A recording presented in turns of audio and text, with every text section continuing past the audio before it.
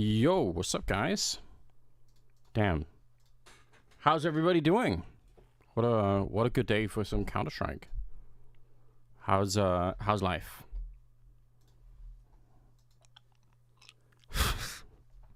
Nice, Katie Glazer. I appreciate that.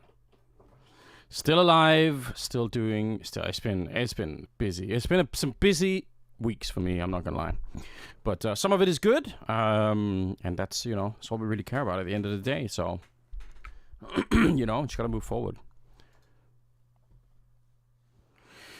Winning predictions. Simba, by the way, if you want me to sign the Steam profile, just send me a DM either here or on Twitter or whatever, and I'll just send me your profile and I'll figure it out. But I definitely will do it. Now, well, let's take a look at the games first of all, right? Let's do that. Let's do that. Because that's kind of part of what we're here for anyway.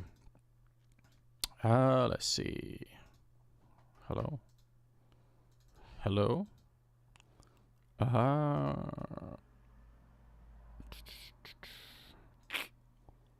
Nice. That works, I think. Let's look at what the games actually are. We do have Mouse and G2 and Spirit and Na'Vi coming up. Damn, that's a good question.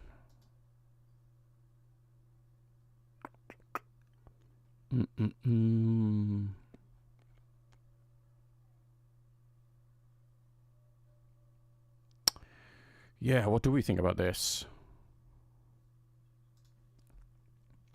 It might be something that we're just going to try to dive into maybe a little bit more, just because I hate going off these results.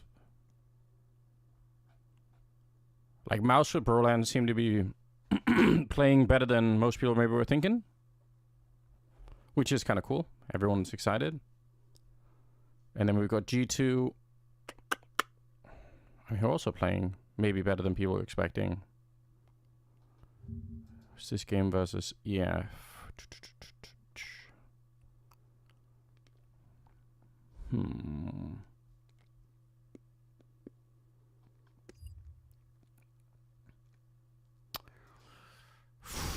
Yeah, Na'Vi, I don't know. I feel like I don't know what it is with Na'Vi right now, but I'm so hesitant to be too harsh on Na'Vi. Like, I don't know what it is. Maybe I'm biased.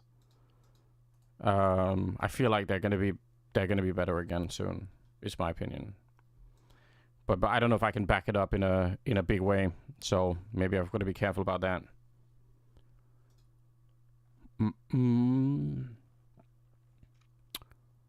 Spirit Na'Vi.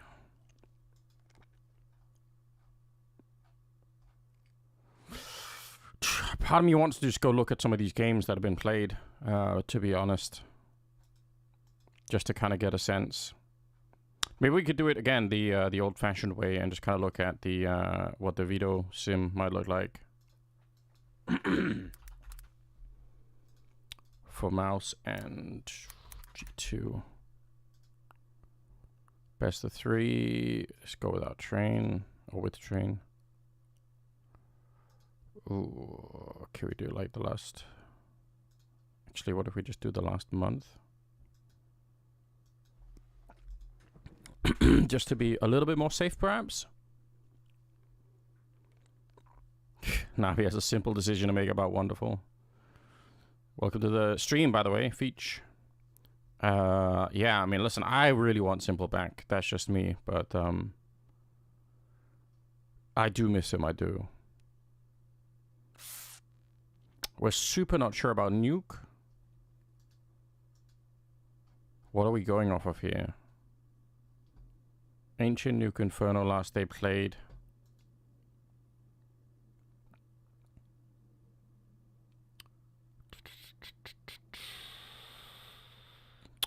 Well, Skybox says that we're going to be playing Nuke and Dust 2 and Mirage. I don't think it's going to make a difference who goes first. Yeah. So something like this. But it's pretty not sure, right? Like I would say when we're down under like 60% in these, it's like who knows, you know? So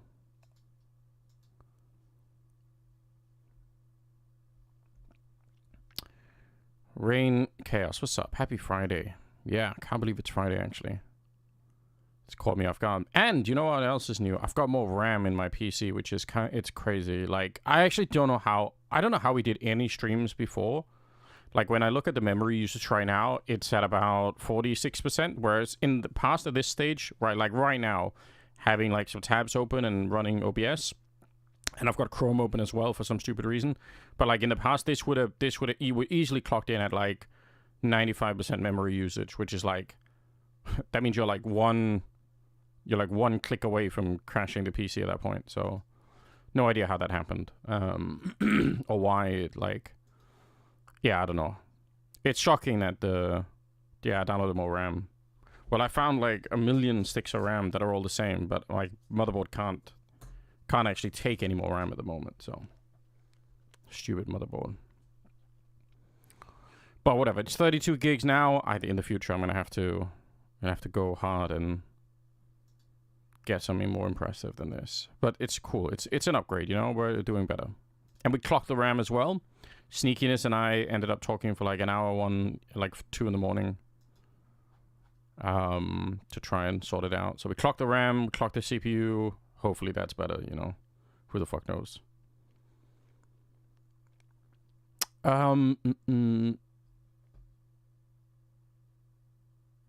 XMP, yeah, it's turned on, yeah. Although wait, XMP is that's an Intel thing, right? Is it? I don't know. I tell the truth, I guess I don't know.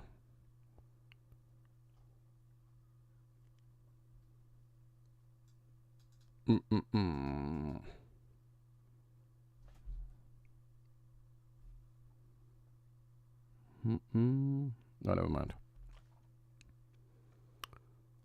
Let's see. What do we think about these games?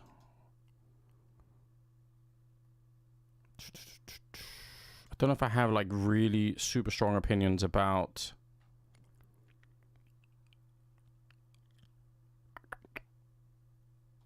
I mean, if we had to get the odds, we're gonna say that mouse is pretty favorites. I guess part of the problem here is just the veto for G2. They'd love to play Dust 2 or Inferno, presumably, but they're gonna have a hard time. Yeah, maybe they get Dust 2 through. That seems like a likely scenario. And then Ancient Nuke. Be cool if they had like low-key floated Train in there somewhere and just were good at it, but obviously Mouse been playing it 3 times and seemed to be decent.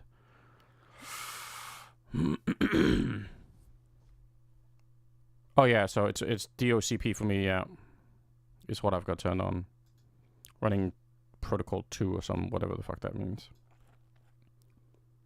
I need a new PC, okay? I just do, but that's not gonna be right now.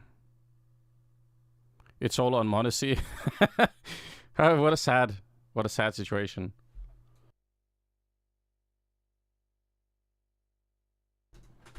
Damn, this veto is kind of fucked. What's going on? So when we say Nuke, Dust 2, and Mirage, we're really saying... What we're really saying is that we get to play like 2 out of 3 maps where G2 aren't feeling that comfortable, and then Dust 2 is like... What do you think of Mouse Dust 2? I guess I truthfully don't know.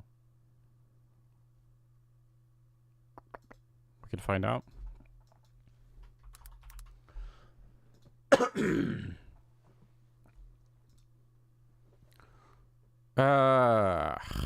Let's just do with this lineup only. Yeah.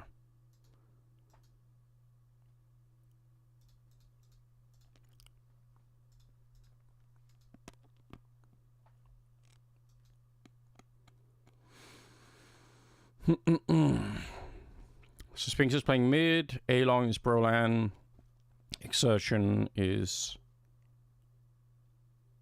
the A rotate. B anchor is Jimmy. Nice. Okay.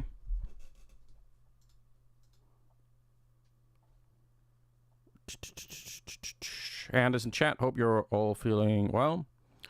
It's Trap House with a new game of Twitch chat fame. Feel back in the game. Still the same. Who are we rooting for today? What's up, man? I don't know. I feel like Mouse, just looking at the video, is looking pretty good. I think most people are gonna instantly feel it's Katie and Glazer. He's like that. Don't worry about it. Don't take it personally, you know.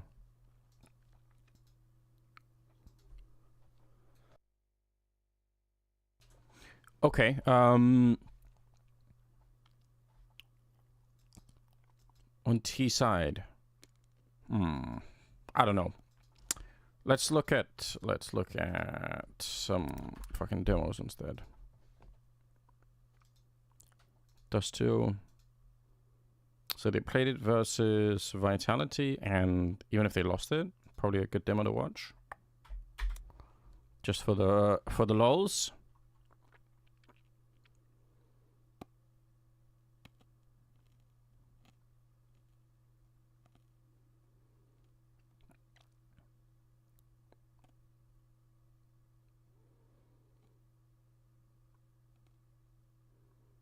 That actually works so well. It's a simple setup, right? With Exertion. He's pretty sure he's not going to get Molotov here because it's a pistol round. And then they know the timing for Roland's HE, so that's kind of sick. Cool, I guess. And did they lose this round because what?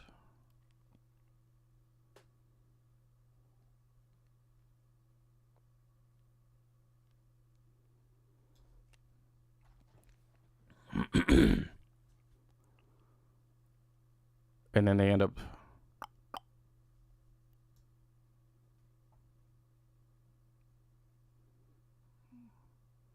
Wait, what? So Jimmy actually gets both of them? Oh, it's because Brolan is... Cyrus sneaks back through the smoke in the most ridiculous way probably ever from Brolan's point of view. Oh, and then he goes long. Finds the kill on Exertion. Holy shit. Yeah, okay. How wrecked. That's kind of wrecked. And they don't really do much this round. Who can blame them?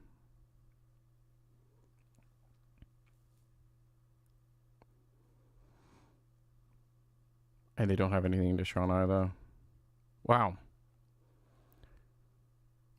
Oh, it's like a classic Dust 2 game where you lose... you lose the second round, you lose the first gun round.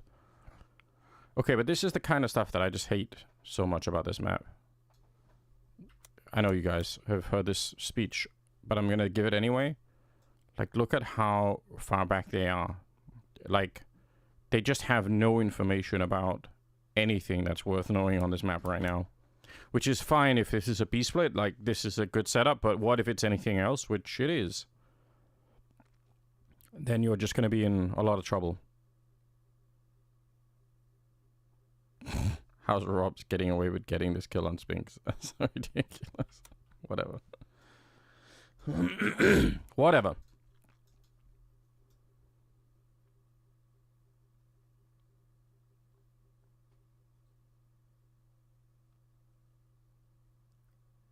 Okay, so we've got... Ooh. I wonder if Brolan wants to play like right on this edge. I wonder if you can do that. That might be worth checking out. That's a funny idea.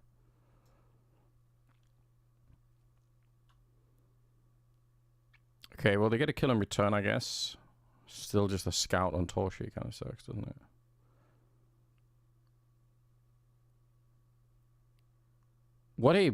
What an interesting play coming in here from Vitality as well. Pushing through their own smoke with like no utility at all, and just kind of getting. I guess they're thinking that it's the scout, so they like it's just the scout.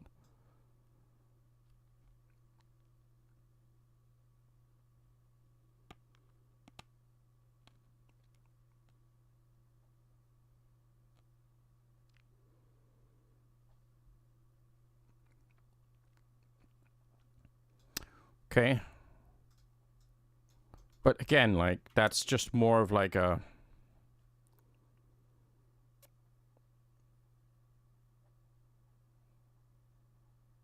Do we like that? I guess it's okay. Look at how much Vitality know this. Like, they're literally... Oh, shit. The real fur with the raid. Holy shit. Thank you, guys. What's up? Welcome to the stream. We're doing some pretty nerdy stuff here, so, But yeah, like, look at how much they know this, already, right? Like, Flames is playing Anti-Flash. Oh, what's up, guys? Thank you. Thank you for the gifted subs. Let's go. Oh, you guys are looking at Edge too? Nice. Yeah, so, like, Mezzy just instantly ready to peak. But you know what? I don't hate this. I don't hate this from Mouse point of view. Fine, you tried to do something, it didn't really work out. At least you get one in return from Torshi, so, you know, not bad. Okay, and some, you know, these are just I would think of these as reasonable fundamentals, you know? You lose control of long, and then you go back and you take Countwalk instead, right? So you lose one part. Did you see Iberian Soul? I didn't. Was there some interesting stuff happening over there? Great tool. Thank you. Thank you so much. Hope you guys have signed up, even if it's just the free version of it. So they go do that. It's a reasonable idea. They just run into Robs, but like this, if this worked, that they would have put themselves in a position to win the round. So it's actually not bad Counter-Strike.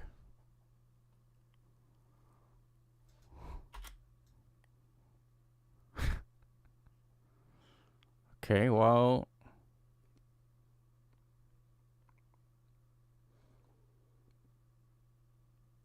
Nice flash. Brolin goes down. What's everyone else doing while this is happening? Not much. I don't know. Okay, they win the round anyway. 3-3. Okay. Still, cool. Not bad, actually.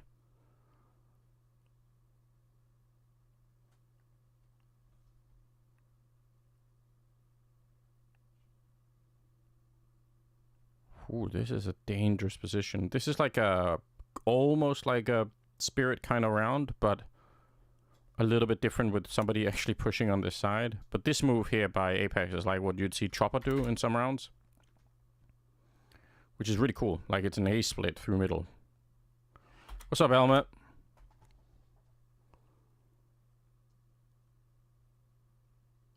They lose Robs. The patience here for Mouse is absolutely crazy. Like... but Exertion does go through... Apex is waiting for us. Funny. A very, very, very patient game for Mouse.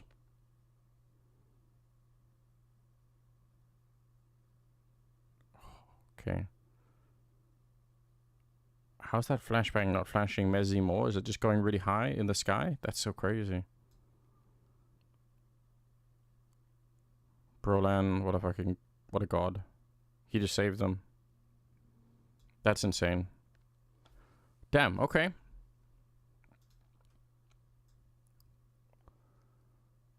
It's actually not a bad CT side so far for Mouse, like all things considered. So why does it go so bad for them overall? Here we have 100 million flashes going in.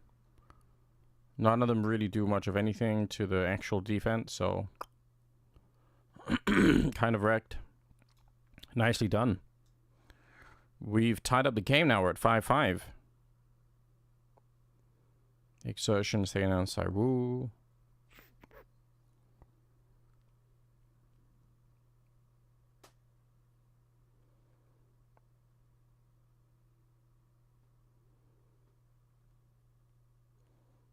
Torch on range.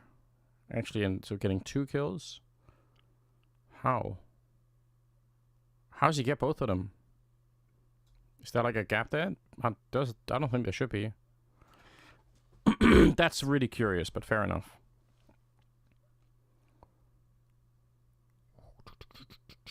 What do we got? We got hilarious smoke failed by Mezzi. We see that, but it's okay. Don't worry about it. Actually, maybe would worry about it.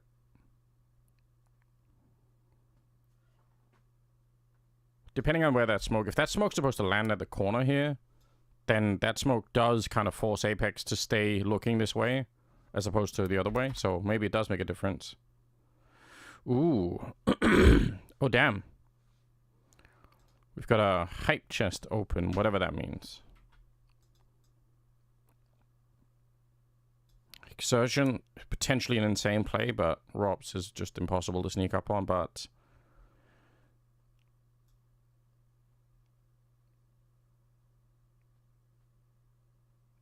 Oh, the timing is just ridiculous. It's just so ridiculous.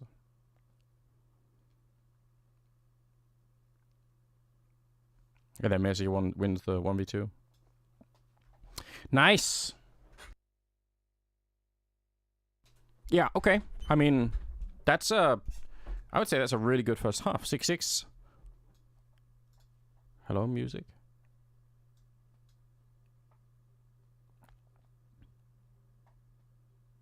Did it start updating your match history? That's a good question.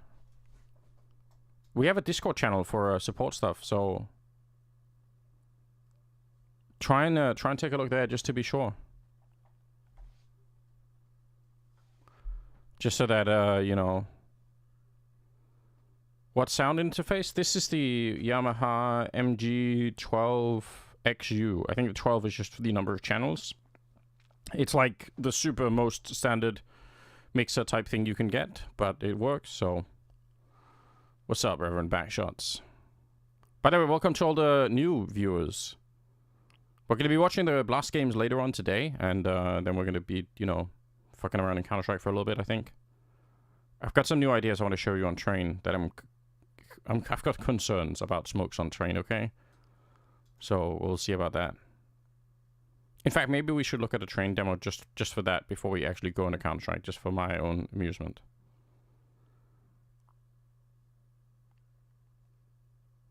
What instrument do you play? Just the piano. And I don't really, I mean, I'm just, you know, I'm just trying to learn, you know. But we can play a little bit, you know.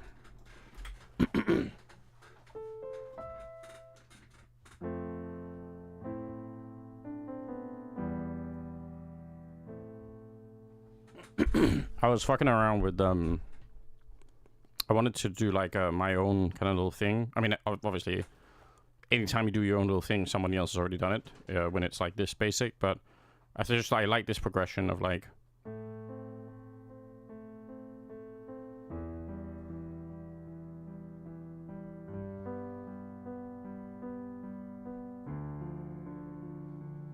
So it's just like A, E, G, D. But then I'm just playing like the first 2 chords of it.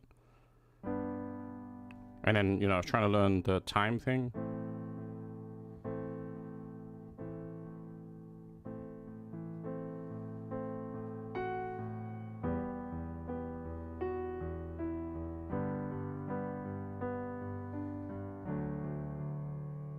So, we've got that stuff from the start.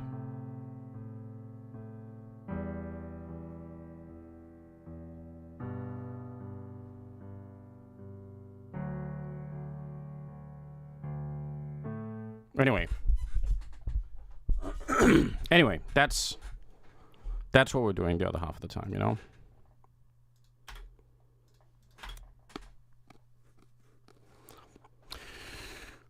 Oh, okay. That's a good question. Maybe your match choke can change somehow, and nobody like maybe Valve did that. I don't know. It's a good question. But if it works now, that's sick. So what do we got? We got a pretty cool setup, I would say, for Vitality here, right?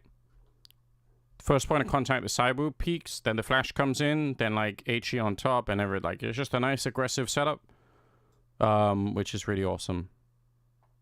And then they pretty much win from here on out. Nice, nice.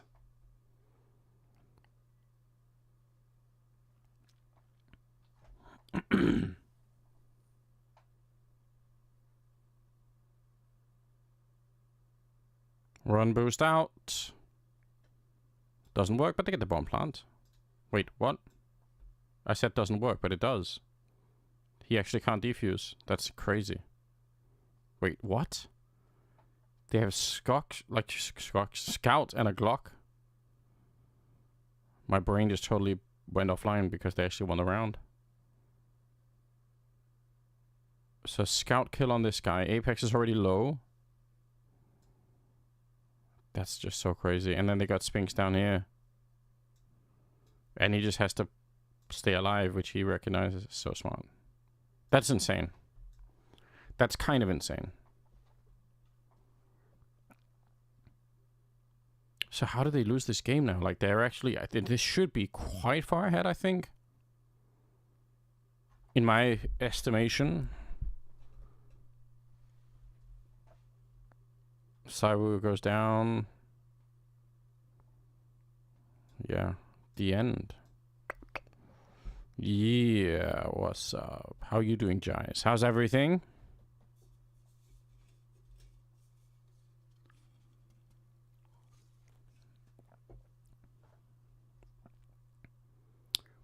Yeah, we are... Flash through with pistols and we all die. Okay. Classic story. Okay, I'm so curious how they win this game back here. Vitality, because... Oh, this is even a great call, actually. From Mouse. Like, look at it. Ooh. Oh, I don't like that, though. Oh, that's so annoying. Good weekend start. Yes, it is. Look at how frustrating this is. They can't necessarily know this, but... Like, this is... What a position to have and not commit to the bomb site. Why? It's like you're this deep in and nobody spotted you.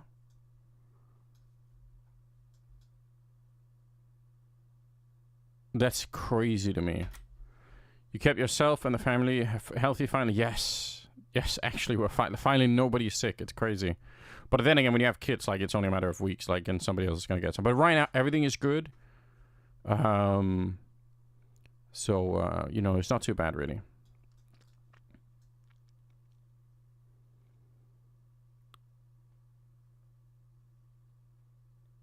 They lose Torshi. I can't believe, like, this is such a weird round for me.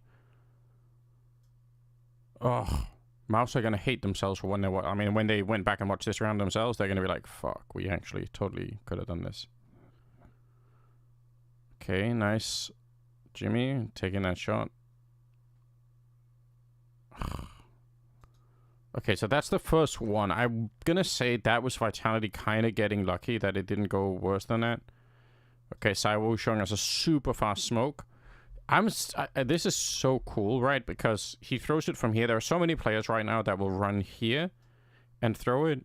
And I don't understand why, because even if you don't want to do this one, you can... There's another one you can throw from here, at least. That's going to be quicker.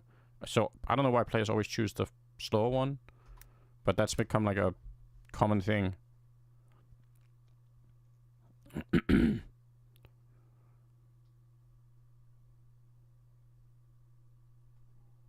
Okay, we're waiting for a long time here. We do the cross smokes out. Mezzy gets one, doesn't get re-challenged.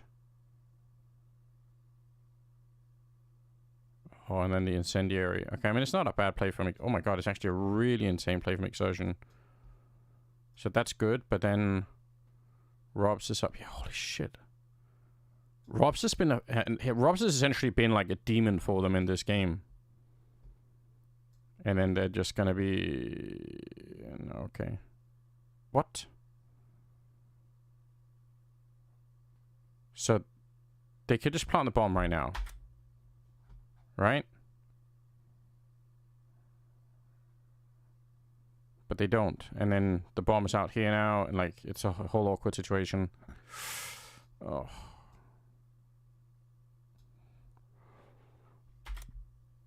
I don't know. In fairness to them, it probably is like they actually do catch flames with a grenade in hand, and I guess that kind of proves the fact that they did catch them by surprise by being this aggressive.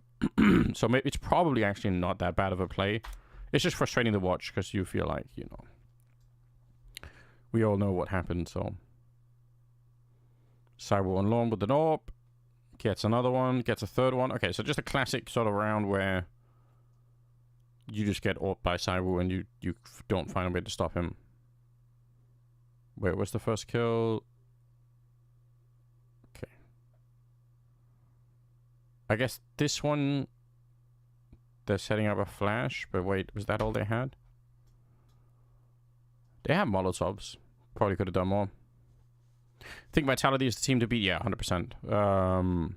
Like, there's just... I think everyone is in agreement now that they're going to win the major. I mean, it's still a little bit away, so... But I feel like everyone is like, that's the safe pick. We need a casting blast again. Yeah. I have got some... I've got some positive news on the casting hiring front.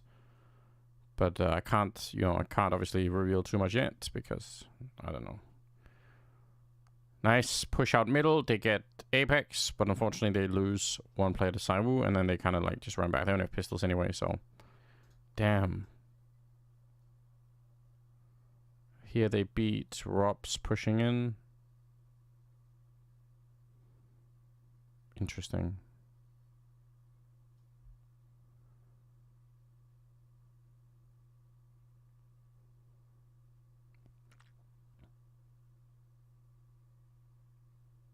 Timing, you're sick against Apex.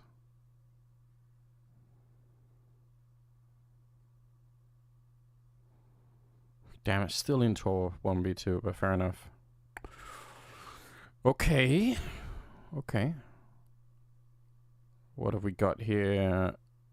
Repelled at long. Oh, again, Rob's really trying to make this work. I mean, again, I kind of do like it. It's just the flashes both times have been in a bit of a weird position. Makes you wonder if you could throw better flashbangs for that kind of push if you really wanted to. They hunt down Sau, they get Mezzi, and then they pretty much win the round. 11-11, guys. Hello? Oh, they're back to the B side. Oh my god, how does this counter happen? How do they know? Oh, they don't have anything. So they just roll the dice. Oh, Vitality, what a find. Oh no.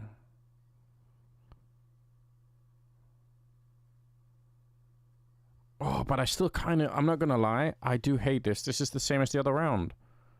Where, like, they just end up standing here. I don't like this. Like, this is so weird. Why are they doing it? Was it 17 that they did it? Yeah, like... What's with the lack of commitment from this position? There's gotta be a reason that I'm not getting, but like...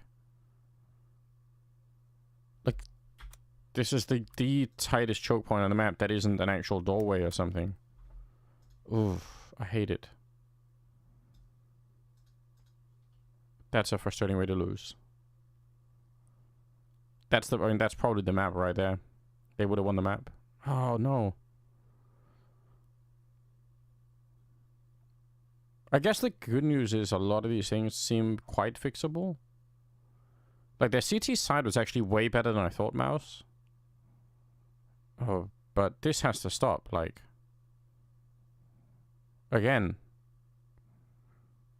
Okay, so when we watch the game later, assuming that we get to see Dust 2, I would love to not see Mouse standing around here for too much. Like, that seems a bit risky.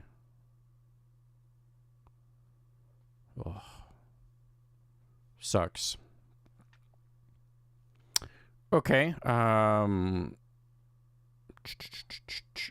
G2, do we just want to take a look at one of the... No, wait, hold on. I said we were going to look at train. I guess we could just do it like this. Hello?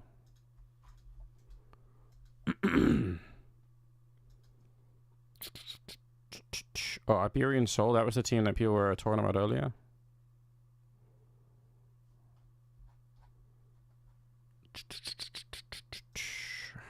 Who's on that team? Stadodo, Davy G, Mopaz, and Alex. Okay.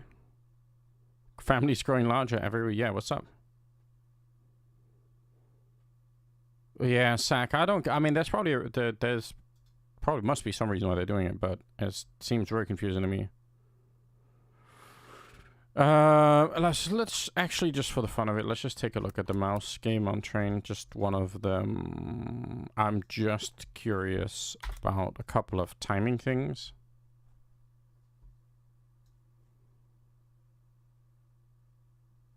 Okay, so they run...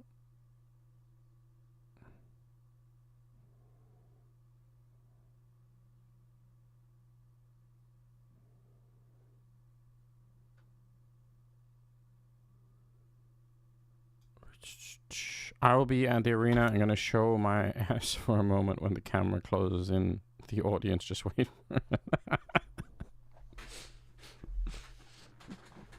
I always have to disavow. Don't do that. But at the same time, that's funny. Oh, man. I'm probably a bad representative for the sport. I think it's funny. Now... I think this is a fake. I think you'll not be 100% naked, of course. All right. Well, maybe I outed myself as being a super weird person. That's what I assumed for a second. I was like, all right, let's go. I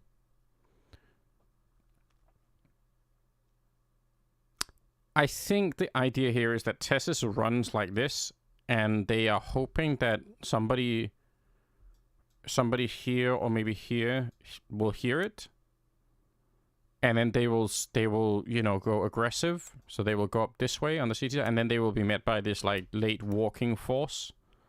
So I think this is like an audio fake that's basically being run here. You can see, like, look at how they're all, they're just all looking. They're so ready for some CT to be running this way based on the Tessa's footsteps. So it's a cool idea, honestly, for Falcons. I like it. Anyway, then they do a bunch of executes, and it doesn't really matter. I'm really more curious about the timings than anything else. I just want to find around where they go. Okay, so this is interesting. Look at this position that this is one of the timings that I wanted to look at. So Spinks throws this grenade. Okay, and he can just... Could he do it faster than that?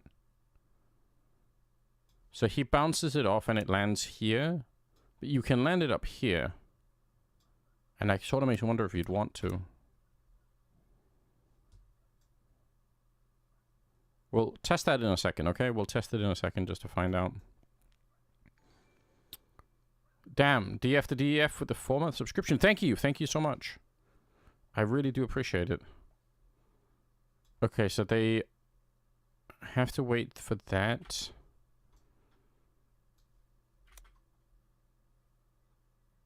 Okay, so would we ever be interested in smoking this? You guys help me figure this out. Would we ever want to be able to smoke this from T-spawn? Because we can. But I think we can also smoke this hallway from T-spawn. Now, I know what you're thinking. That can't be the real... That can never happen. But it can. But it absolutely can, guys. In fact, I think I can smoke almost anything in this box from T-spawn. I know it sounds insane, and it is.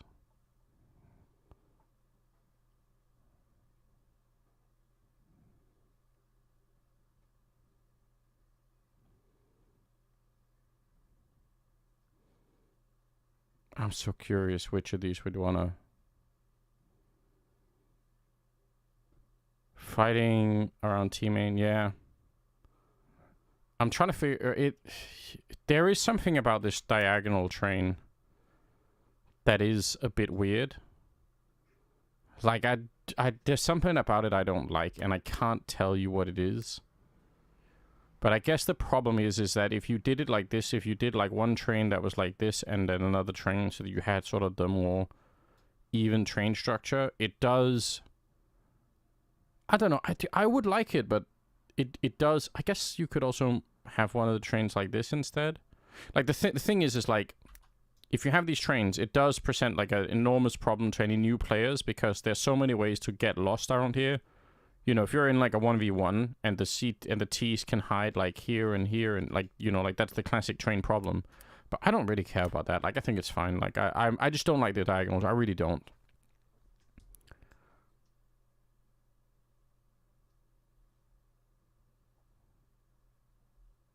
Not a big fan of it. Okay, I'm just trying to look for timings over on this side of the map, just for my own idle curiosity. Okay, here we go again. So we've got... So they do kind of hang out there. So I wonder if you smoke this right away, if you could just stop the CTs from getting there at all. Like, maybe they will just never want to have this fight if you're there. Should we take a look in the game? I'm so curious what you guys think about this. Okay, this is some ultra nerd stuff. I'm also curious how this game is, how it's going to handle if I go into the game now. Because like I said, my old setup would have been dead over. It's actually only at 50% memory. How insane.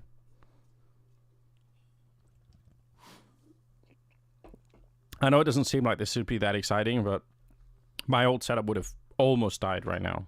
Like, almost.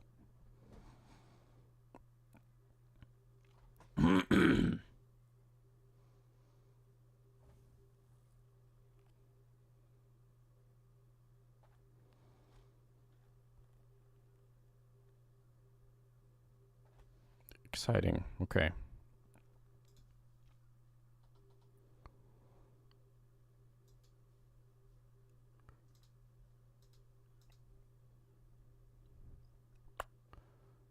Dun, dun. OG suffer early exit from PGL Astana. Ah, sucks.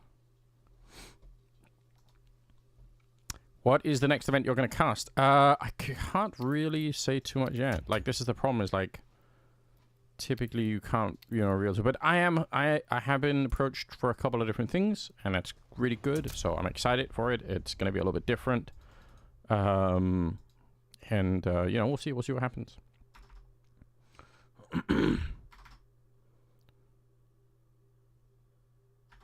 We just gotta edge it out. Yes. The truth is, man, the whole esports industry right now is so wrecked, guys. I can't even begin to tell you. Do you think it would be useful to smoke the T side of A main? What, from the... So, like, as the T side? That's a good question.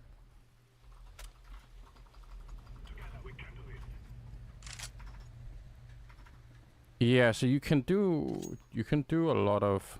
Hold on, what? Theory, hello? Let's just put the preview thing on, because why not? Hold on. Preview, true, and regen, just for the fun of it. Okay, so...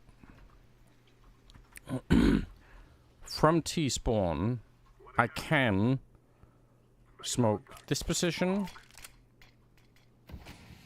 which is one of the things I'm wondering how useful that is. If it would sort of stop the CTs from... Like, it's kind of actually hard to navigate, even just, you know... But I think with a little bit of practice, I could probably smoke... I could probably smoke this position too, from T-spawn.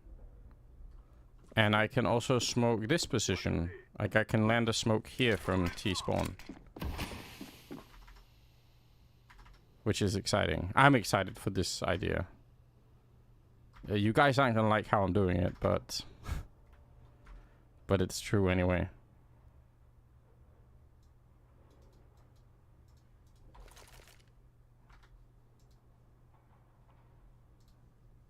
Okay. So this is so stupid. Okay, just bear with me. I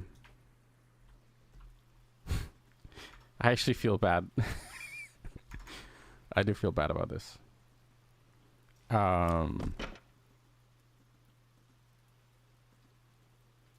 Okay, so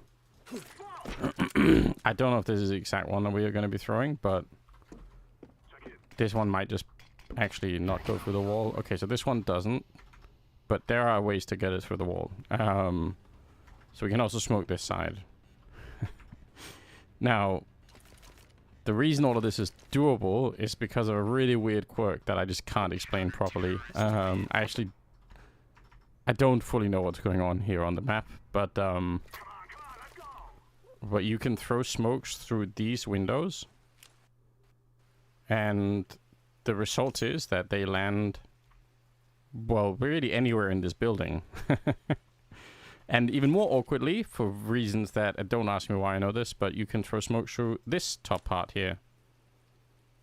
So, through this top part, and these windows, for whatever reason, are transparent.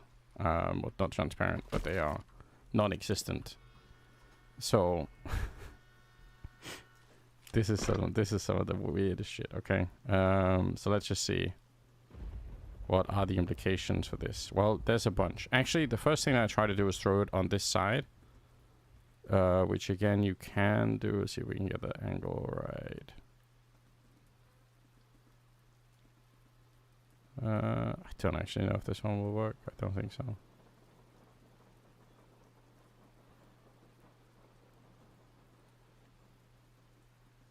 Let's just try. I think it's a little bit lower down, but...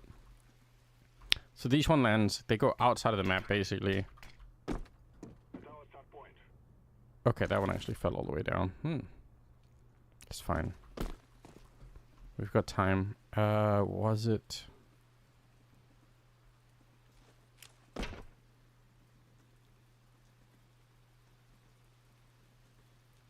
like this? I think maybe?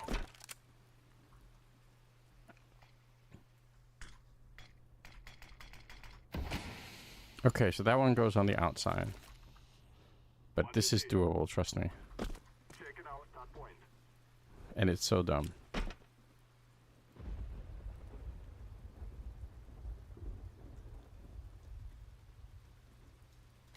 Oops. Was it that one? I can't remember. I think the fact that it's doable at all is just so funny to me. Yeah. So we can smoke that position from T-spawn, right? Which in itself I just think is... that's just so funny to me that that's doable. Now you could debate whether or not it's, you know... there's any point in doing this? Probably not this exact position, because I think that, you know... the T's, if they want to, can just run through and kind of beat this position, but... you know, you can do it.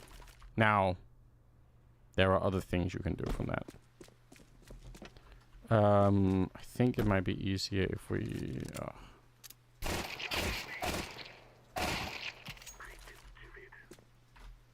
if we do it from here, I think. Let's just do it the old-fashioned way. Oh, okay, we can actually just do it without any fuckery. That's even fun to think about. But we can do it with fuckery too.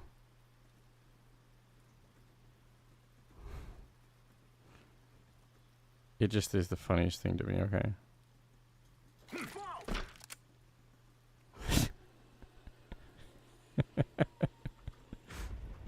So we can land the smoke inside of the wall, and then it like bounces out here, so like it's actually falling down inside of this wall. I think it's funny as fuck, okay? Maybe I'm the only one, but I think it's hilarious. So, just to show you.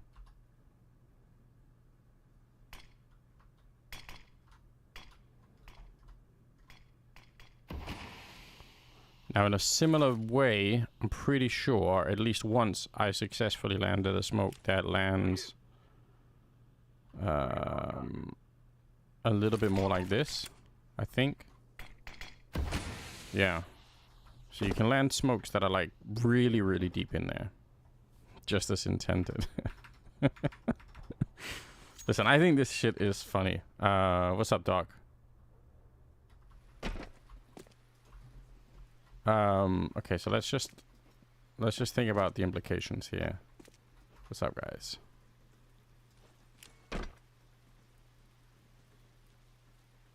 Because it's pretty interesting.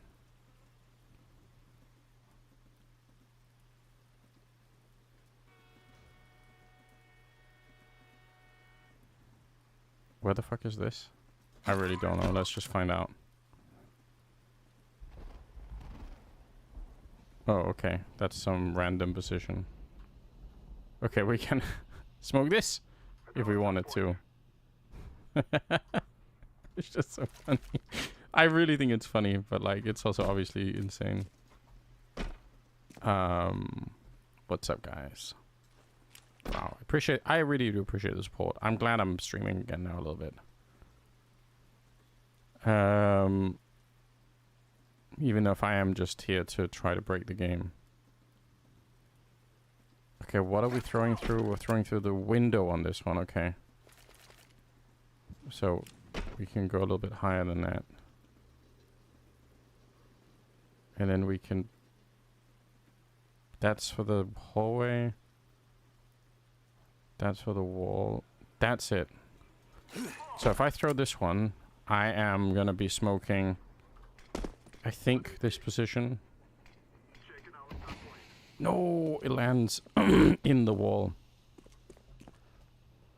Or it stays in the wall. Thoughts on suated liquid? I mean, I think it makes a lot of sense. I think it does. When am I going to be back casting? Hopefully really soon. Or I mean, it will be pretty soon, I'm not going to lie.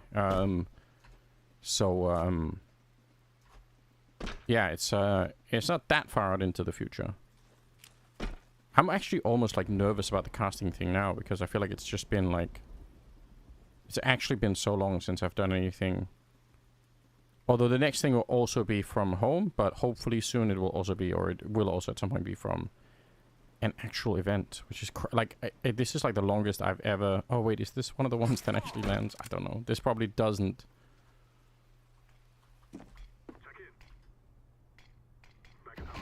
Okay. So this one doesn't quite go through. Yes, Nuke. Yeah, so right now we are running OBS in 2 different browsers and Counter-Strike, and the RAM is at 60% use, which is completely insane. Like, I'm not gonna lie, in my old, like, before I changed the RAM, this would have been almost impossible.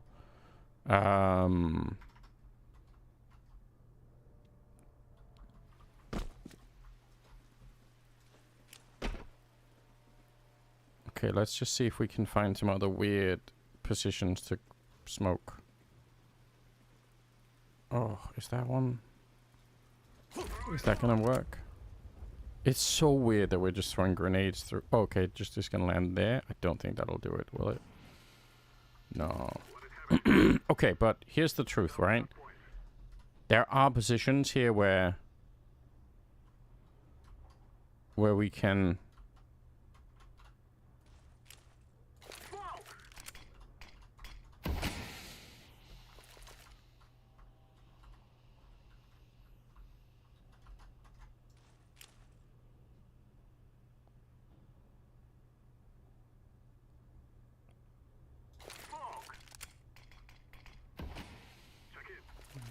Okay, not one of those.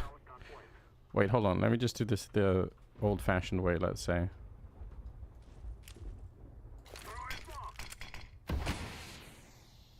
Okay, so that one stays inside.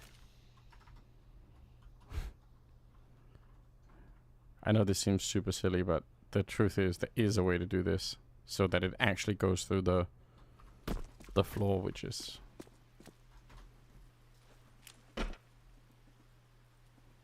to me, at least, super funny. What's up, Lossie? Don't think about what we're doing here, okay? We're not doing anything weird.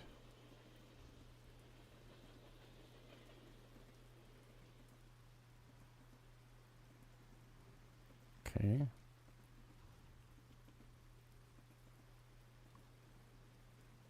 Well, no, we're not breaking the map at all.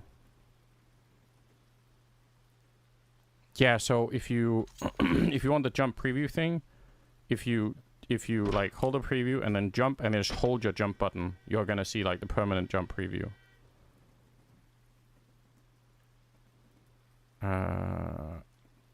Yeah, it's nice to know that. Does that one go through the wall? Actually, I'm not sure.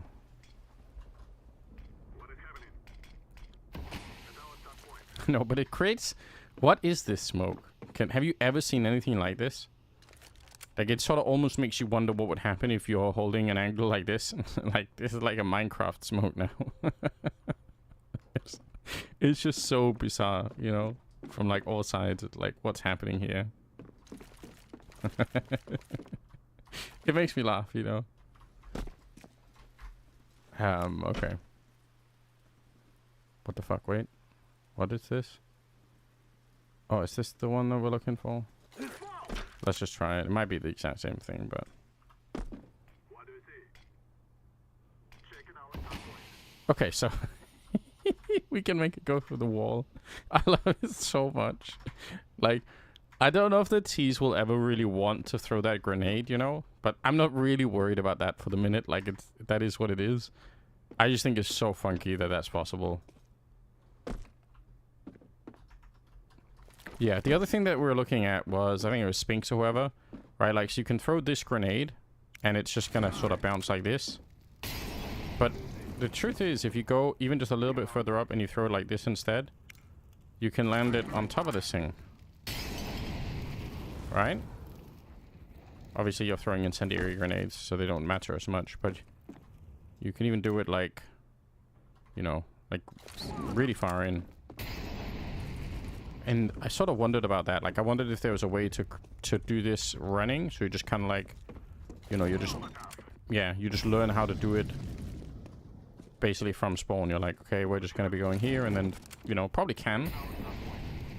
Sort of makes you wonder if you could stop the T's from even getting, or at least forcing them into something weird. But I don't know about the timing. Maybe there's a timing there that's not good. It's going to be investigated more at some point.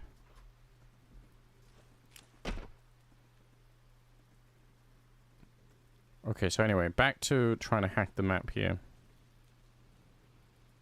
I think these ones don't go through the... I think this one stays in the wall. Although it is funny that, again, we're just throwing them outside of the map, into the map.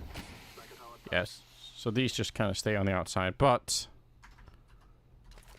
what's a position that we would love to... Like, if we could smoke... I think if we could smoke this one... Well, we can smoke this one, we know that, but... I think we can... Is it... If we land them on this thing, is that the difference? No?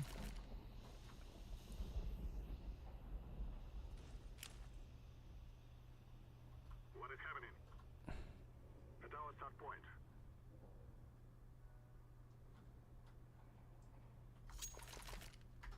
point. Is it possible to smoke under B ramp to put up mollies, but retain view? Ooh, you mean here?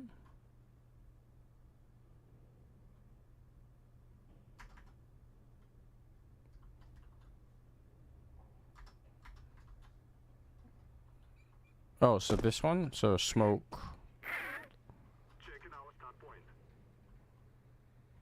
Smoke this here is what you mean? And then still be able to see?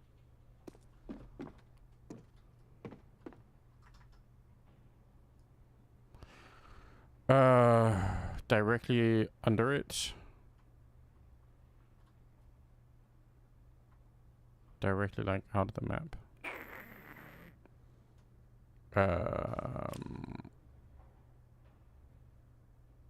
That's a good question. I don't know. Wait, if you want to know for sure, Antarctica Dev, there is like a, on the Discord, there's a Theorycraft channel. If you want, you're super welcome to put like any screenshots in and say, like, can we smoke this or whatever? Like, because I'm always curious to find out these things. Hold on, let's just try and throw... a couple of different smokes on this position just to see what happens, okay?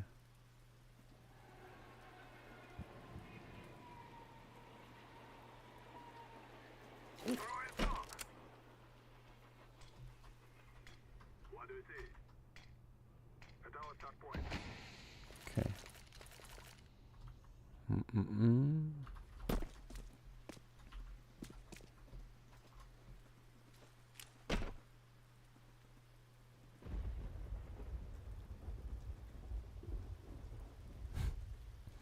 It's so funny that you can do this. It really is. It cracks me up. But it's also very annoying because there are like a couple of... If you could do this on the CT side, which I'm reasonably sure you can't, like, it would be so game-changing.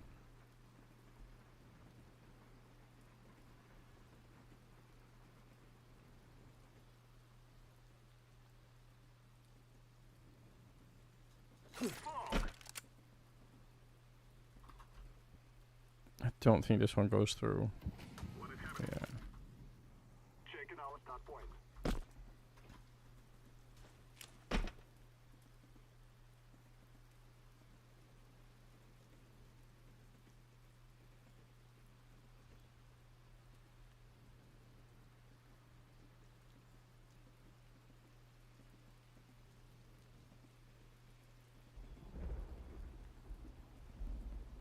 Okay.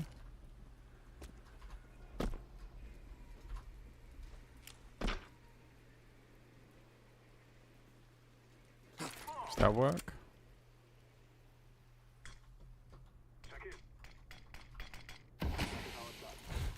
Nope, just on the outside. It's alright.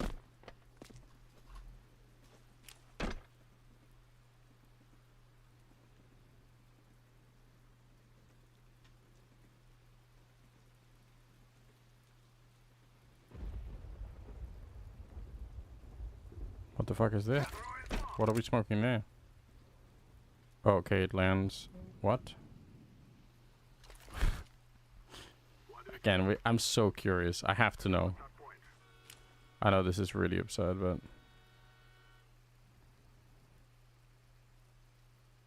Wait, what would happen if we could that? If we could land smoke there, what would actually happen?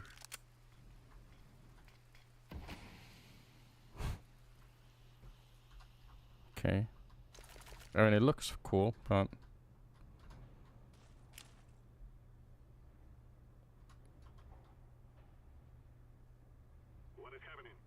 We can sort of land it maybe out there. Does that actually do anything for us? Ooh, it can't land in there. Hold on.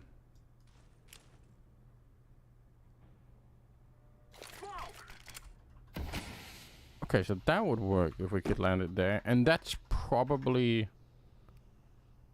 It at least means that, like, if you're going for some sort of a rush, you're stopping any CTs from really... You know, from doing much. Can we do that? My guess is going to be that we're going to need like a better angle, basically. Well, wait, do we need to jump up on anything? Probably not.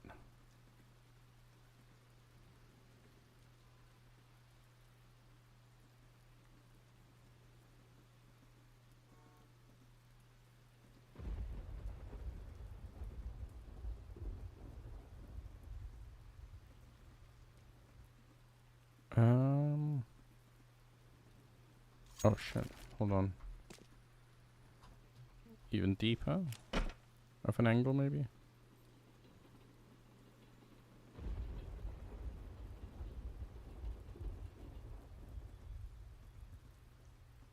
Nope.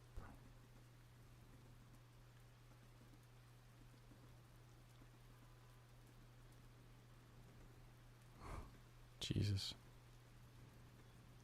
Wait, how does that fly? Okay, so it's just... Oh, okay. That makes a lot of sense. And that's probably why we want to be able to go up here and then... Can we do it like that? Oh, it's close, isn't it?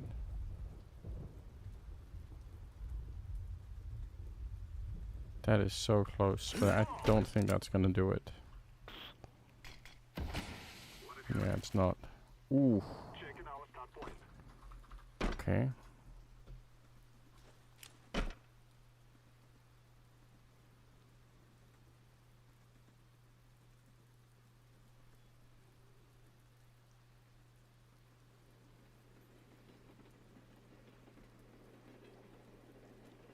What the fuck is this?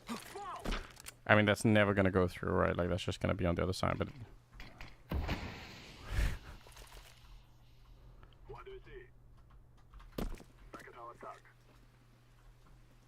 I recognize I might be the only person in the world who thinks this is interesting, but...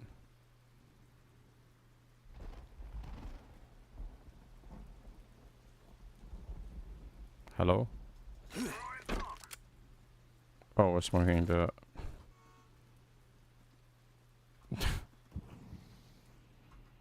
We're not even smoking T-main, we're smoking...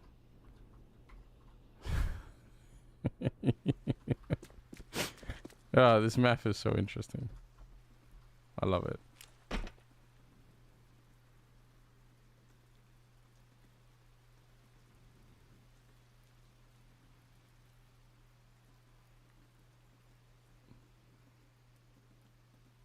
Okay.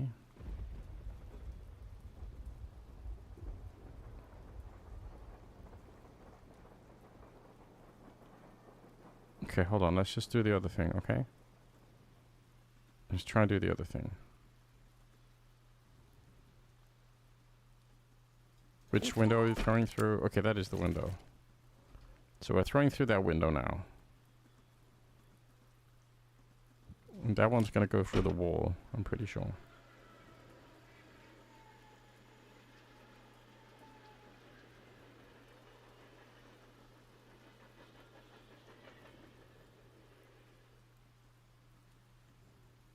It does make you wonder... Oh, what's that? Oh, is that the one?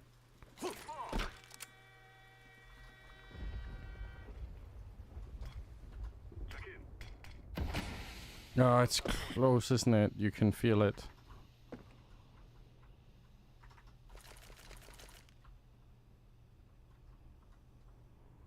By the way, to some extent, I don't actually know how this works, but like... If you throw flashes in here, like this, I think it does kind of work out here to some extent. Yeah, like, how is that reasonable at all? Like, it just is so... Now, you probably can't do it, and it's like, not even like a... It's not like actually a full flash. It's so weird, but like...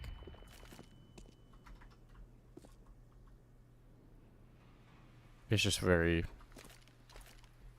Now, obviously, I don't think you can ever get flashes near that, so, you know, it's not necessarily a big deal, but... And even if you could, like, I don't know why you would, but, you know. Why is that also? I don't know, like, I mean... Why are the windows here not... Like, why can't I throw grenades through these windows, Lossy? Like... But it does mean we can smoke the whole way. It's the funniest shit to me. It is the sort of stuff I just live for, you know. I don't ask the questions why. I just enjoy the fact that I can do it. Oh, wait, that's through the window. Right, like... Wait, what? That's through the window. If I aim higher, I should get to...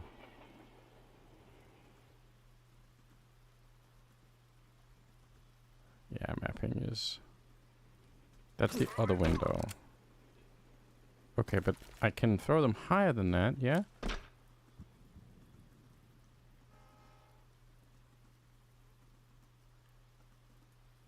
Yeah.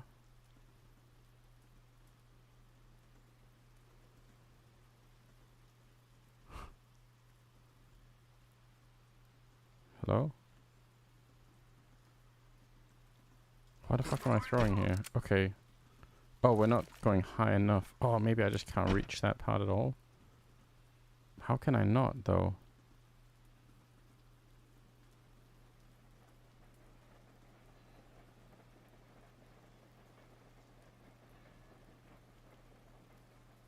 Oh, not this fucking song.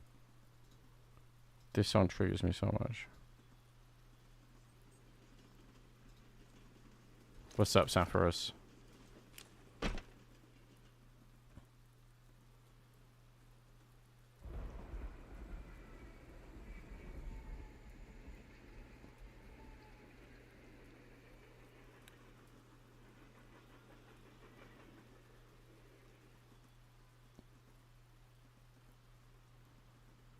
Okay.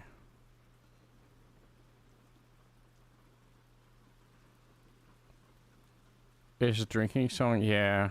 I feel like I've heard some of the lore, but I've just heard it so much now that I'm like, oh no. Anything else we'd want to try and smoke here? Just once you understand the logic of it, right? Like, you can throw grenades through any of this. And then through this entire thing up here. Right? Which means you can smoke some pretty weird places. Because this is like, this is a portal that just takes you inside of this hole. So once you're in here, right? Like, anything you can see from here, you can probably land the smoke to, you know? Whether it goes through the wall or not is a completely different matter, but that one stays in the wall, more or less. Well, actually it doesn't. If you could do the same on the CT side, you can't. I tried, but like, imagine if there was like a similar kind of gap anywhere here. What? Oh, okay. Thought I was hallucinating for a second. But yeah, this one up here doesn't exist. And that's probably good, but if it did, I would exploit the fuck out of it, okay? Like, I'd be on that. Similar here. Check in. Checking out. You just can't do it. And that's a bit sad in a way.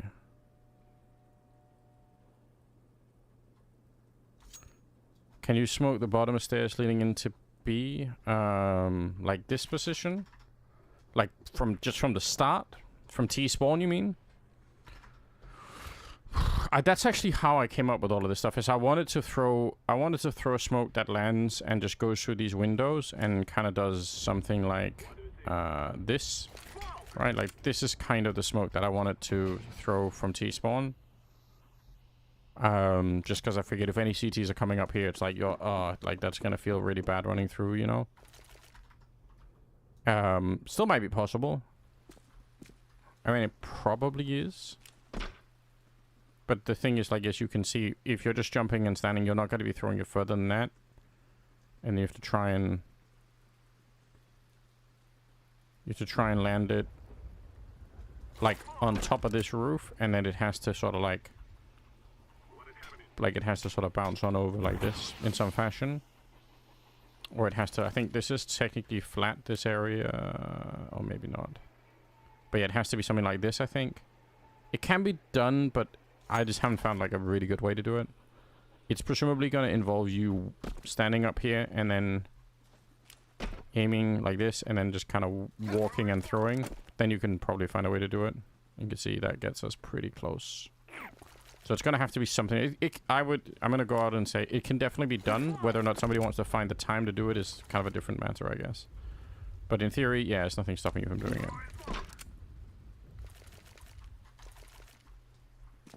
And then it's just going to be... Actually, maybe we don't even have to jump up, just because it does make it more complicated to have to do that.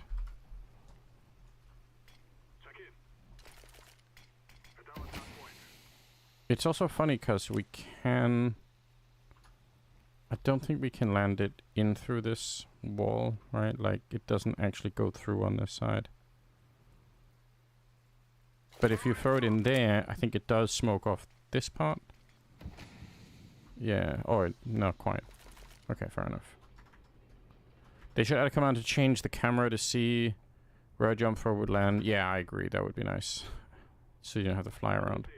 You can do this. I wish... This is very frustrating to me, okay? These are the kind of things that keep me up at night.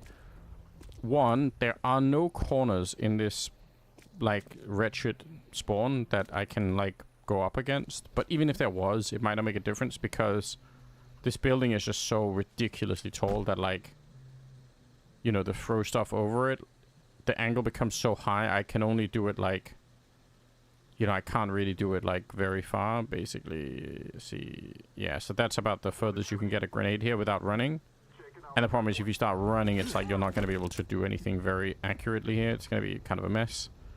I wish this building was like this tall instead, but never mind that. So, any way to get a smoke to drop in front of the lower inner ramp? Like into inner?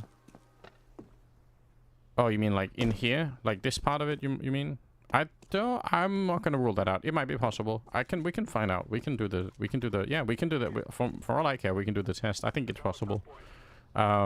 This is another smoke that I was working on. I don't know about the timing of it, but if you run out here on the CT side and you run and you do this, you're gonna get a smoke that lands here. Now, the problem is, as you can tell, it bounces like a ton of times, right? Which is kind of frustrating. But there's a part of me that thinks you could probably do it so that you can, you know, on the T side, you can kind of try and take control of this really early on. But again, if we could throw some CT spawn, it'd be so much more impressive, because the fact that, like, it costs us a lot of time to have to run out. Like, this is all the time where, like, the smoke isn't airborne. And it is pretty, like, it's pretty, you know, wretched in the sense that, you know, like, where you aim makes a big difference up here. In terms of, like, you can either be, like, really far out to the side, like, you can sort of tell, this is why these windows are so stupid. You can also land it on the other side here. So if you ever wanted to, which again is kind of funny, right? Because this, oh, hold on. Well, that was fucked. Anyway, this, the smoke that lands here, you can throw from out there. This is the smoke that Saiwu throws from in here, right? But that takes a lot longer because he has to, like, run all the way there. Yeah, bouncing smokes take forever. But that's what I mean, like, if you could throw it from out here, but you just, like, you know, if you spawned here and you had to go, it's like, the chances that you can throw this smoke reliably, but there's nothing to aim at. All the buildings are so tall, it's like, it's not going to happen, basically. So I think it has to be, at least for the moment, in here.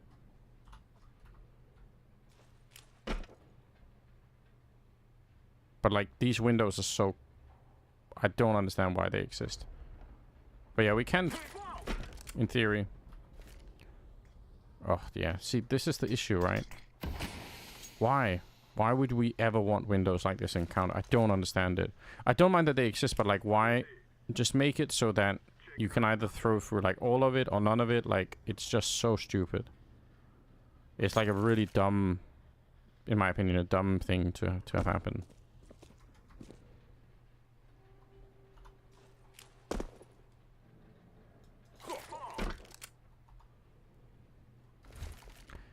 Is the prediction for it just actually wrong, like, all the time? What's going on here? Why? Why would it just be permanently wrong? Okay. Look at how it's bouncing.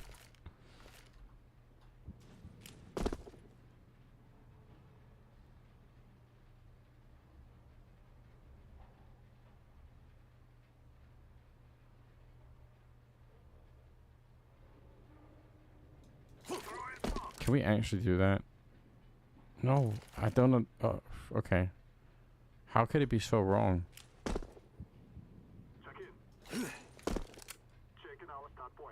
Okay, so... It's so weird, like... I think the windows are just like, there's such a random factor in this that, like...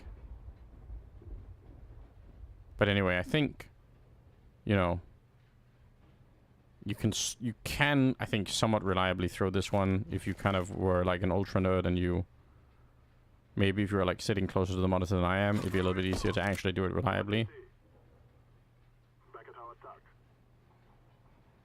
But that's doable, right? Like... Would that be worth it? I'll leave it an open question for you guys. How long until the game is live, guys? Oh, we still got some time.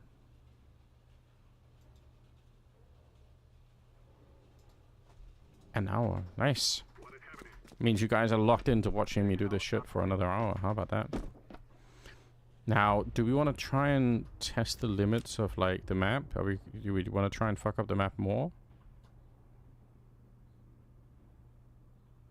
Because now I'm sort of curious. How bad is it for throwing smokes through the things? You know what I mean? Right? Like, there's definitely a way to do it here. Not that it gives us anything of value, but you never know. Maybe it could, you know?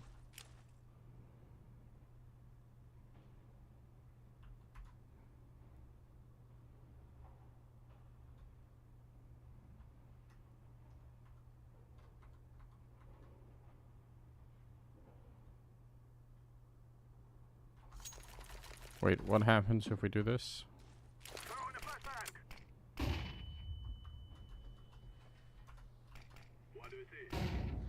I mean, it should never do this, right? Like, it should never flash us in here.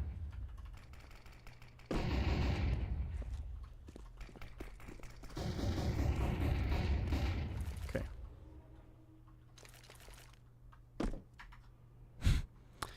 You know what? Like, there might be other ways to do it, though. Like, once you understand how it works, it's a lot more doable than it seems.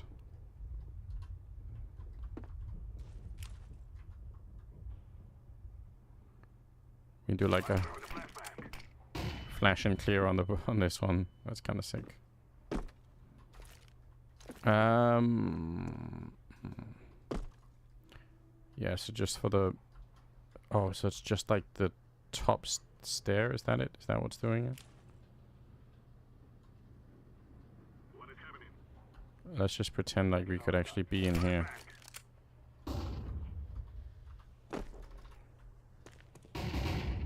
Okay, that one doesn't go through. That's probably good.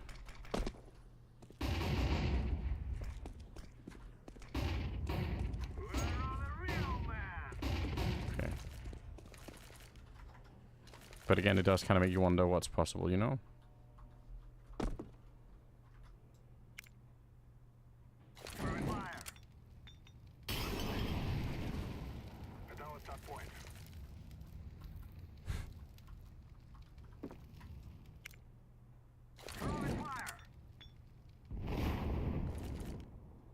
Where do they go, like?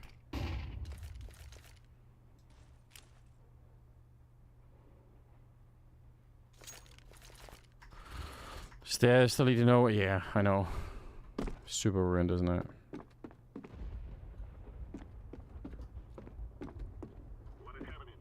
Okay, wait. You guys were asking very specific questions. Could we smoke the bottom of this ramp from T-spawn? Should we try and solve that riddle right now? We have an hour. Can we do it in an hour? My patience for these things is pretty high, so...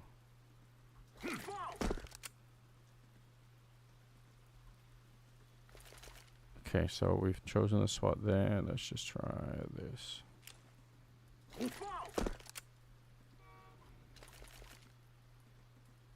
Okay, that's unbelievably close.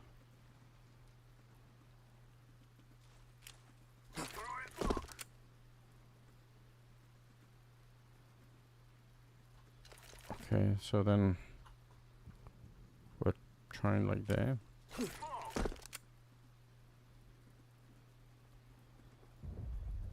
Wait. What are we? Oh shit. What are we actually hitting? Okay, we're hitting some other thing.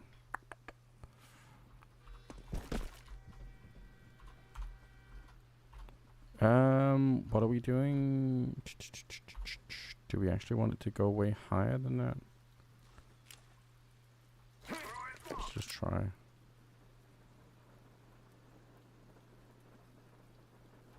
Okay. Like that. What's up, Pete? Thank you for the subscription, man. How are you doing?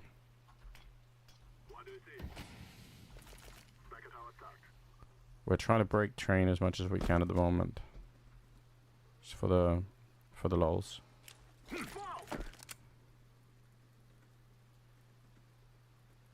Oh, look at how close that is. So we can actually throw it directly in. Oh, okay. So hold on. What's the angle here? Just made breakfast. Having my once a year stick of butter. Nice. Okay, so we can throw grenades that fall in like this. So the truth is, oh, if we could throw them, like all we really need is for it to be caught like like that, right? Like if we could throw one that bounces like that, we're golden. But I mean that trajectory is pretty different. Do you know how they train chess AI by making itself play to a million times? I wonder if there's a way to program bots to throw smokes at every possible angle. I think somebody already made a something like that. Like I think we know the map. I think somebody did make like a prediction, but I don't know how accurate it is. Like that's a good idea though. That's actually not a bad idea to just kind of like say. Because I guess the issue is just like the run throwing thing is going to be really hard for people to do.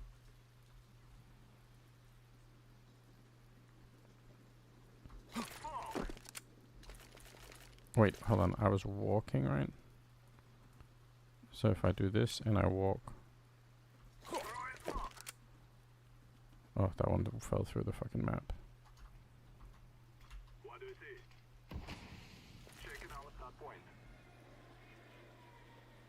How can I do that flying like you? I've just bound. So if you say as we cheat true, and then I've just bound mine T to no clip. So bind T to no clip. Then every time you click T, you're going to be flying, and every time you click, you're going to let go.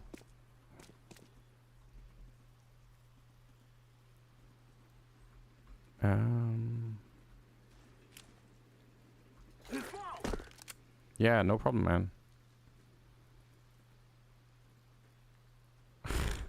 How funny is that? I think this is fucking great.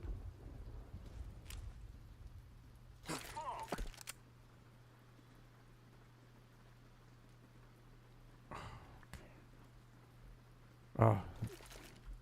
This whole falling through the map thing is dumb though, because...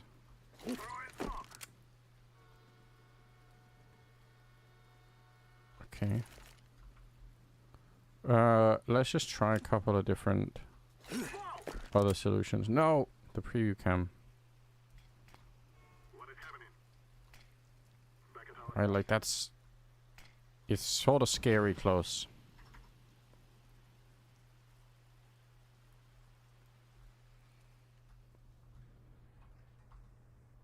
Yeah, I don't know. What's really weird is that it's not always true. They still use 1 and 0, and sometimes they use true and false, and it's like, why, guys? Why, Valve? Why are we doing it? Let's have some consistency in the coding, for Christ's sake.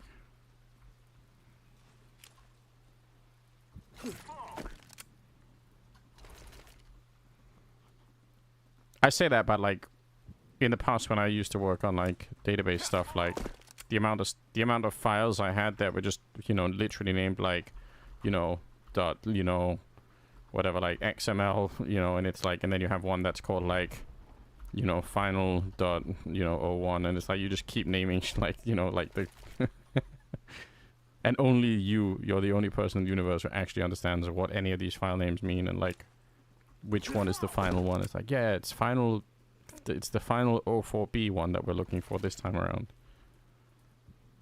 Just insane, isn't it? But that's me. I don't expect Valve to be like that, you know? I expect more.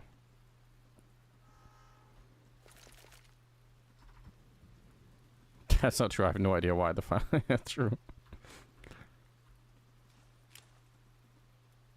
I mean, I'm not actually like a coder or anything, but I did spend time looking at other people's code and some of the... when I did the database stuff, and it's like... looking at somebody else's code when they didn't like comment anything or what they're doing, and just like, I fucking have no idea what any of these variables do. Thanks, bro. Like, it's gonna cost me like a whole day trying to figure out what the fuck you were trying to do with these. It's just great. Just giga chatting your way out of coding. But I would have been no better. If I was a coder, I would have done absolutely no commenting or anything like that. I would have just. But now we have vibe coding. Apparently, is a new term. I think that's that. I think that's me. I think I think I should become a vibe coder. I think I can do it. What's up, Tuck? Thank you for the subscription, man. I appreciate it.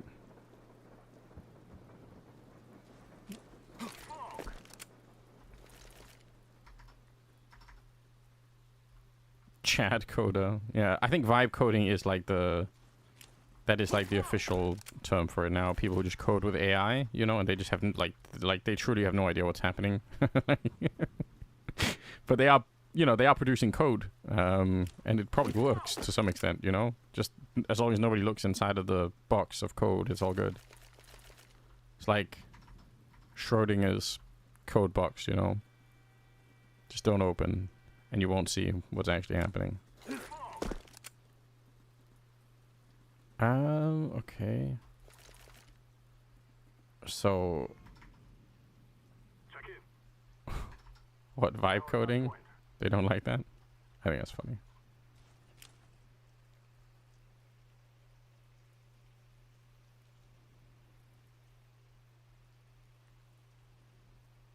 Okay, hold on. What are the limits here?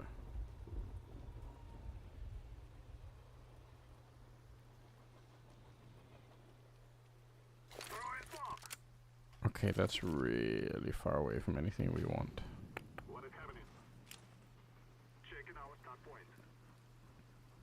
So it's kind of interesting. We can kind of get it.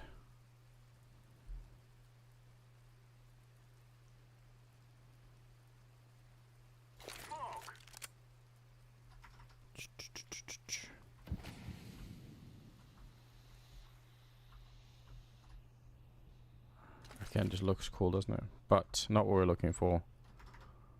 Check in. Check in our start point.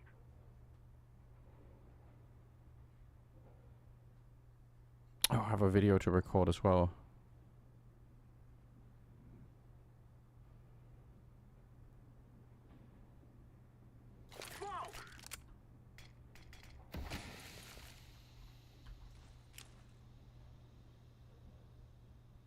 I discovered you can watch someone vibe code on Lovable in real time, opening their project. A guy vibe coded his Miami OnlyFans enterprise website.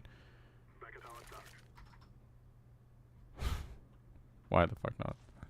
It's gonna be an interesting future for sure. Like, if the gap between like having an idea and being able to code some sort of prototype of it is that short, like even if it's technically shit and like not good code or whatever.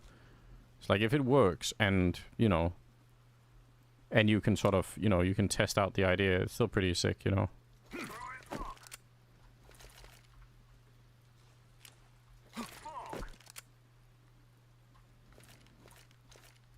Ugh. Why are we falling through the map all the time?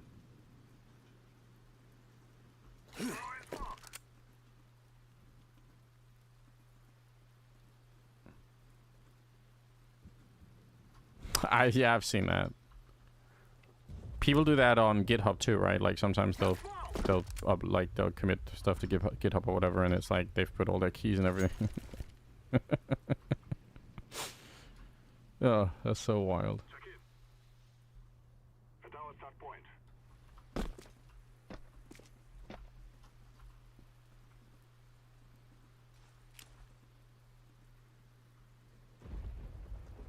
I have a tendency of writing code that sometimes breaks, then fixes itself without me doing anything. This is one of the reasons why I realized I wasn't gonna be able to work like in the coding field, because that stuff keeps me up at night forever. Like,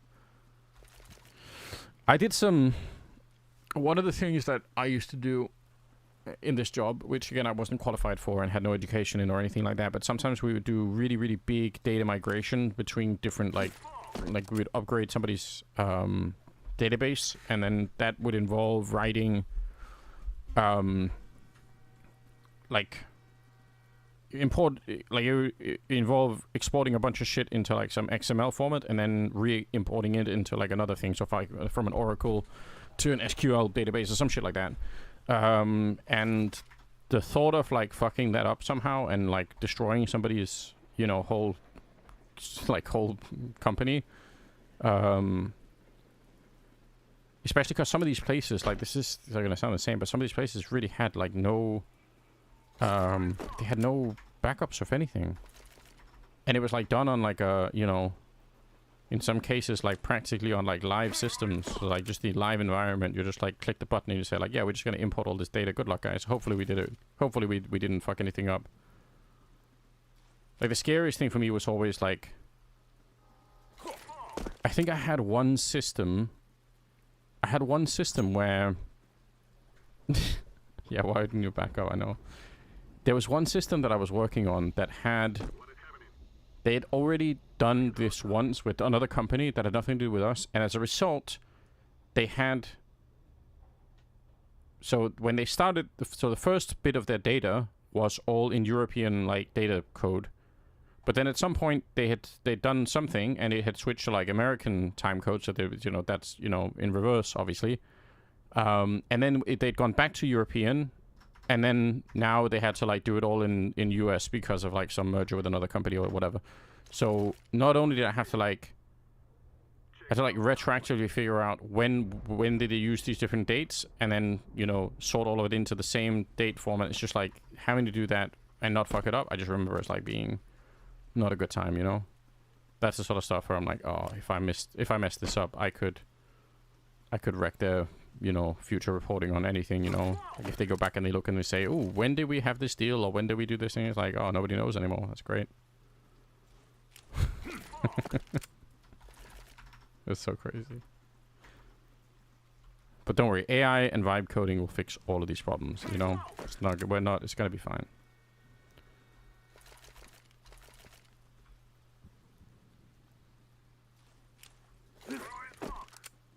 Everyone has a test environment. Some are fortunate to have a separate live environment. I know. True.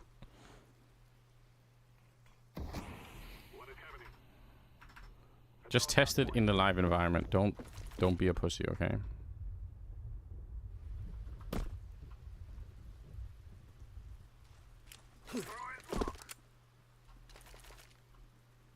Just gotta live life on the edge sometimes, you know, just...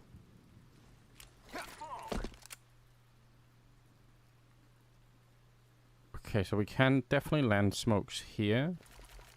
Does that make us happy at all? What if we do it on this side? Then it's just gonna land weirdly on the roof. Okay, what if we kind of do it in the middle? No, it falls off into infinity. Okay, on the other side. Oh wow, that's... Oh, it's a smoke that bounces on the lamp. Hold on. No, what?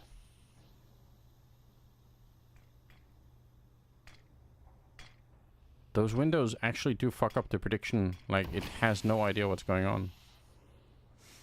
That's so interesting to me. Another good reason why those things should never exist to begin with.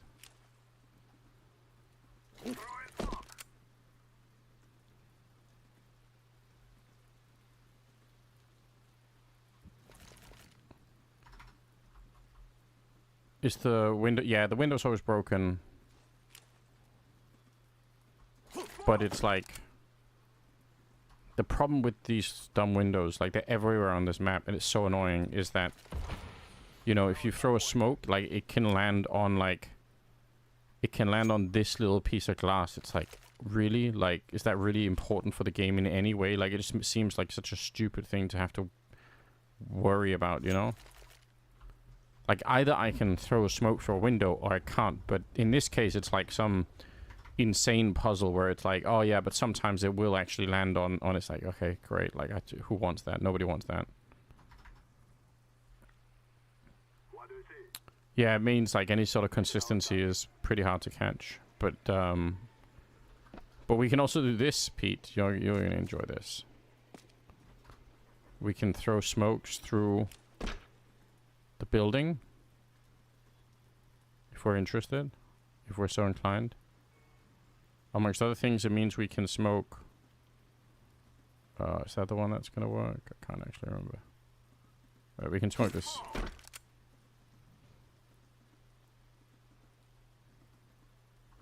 which means we can smoke some really funny positions on the map. We can smoke this, we can smoke this, we can smoke this part actually, and probably a lot of other things if we just wanted to spend the time on it. What's up? What's up, Dougie? How are you doing?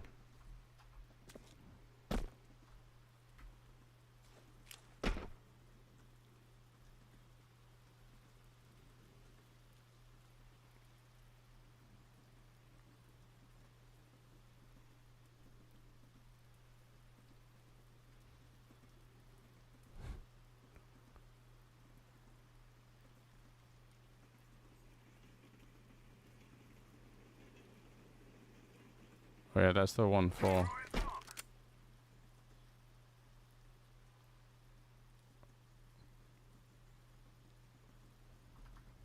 So that's gonna... Ooh. No, it won't.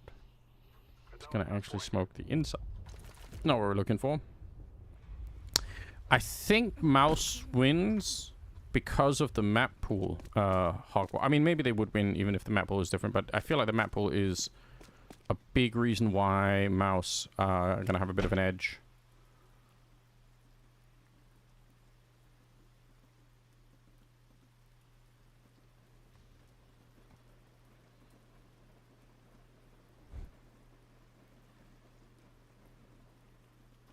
Hold on, what happens if we go like absurdly far out here? Oh, why are they no? Okay, what if we do this?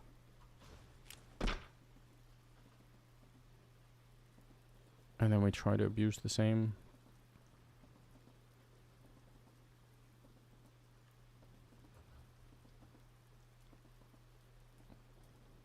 Okay, we can still do that, that's fine. They're playing without Cyclone? Oh. Yeah, that sucks, but I still... It's hard to know how much that... How much will that matter? Who knows? That's a good question. That's one of those things that are very hard to pull into your calculation of the game, right? Like... Anyone know why Cyclone isn't there? Hopefully nothing serious.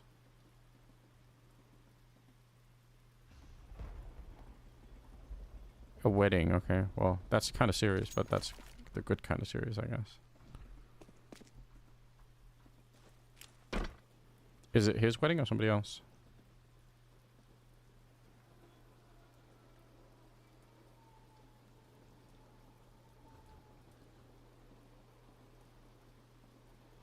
Doesn't he know CS2 is live?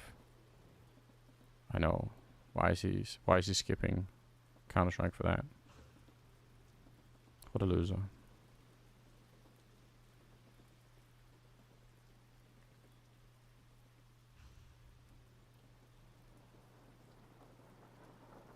Is that what we're looking for?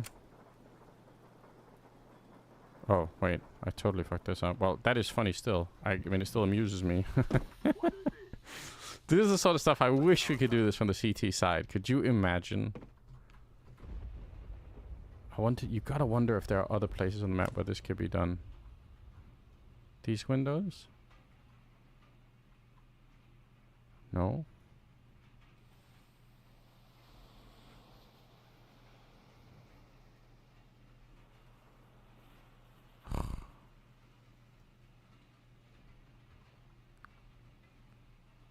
Okay, maybe.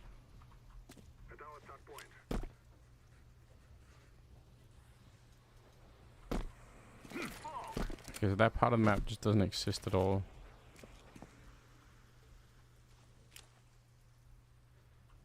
There's just nothing out there.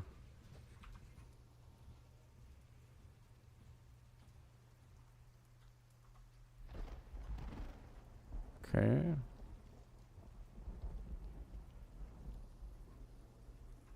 What is happening? Okay.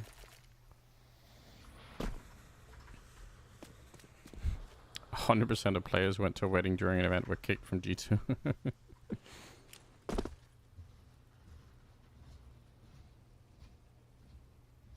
Oh, come on, guys.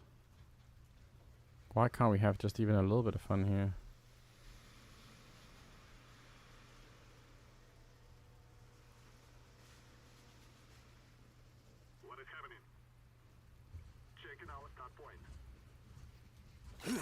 I don't know if I got bored of playing Path of Exile. I think, well, one problem was my PC, honestly, is not, like...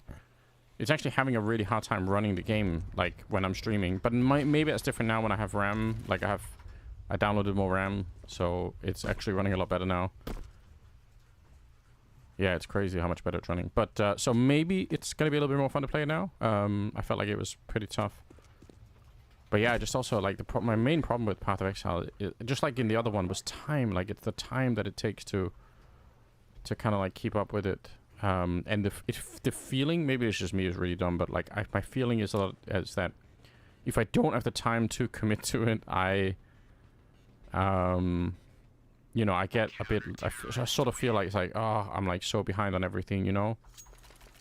Which is probably dumb, because, like, I'm not really playing with other people, so I don't know who I am behind in that sense, but that's my feeling. Download more RAM, yeah.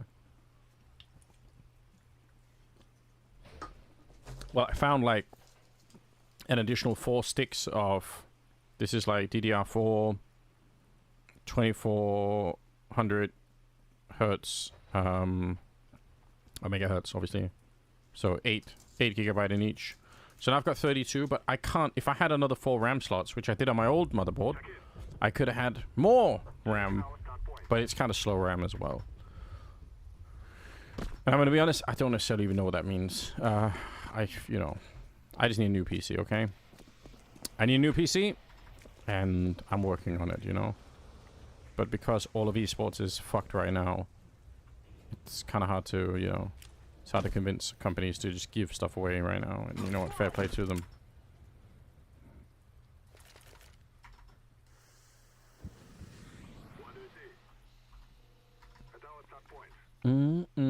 Any other really likely obvious spots where you could hack this map?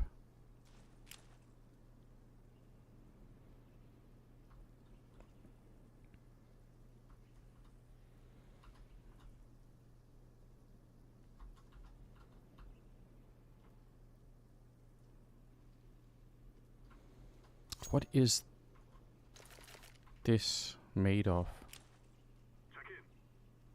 We just absolutely don't know, do we? No more Intel grants time. Yeah, I know. Like, it's so... I swear it's the whole industry. I'm legitimately worried. Primarily worried for myself, but also worried for a lot of my colleagues. Like, I feel like I've been talking to a lot of people in the last couple of weeks, and I feel like a lot of people just are not really getting hired for anything. Nobody's really having a good time. Like, there's and even more than that, like, nobody knows anything about the future either, right? Like, so everyone is just super scared and worried, and it's like, I don't know. I think it's kind of rough. I'm actually, I'm genuinely sort of concerned for, you know, like I said, I've got a, you know, I've got a family, you know, wife and 2 kids. So, like, for me, it's obviously like that, you know, I'm sort of responsible for trying to find a way for us to pay the bills, but for, like, you know, it's not just me, it's a lot of people right now. It's kind of scary. I'm sure esports will be back and better, but, like, right now it is pretty wrecked. No jokes. Goodbye, smoke. PC prices are high now. The same. Yeah. Oh shit, it's actually higher than it was. That's crazy. Yeah.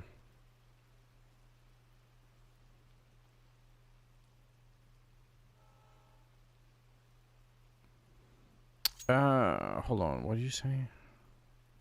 Just got laid off my job. Oh shit. Yeah, I feel like it's not, you're right, it's not just esports, I guess. It's like, it is a lot of places where this is happening. Maybe it's just the whole world. That's kind of, the whole world is wrecked, okay?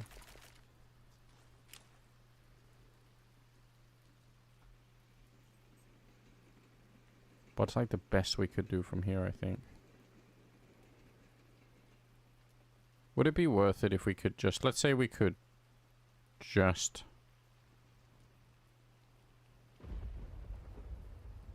Check in. Back at our start.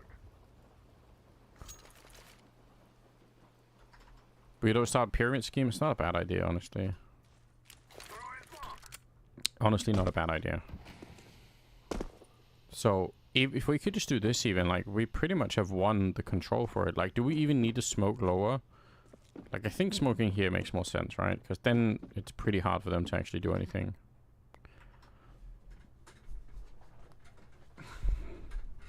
What do you see?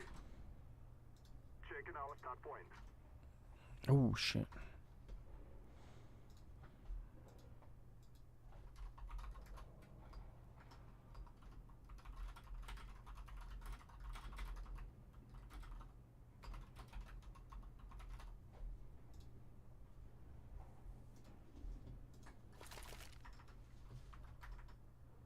I don't know. I feel like the whole world is in a very strange place, and yeah, I'm just not. I'm not as hopeful as I wish I could be, you know. But at the same time, it's hard to do anything about it, you know. It's like we're like, you know, it's all kind of like forces that are way outside of our control. So at the same time, it's like, well, just what can we do? Just try and vibe out, you know. Hope that everything is gonna work out in the end. Play some Counter-Strike, have some fun. I don't know, until the world ends. What is happening? Back at our start.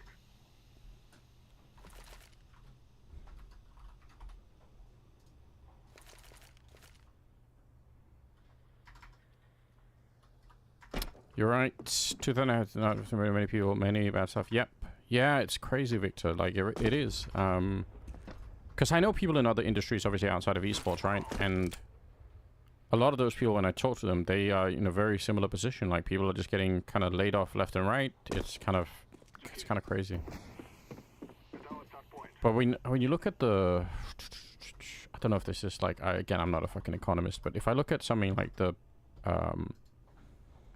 if I look at the price of gold as just like an index for how much like lack of stability there is in the world, which it probably does track other things. Like, it obviously tracks the strength of the currency that you're measuring it against.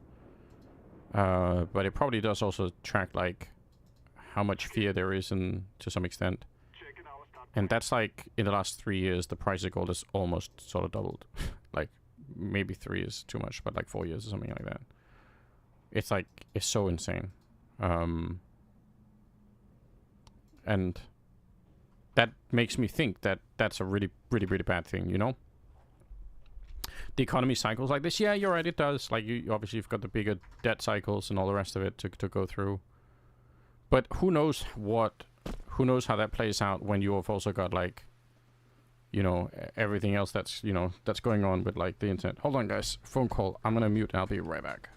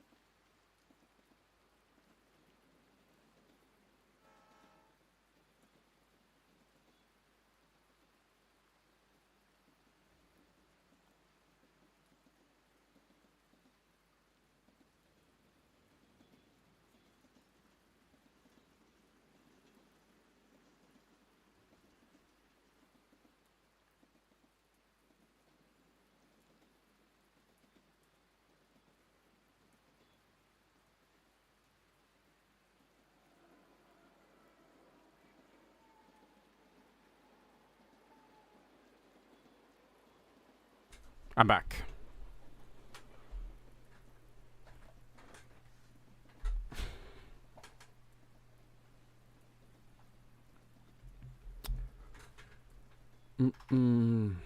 Yeah, I've been looking at to buy gold. Hard to know, man. Hard to know what to. I'm guessing. I mean, in theory, the thing to buy would probably. I actually hate talking about this because it's always gonna sound like an idiot. But I guess silver is probably the thing that's moved so much less than gold at this point in time, right? Looking at silver. Hold on. Let's check it before I say anything more. What is silver at the moment? Yeah, it's at 34, which is pretty good, but like, damn. If you think about what gold has done in the meantime, silver is pretty far from what it should be. Yeah, feels like it. Anyway.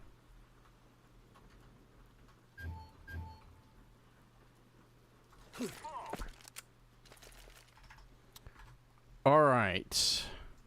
We're getting pretty close to this game being live. What does that actually mean for... If we go look on YouTube. Okay, we're just looking at a countdown over there.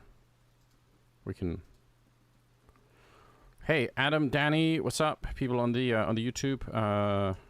Shout out to you guys for hanging out there. I suck at reading the YouTube chat, I'm sorry, but... Saren is saying his job is imploding. Nice. Sick.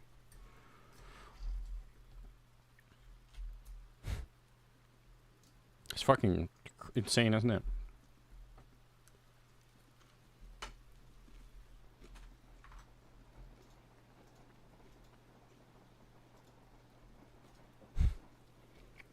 The only thing I can really say is, like, at least, you know... At least there's, like, a bunch of people in the same kind of position. So it's, like... I don't know if that makes it better, but at least it's not, like... You know, it's just one or two or three of us who's, like, totally fucked up and... You know...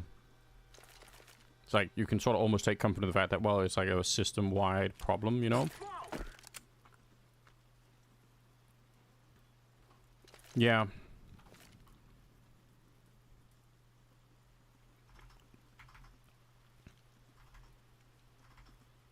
Yeah, I agree, Dougie. That probably is the way to do it, to be honest. I totally agree. Like, once there is one thing, but I don't think it's anywhere near close either.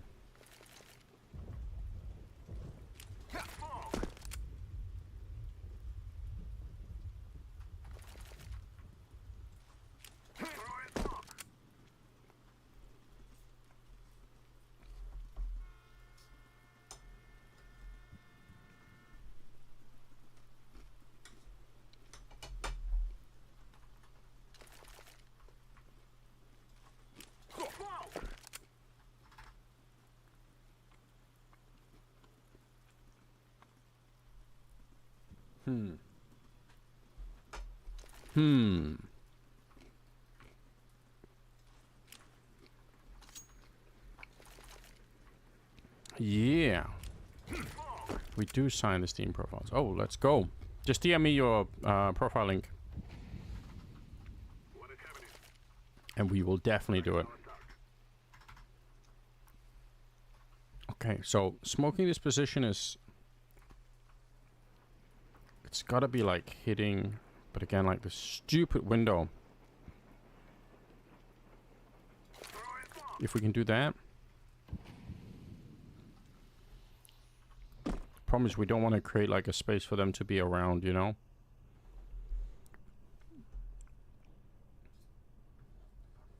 What do you see? Checking our start point.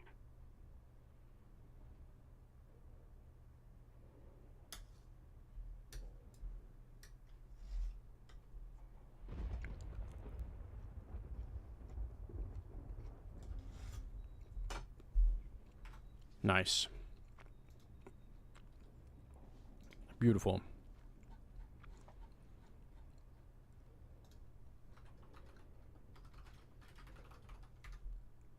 What is happening? Nice. Done.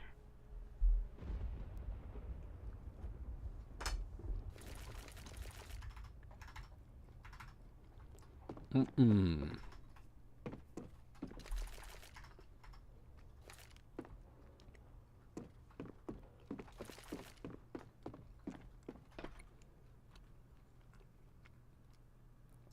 right, Blast show starts in 12 minutes.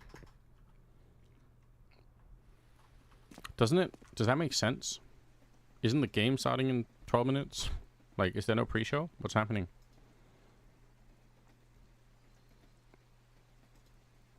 That I'm confused about.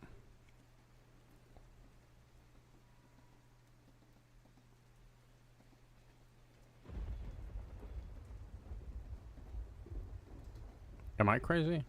Oh, they are actually doing the pre-show now. Oh, let's just listen to that then.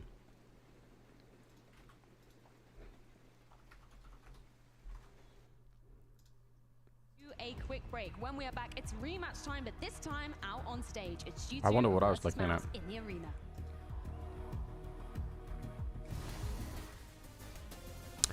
How we... Is the volume on the stream, like on the Blast stream, good enough now? Are we happy with that? What are we thinking?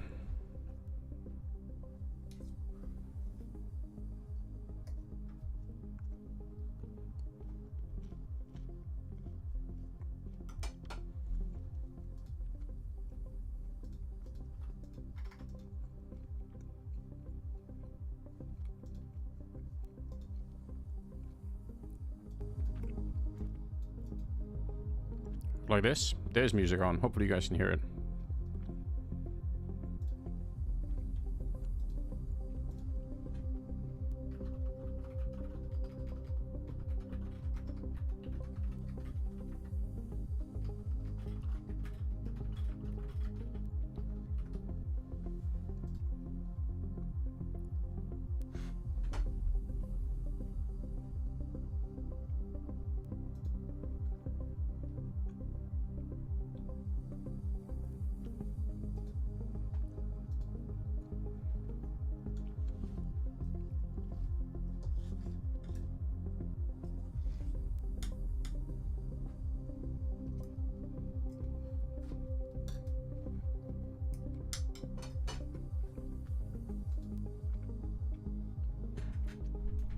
Yeah, thank you, Victor.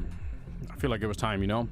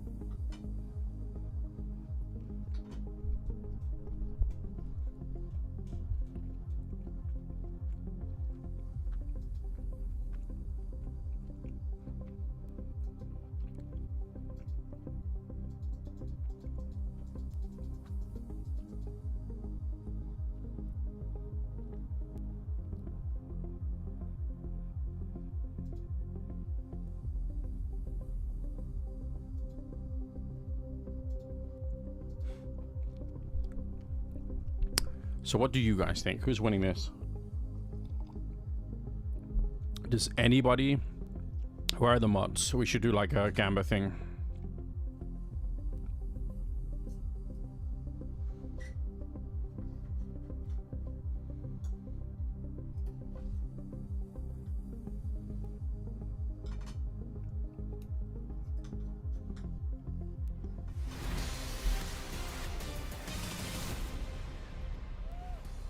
We're going into our opening game.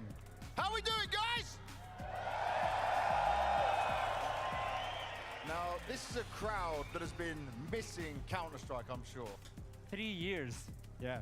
Apparently no. Oh, There we go. There you go. 3 years with nothing like T1 event. Lisboa, estamos a momentos de começar as primeiras quartas finais. How are you feeling to begin this one? Oh, I hear the drums. We already have the drums in here, by the way. That is a good sign that we've got the drums. Now, guys, when we were back here all that time ago, this crowd was incredible. But times have changed. It's 2025 now. We need you to kick it up another level. We need all your energy and all your fire. Can you get that out of them? Oh, right off the bat. Right off the bat. Can you follow me on the oof when I say 3? Is it possible? 1, 2, 3. Oof. 1, 2, 3. 1, 2, 3. 1, 2. This guy is so cool. 1, 2, 3. 1, 2, 3. Lisbon, it's time to lock in. It's time for G2 versus Man.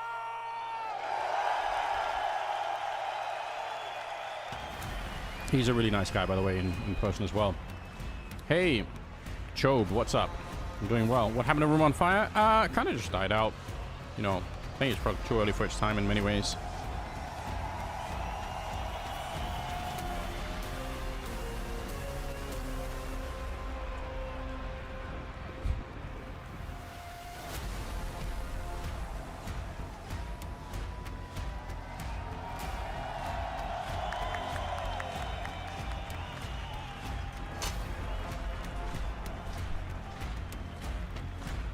Thank you, Chris. I appreciate that.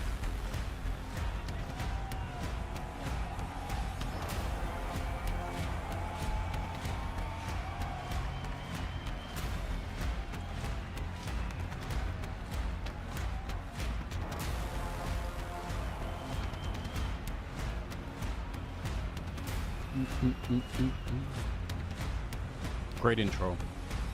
Much love it. Will they be able to fill the void that has been left behind and come out stronger today? This is G2!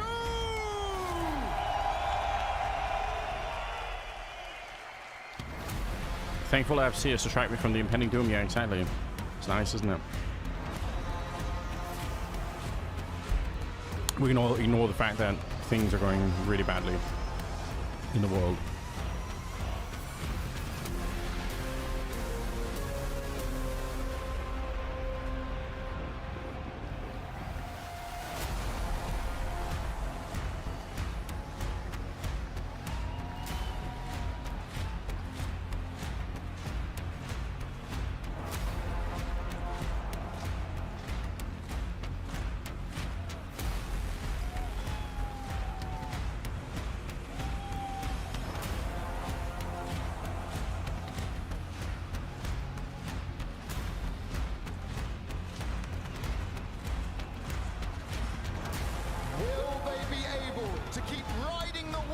Since they made their dramatic change. This is Which team has the most aura? I mean, I'm gonna say Mouse for sure.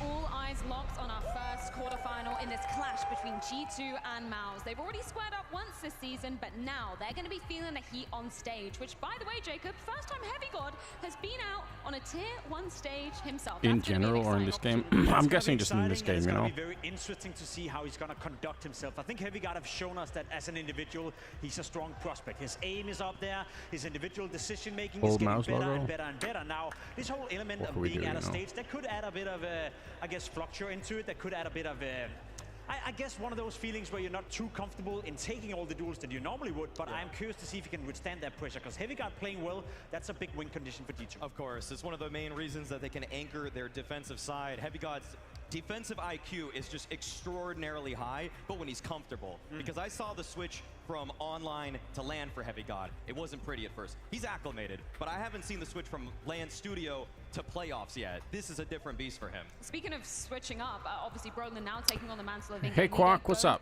Against Snacks. I feel like we've got eyes on these two individuals for probably different reasons, Maui. Had you playing in the back for a while? Big fan. Thank you so much, man. I feel like if you're donning the G2 jersey, you've always got more Let's pressure. go. That's just the harsh reality. Want to see Snacks, Taz, and Co win this one? Snacks, though, you know, it could happen, but my feeling is it's not going to be easy. I'm not Okay, gonna crown okay, it just go yet, on, go but on. there have been moments on the T sides where I'm not mad. I'm not mad about the You've calling. been grinding the I'm not map mad core about the stuff? adjustments or Yeah, anything man, like we that. need to Whereas revisit some of those Brolin, like you maps. said earlier, Pimp, he's able to take from I need to go all of back and these take a look at resources all the on updated side, and ones. Everybody is pitching with ideas. Everybody has such a shrewd understanding of how the mid round needs to progress next. But a problem is that they don't have their coach behind him. So I think it really does come down to Brolin. It does come down to those players. Whereas at the end of the day, if Snacks runs into a little bit of a rut there, he can call a timeout. He can get Taz behind him. Yeah, he got a bit of help in Tess behind him. I agree with you. I think Snacks have stepped up a tiny bit, given that Nico's absence is clearly evident within the camp. He has to step it up. He has to take more of a voice. I think he's also getting a lot of help from Monesi. I think he's a bigger voice now within the team. So overall, I'm impressed with Snacks, and I'm impressed with the fact that G2 are in the arena right now. But we know it, right? G2 is an arena team. They thrive in the chaos. They thrive with this Best lineup atmosphere. from us So was I wanna with see that Nico. G2 show today. The problem with that Nico lineup was he had to do all the work, right? That was like... Stepping up here as well. We've already touched upon Heavy God, his first foray in a tier 1 arena. But for Malbs, obviously now he's got those roles back. It's like the part of Nico's career where he was the only one doing anything on the teams, which was funny to watch, but, you know, it also probably destroyed Nico's brain a little bit.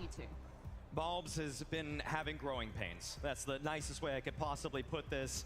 Again, when you're on G2, when you're supposed to be the star player, all of the expectations change. I don't even remember what the whole lineup was, to be honest. What was the lineup with Nico back then? Well, as an anchor player with very low in terms of expectations, well, suddenly he has to make the leap. He has to make the jump. And honestly, unfortunately, Malbs has not yet. This would be a great time for him to kickstart his ability and show to the world what he's capable of, because we've seen it, but it's just that when you're the #1 option, it gets a lot tougher. He was better at the group stage, though. He was better during this tournament, and we even spoke to Monesi on the desk where he said it's the balance, right? He got to find the balance between being hyper aggressive, between trusting in his aim, trusting in his abilities, especially when you go up against Yeah, guys the second, like yeah, I Sergio know on the that other side there's of like coin the map are core. super, I super kind of, aggressive there's as well. part of me that really wants to, Monesi but I said, think, as soon I as don't know Malbs what is it's gonna like find that time-wise. balance, we're gonna see the best of him. I And think we they saw asked me if more I of wanted that to in the group cast it. stage, but I agree with you. One thing is doing it in a studio, another one is in an arena. So Malbs, all What eyes on time you. is it going to be? It starts at 14. G2 versus Malbs. It's time to get this Maybe show we could. started.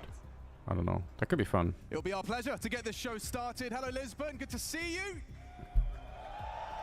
It should be a banger. It should be a banger. The quarterfinals underway. Now, coming into this one, Malbs have a real golden opportunity. Are they really You know what I hate about headsets like these that Chad and Alex are wearing? There is certainly a shared The opinion that these guys actual should be microphone the world arm, like #2, it but stops is like it right short of your mouth undisputed? here. If you run Now, Lisbon, getting over G2 again I after don't understand why you Stockholm, can't that make is the it so they question. can Now, like go G2, they have the pieces, essentially but all the can way they in front of my complete the mouth. puzzle and compete Because in a at the stadium like this highest one, level? like That's questions we'll be getting hearing answers to yourself today properly in is this quarterfinal. can be hard. First win over a top 10 team got them here.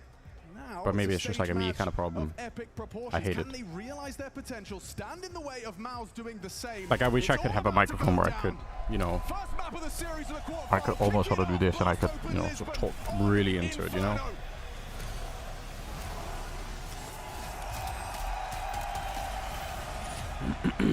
Let's go. Quite like Arena Counter-Strike. Let's get into this one. Home turf for G2. Yeah, basically. Info play for Jimmy. Take I a look mean, out second mid window. Just Heavy God patrolling. It's hard to mix audio in a caster's headset because you're hearing yourself from the arena, Take a look at the radar. and you have a side tone you can turn up so you can hear yourself more, but that comes with other downsides if you do that too much. It's a very hard thing to balance, in my opinion. Different nationalities.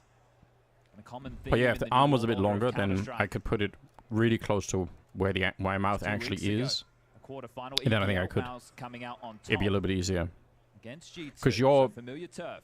What you're saying is competing with all the other audio in the arena, right? Now only man on the A site rotation, hedging over slowly. That molly could be perfectly placed. No, you hear yourself. If you can't hear yourself when you're casting, I don't think you could cast at all. Like I think it'd be almost impossible. Nice smokes going down here actually from the G2 side. I like it. Sick Molotov.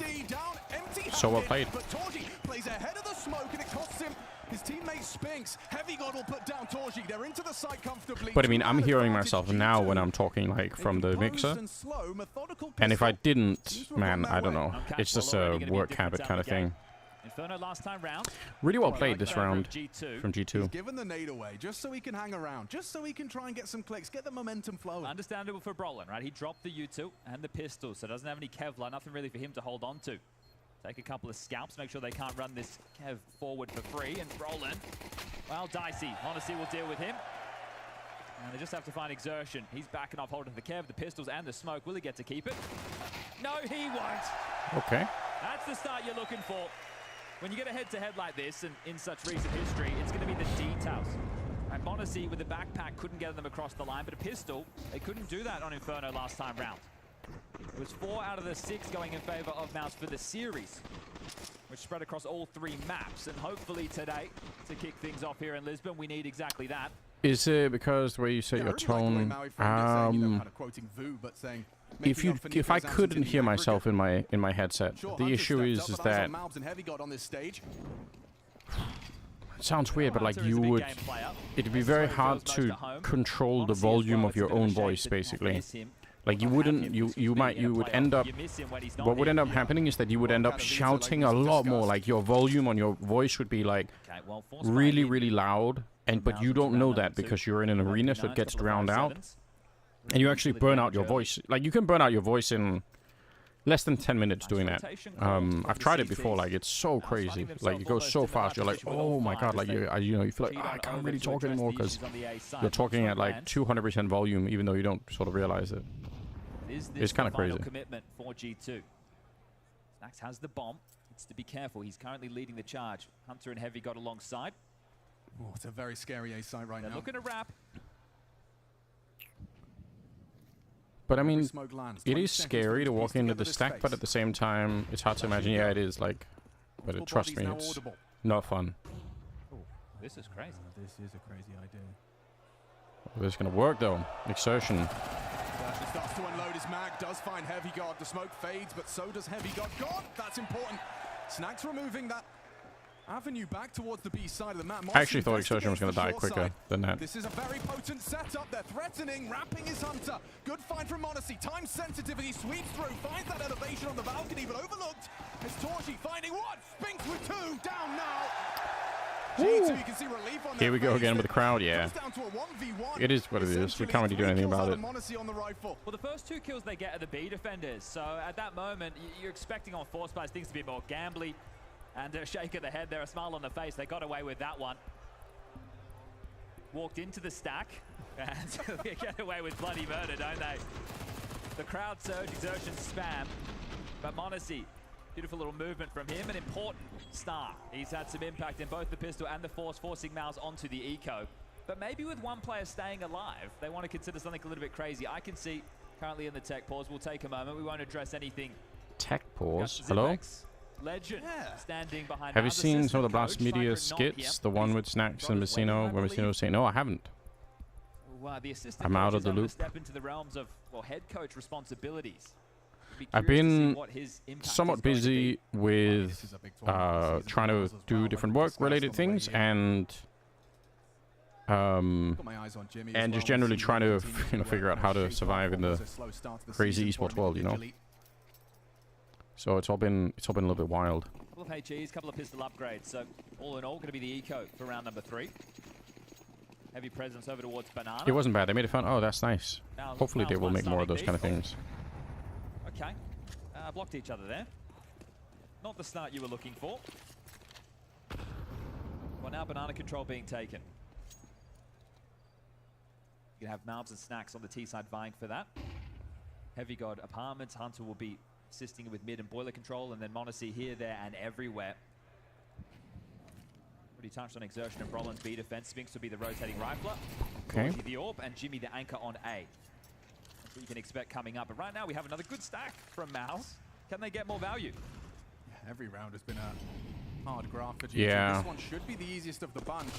Oh, and especially when it starts like that. Great awareness from Snax, leaping and bounding, overlooking. Spinks is 5-7. Gets dealt with nicely. Donk stunner, yeah, true. No threat. Nicely done from G2. Wait, I totally forgot. What maps are we playing? Holy shit. I gotta start paying attention. Inferno, Nuke, and Ancient. Okay, so not Dust 2. To carry into this next rifle round of play. Oh, that's kind of interesting, actually. That's interesting all on its own. Talking about Inferno, they've lost this 4 consecutive maps of Inferno. So a strong map for G2, a weak point of Mouse. And ahead head-to-head that we discussed of a very close nature. 13-11. Into the buys. Okay, what do we want to see is the question out of Mouse in this round. CT side. Replay banana starts. Spinks on Inferno. Roll exertion on this banana control. What makes us happy? Interesting. G2 are starting 3 players fast up second mid. Snax isn't here to assist, so it's a bit of a fake. Mouse is making this look like a standard default round while they're getting ready, maybe to take mid control a little bit sooner than the timings would expect from Mouse. Torji's all. I mean, if they go right now, this is actually sick timing. It gets awkward for Torji if they start coming up short. It's not ideal, but he does well. Removes Hunter. Yeah, this is, I mean, now noted. Rotation as well on its way. It's a really good idea from G2. It's kind of a shame that they don't commit to it 100%, but I mean, that's always easy for us to say, right? He's maneuvering forward. Biggest issue right now for G2 is the lack of utility. A couple of smokes, flash molly to work with. Modesty has to make a play. Oh, and play he will. Go straight through. Does isolate the duel. Quick response out of Brolan, and he doubles up. That's the bomb loose. With 50 seconds, it does get uncomfortable. Mount will rejoin his teammate, but never mind. Heavy got gone. Torji removes him. His hands on an AK-47 to try and ply his trade to soften the blow of a quick versus 4 ahead of him. Brolan will give him the bomb.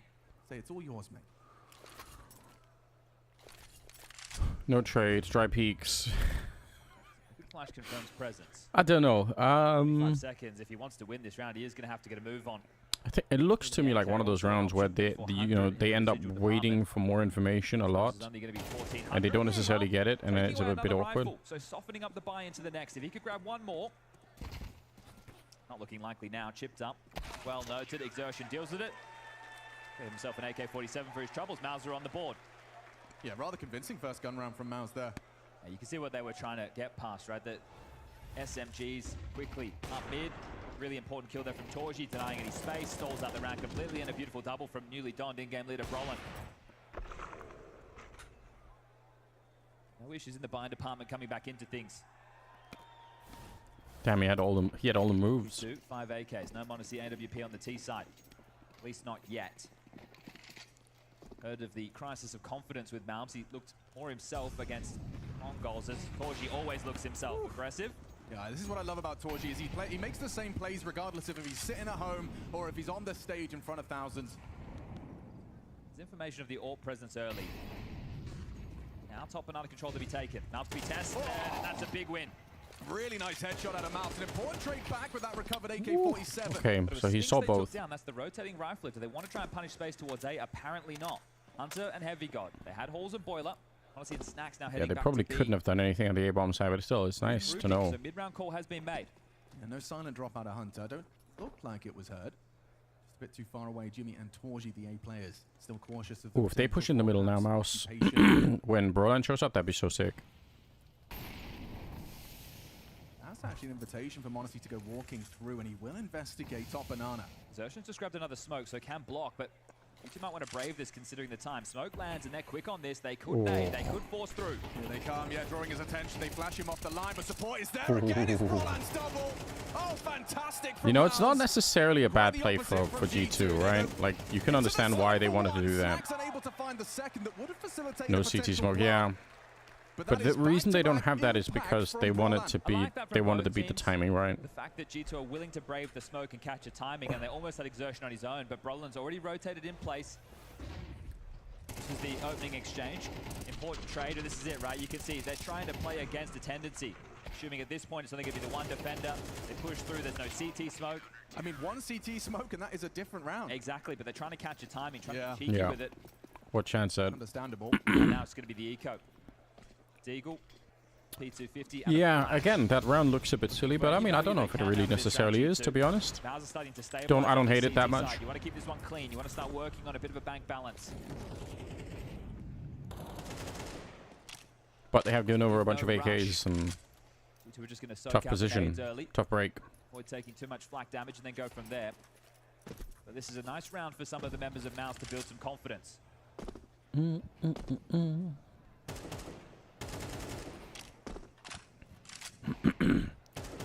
Love close score games. Yeah, it's more fun, isn't it? That way. I agree, Victor. That's the name of the game for Mouse as well. And this is the first arena match Yeah. of 2025 for G2. Well, it's hard to disagree with Chad. He does. You got players like Monacy. He does live inside Counter-Strike, you know. So on the stage. High risk, high reward play style in an environment like this, lighting the crowd up. You love to be in the spotlight for moments like that. All right, well, burnt down to 50 seconds. They're going to have to challenge. Whee! nice. Just keep it safe. Why would you want to risk anything more? It's not worth it. Making no secret of their presence. Steps ahead. Like 2 kills here for G2 would be huge. Just get a couple of kills. Incredibly diligent stuff out of Mouse. Like, they're not taking any risks. They're not playing with too much confidence that, you know, gets punished by a deagle headshot. They're just keeping it as tight as possible. G2 have to go into A now. Tough crossfire to break. Torji very comfortable as he removes the first. The re-peek as well. He's feeling himself. Racks up a nice triple on the AWP. Yeah, noses up against the Eeks. 3 consecutive for G2 out the gates. Now 3 straight for Mouse. We get first tactical timeout called. Has an opportunity to convert. Just admiring that Zipex is opting for a full clipboard approach. Clipboard look, okay. Yeah, that's new. Well, he can organize. In the coaching meta. You see Taz clipboard look. Yeah, and you don't want to be showing those. Does he actually have a clipboard? Accident, do ya? No, apparently that's a thing now. He does. That's nice. Well, this is just a moment to steady them because so far You need like a leather bound, like a real. Rifle rounds, but one of them was Mac 10 heavy. The next.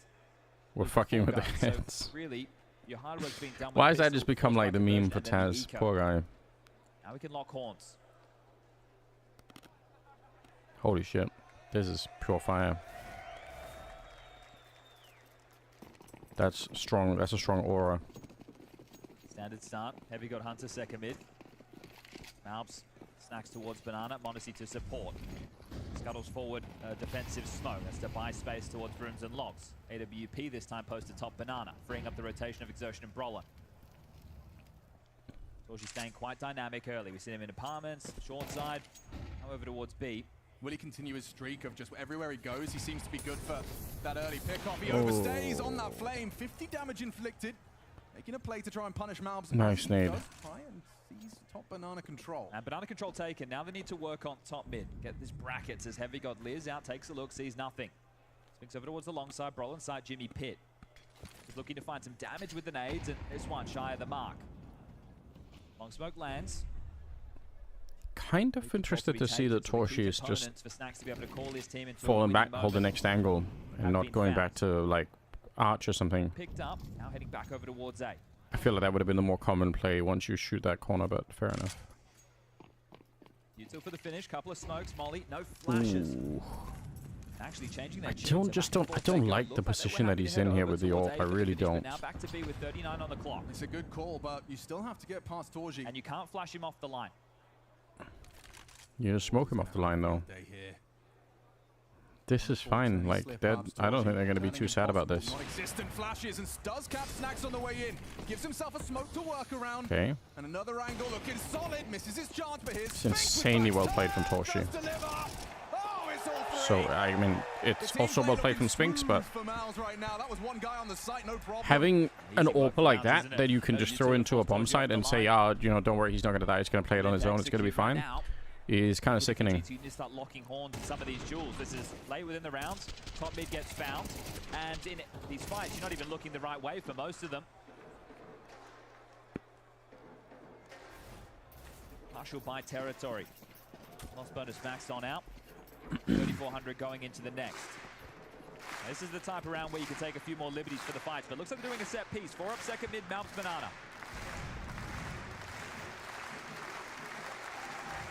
They're waiting quite passively in second mid for an info play.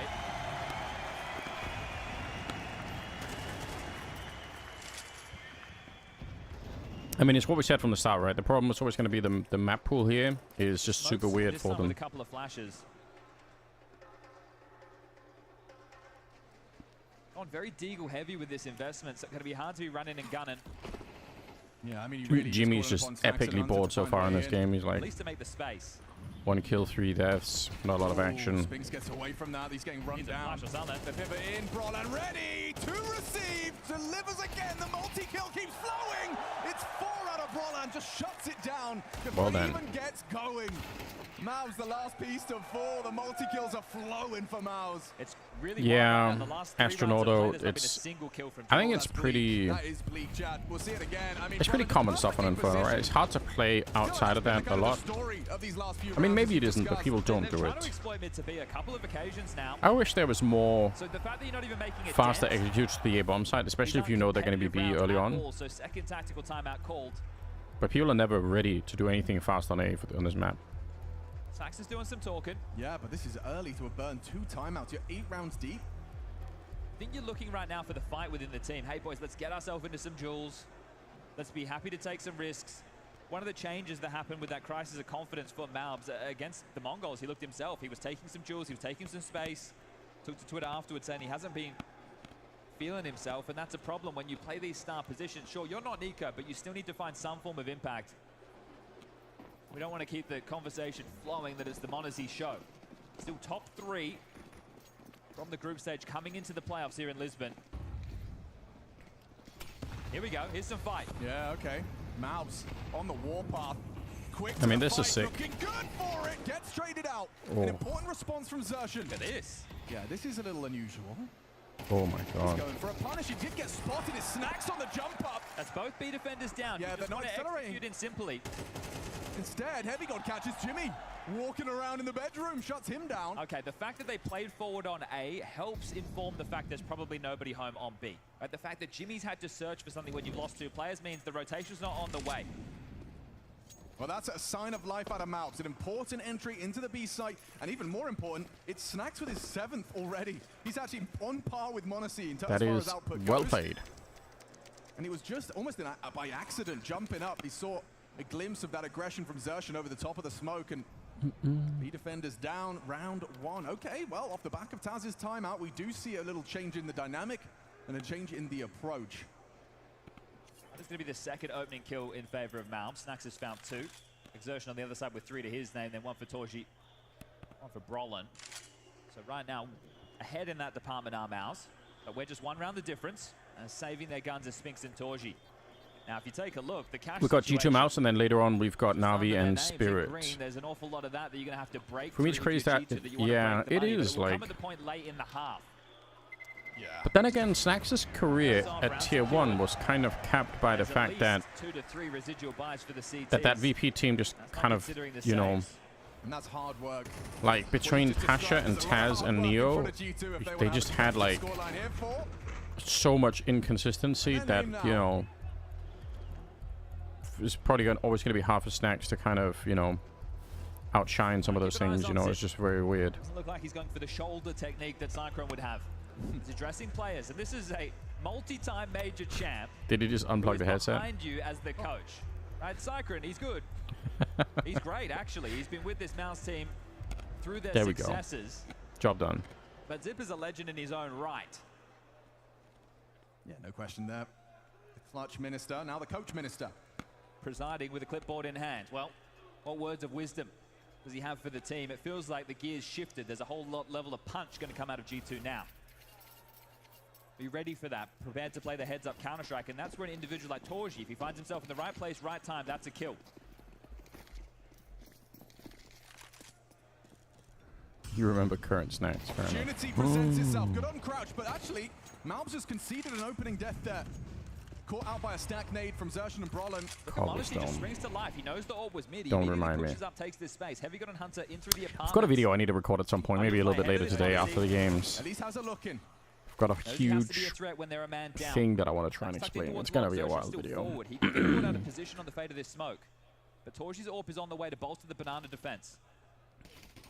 Yeah, they're not playing scared, are they? Forward, staunch defense. Torji's AWP. A lot of faith in what he'll put down in defense of B. And there it is, once again. Torji good for it. No flash, no connection with teammates, no boost. Nothing team related. Yeah. Leaves you in a 3v5 number disadvantage with Not under a Cobblestone minute on related, the just, clock, so plenty of time to work with. just Very few options. broad This is kind of where you Counter-Strike look to the theory thing. superstar. Can you break in? Can Hunter get a kill? it'll be a complicated video for my poor editor guy. He is required. Good money to force a fight. They isolate Spinks. Nice. Back one, softening the deficit. Trying to wrap again. Flashed off. It's going to be a potent crossfire. Brolin and Jimmy, the cavalry as well. Canter over. Library smoked. Arch the same. Won't last for too long. Starting to fade. Yeah, it's a long career for sure. Hunter. A seventh death, still empty-handed, and he's so sick. Together nicely. Heavy God left in it from behind. Xertion strikes, just disrespect. Toshi is smoke to make it a 6-4 an absolute demon. There was only one kill in that entire round for G2 that was tradable, and that was Spinks on the long side, and he didn't even get a kill there. So really quite disconnected at the moment, G2. But this has been the story of this team. They've got the pieces.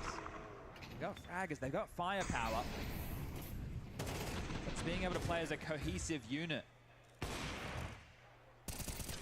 It does look too easy for Torji, doesn't it, in some of these engagements? Just a nice crouch peeking T, long range. He's not being agitated off of the lines, but now there's a difference. Monacy brings out his orb. Ooh, and it's immediately Mirage is it's just a map that everyone can just kind of agree to play, you know? It gets played a lot, everyone's kind of happy with it. Well, so far in the T side, there hasn't been an AWP, so why would Torji It's not back like, down? it's got a good balance. Mauser a team who are happy to play the firepower game as well. Just constantly keeping it dynamic, isn't he? This time he finds himself in a 2-man amp setup. Hunter is 0-7. Hate to say it, but god damn what a nade. And they're already rotating people in. Spinks, inquisitive. Just for the HG, significant damage from those two. That is so much.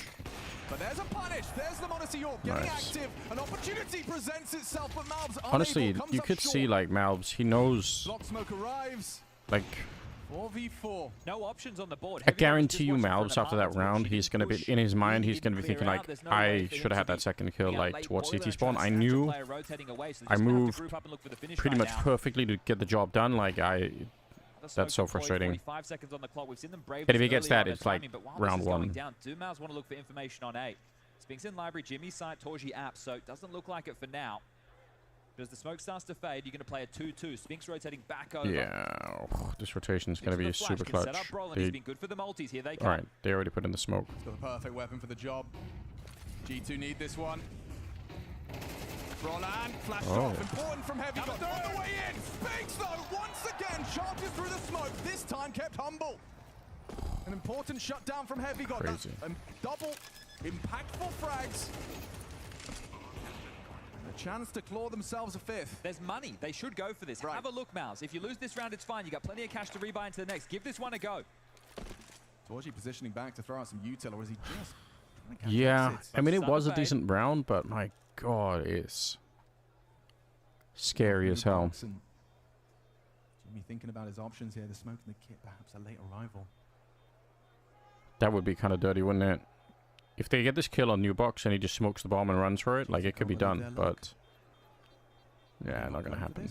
That's the conversation. That's what they're thinking. That's what they're talking about. Jimmy gives it a go and loads his mag. All right, hanging around looking for damage. I agree, though. I agree with Chad. I think they should have gone for it. That would have been more fun.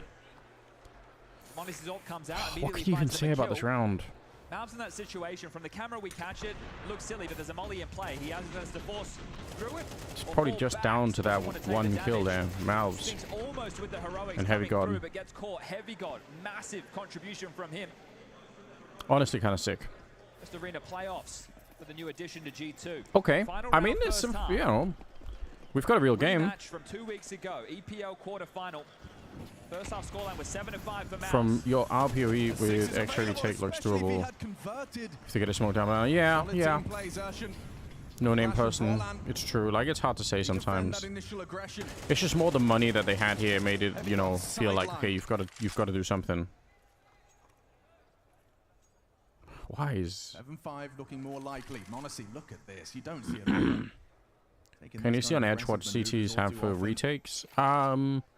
Yeah, I mean, we can find it out pretty easily, I think, in general. It's not hard to find those rounds. Set up for a fight by that flash. Now Hunter, a kill just before halftime. Hunter's still on the board, I know. One that converts you around. It's never too late. Something's got to change here. Hunter, come on. Behind the smoke, braves the potential spam. Rattles off a shot. Bomb needs to be picked up. 50 seconds. Still plenty of time. Exertion, the walking wounded, joined by Spinks. Up on that boost. Block smoke lands. But I mean, Feels like even options 5 now. rounds is The pretty one-way decent. I'm forward not for G2. necessarily that sad about it. Smoke Like, flashes, it's mollies okay. to work with. On the fly one here. It looks like it will be an on-the-fly CT smoke from Malbs, which does mean vision will be available. Spinks is in a perfect position. Now, short Zersh's lower flash in the pool, and Spinks will go. 25, they start to commend into the site. Turns the flashes nicely, losing Zersh, but no one's looking. Nobody's looking. And it's important from Hunter. There he is, on the board and into the site. Okay. I mean, you know what? A chance to end on a high, a chance to keep it dead even on the half. G2's territory, Monacy's Orc connects. Really well done. On the ruins, a break the smoke. He ain't looking for fights. He's looking for that time. Yeah, this is not going to happen. On down, loud, audible, paired up, bushing into the York. Can't hit the flick. They're advancing quick. Snacks goes down. Jimmy hits the frag. Monacy has to stay stable. There's already so much time off the clock here. He's missing everything, but from behind, Hunter strikes once more. A second from Hunter. Torji light on time. Okay, look at Hunter. Just clutching at the end. He was just saving it all for the last round. He arrives just in time. A 6-6 half G2's pick. Nice. That's fucking awesome. 3x. I'm glad to hear that. That's really nice.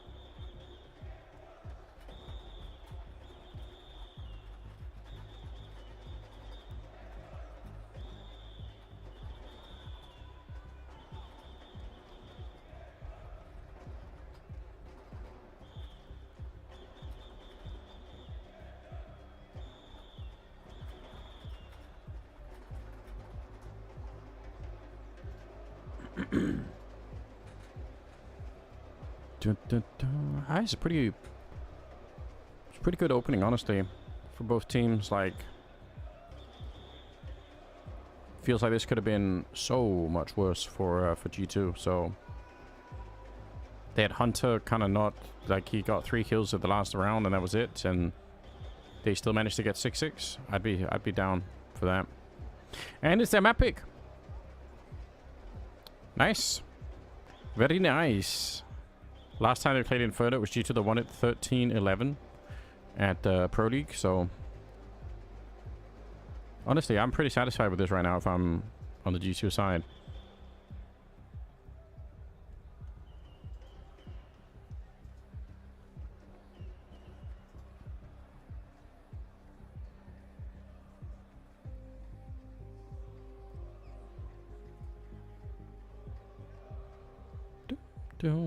Half time. Let's go. Let's go. What's up? Game is going pretty well. Game is tied 6-6. We're going into the second half right now. Hunter hasn't really been doing anything until right at the end, and it's a classic kind of G2 game, I would say, in many ways. But they've made their way through. Honestly, I'm kind of impressed. Like, this should have been so much worse for them, I feel like. They did win the pistol, and that's probably gonna turn out to be super important. Save the Borat impressions for the Kazakhstan event. Yeah, true. And the Mankini.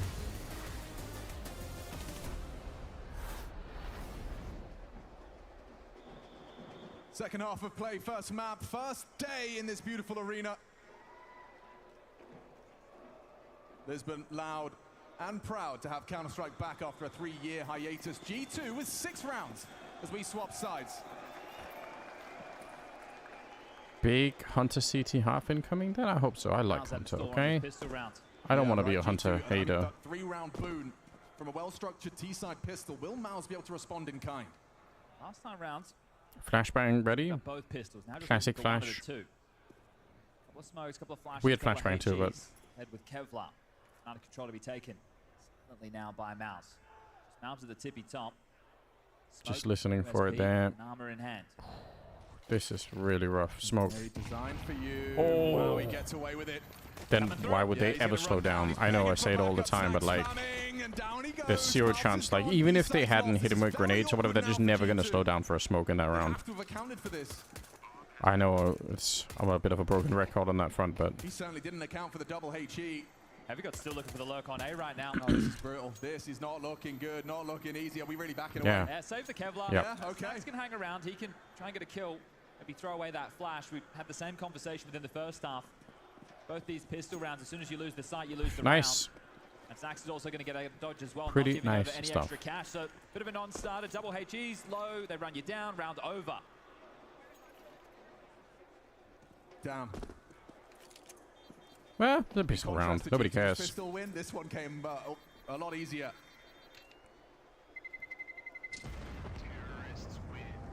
Split pistols. Now, the CT side, we are going to see the likes of Malves and Snacks defending the B side. Hunter, the rotating rifler from A. Monacy here, there, and everywhere with the AWP. And Heavy God as the anchor. Just a quick little technical timeout to get sorted on the G2 side of the server so we can bring you what to expect from Mouse on their T side. It's banana control, exertion, and Brolin. So the same pairings that you had on the T side now on the CT and vice versa. I No always like hunter. that. You know, you know what you're throwing It's a mirror down range. matchup. Yeah. And you get Jimmy alongside of Spinks working on your holes and boiler control.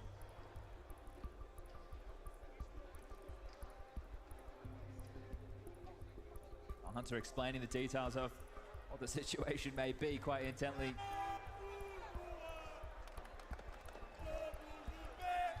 This is a great look.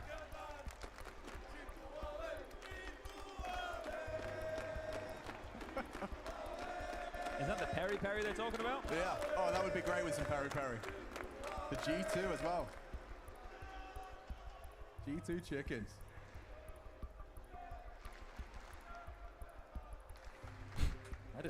Just riding a giant chicken to the battle. I mean, that's pretty. There's a couple of them, right? You throw pretty Navi, worrying. G2 is one of them.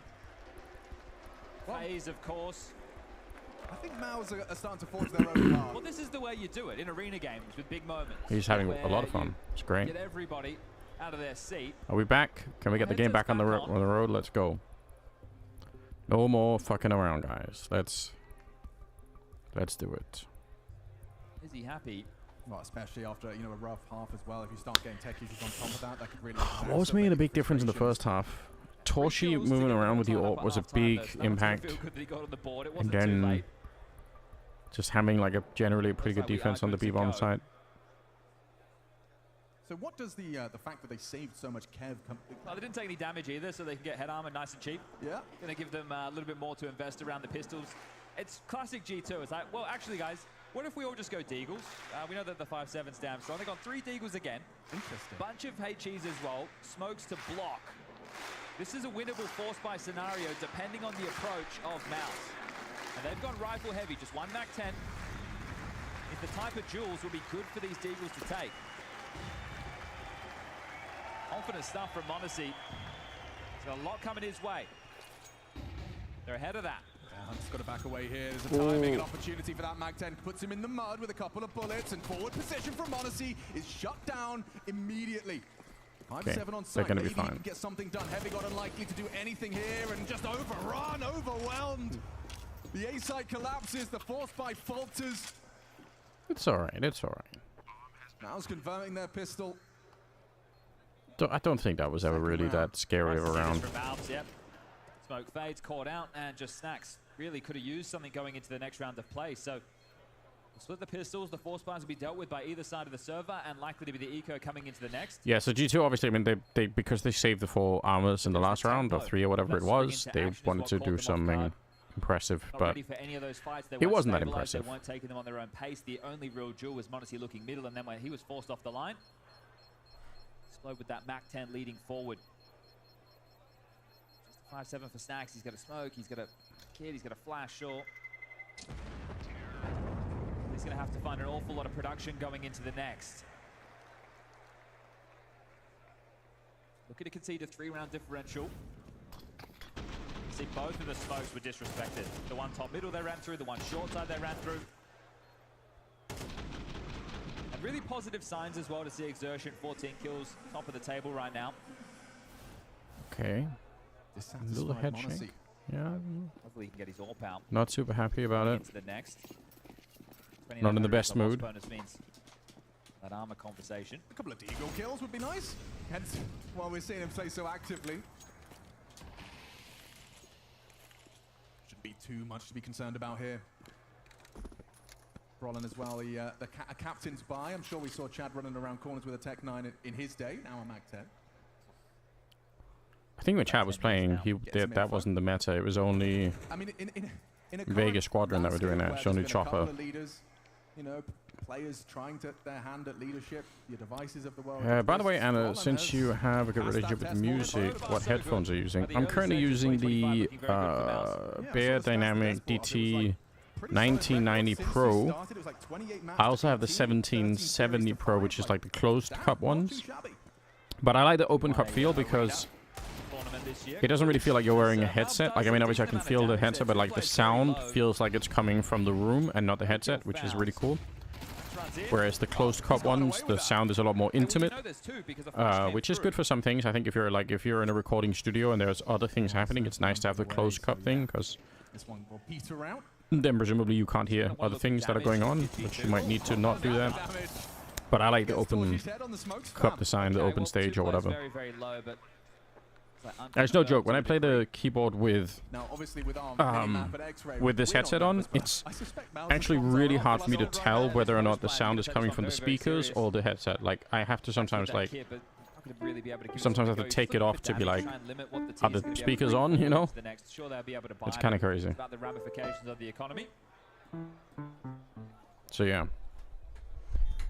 I like it, but if there was a lot of noise around me, it would be better to not have like the open stuff. I don't know what resides on either side. So 9 rounds now confirmed, and a very good start to the second half for Mouse.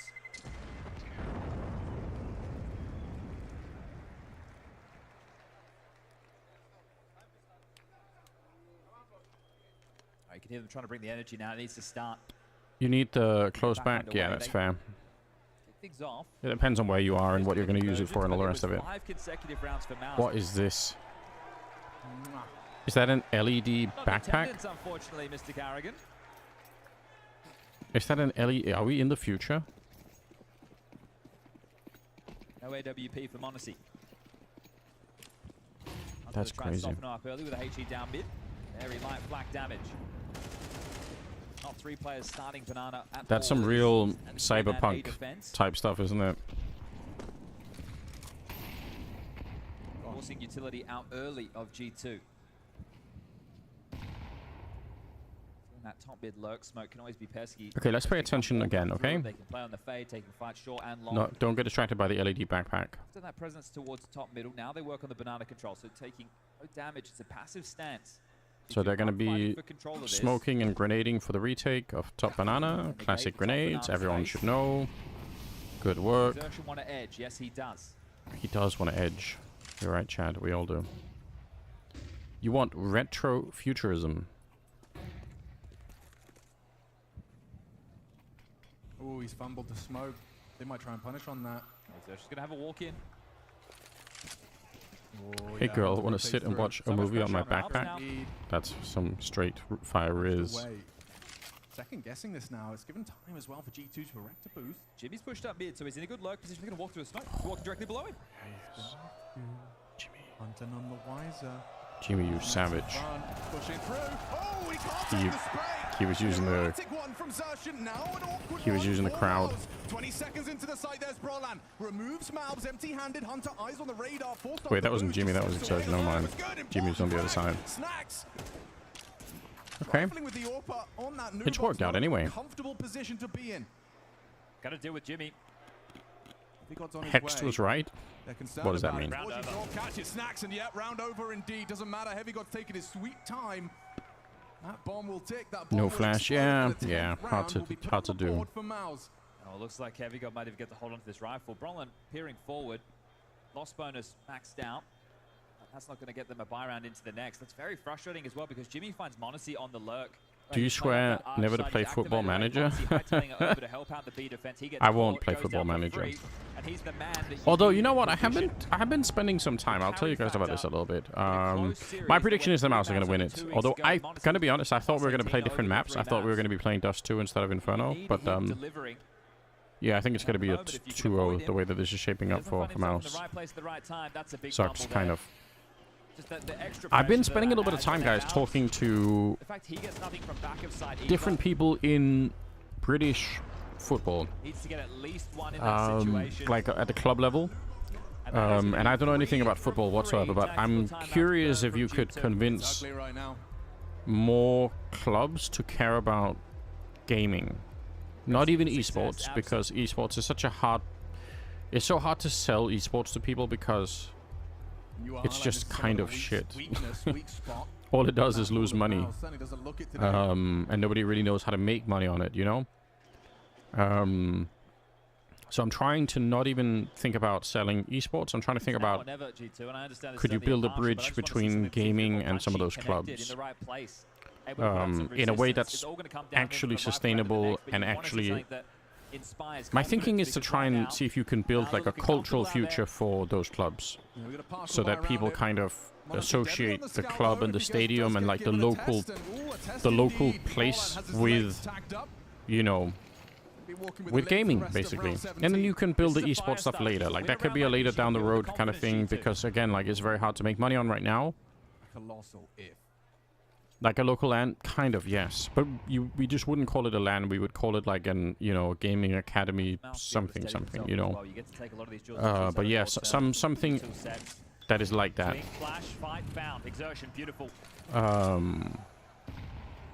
They really need to start charging for watching the games. Yeah, but the problem is, who can do that with, like, all the TOs would have to get together and all decide. There's a new price across like all, like, you know, like Blast PGL and ESL and whoever else is like around all have to say like we're all making the same price and nobody can deviate from it. But the problem is, if they do that, you got to wonder if Valve is going to step in and say no, we won't allow that, you know. That's an outlier. Traditionally, Exertion can go missing, but if he is able to find this form on a regular basis... Yeah, but yeah, basically you're right. Like, basically, we in the gaming world, we would call it a LAN. I think what I'm trying to do is I'm trying to figure out, could you do it in a... to have it be like an actual business? Because I think if you show up to a sports club and you say, hey guys, I want you to invest, you know, 20 million euros in the next 5 years to try and build like an esports division, it's like... they're never going to make that money back. It's like, or at least I wouldn't know how to even get close to that. But what if you said, well, you know, I need to invest, you know, 2 million euros, and but then there's a clear runway for how you're going to make that money back, and then, you know, but now you've got the connection with the, you know, local people. So you're going to expect something punchy. It's very hard to figure out, though, if you can jumpstart a culture like that. Because one of the problems, at least in the UK, from what I can tell from talking to, you know, my friends there, is that the culture kind of isn't there for it, you know? Like, people don't think of video gaming as like a... It's sort of a thing for losers, you know, a lot of the time, which is sort of stupid, you know? But I think if you could make it more prestigious, like, so it's not like, oh, I'm in my basement playing video games with, you know, Cheetos on my pants or whatever. It's like, no, I'm going to the football club. Like, I'm going to the stadium. I'm gonna meet other people there, and we're gonna, you know, we're taking it seriously, and we're gonna, you know, something like that. I'm trying to figure it out. Considering the frustrations they're finding, yeah, I'd want to talk to those people in Germany. I'm trying to learn from everyone. Like, you know, I just think it's really worth thinking about, because if you can get those clubs on board a little bit more, like, maybe you could build a stronger culture for the future. Because I don't know, like, ouch. I'm more and more pessimistic about the future of esports the way that things are going right now. Not that I think it's going to die or anything, but, like, it's just, I feel like it's so brittle, you know?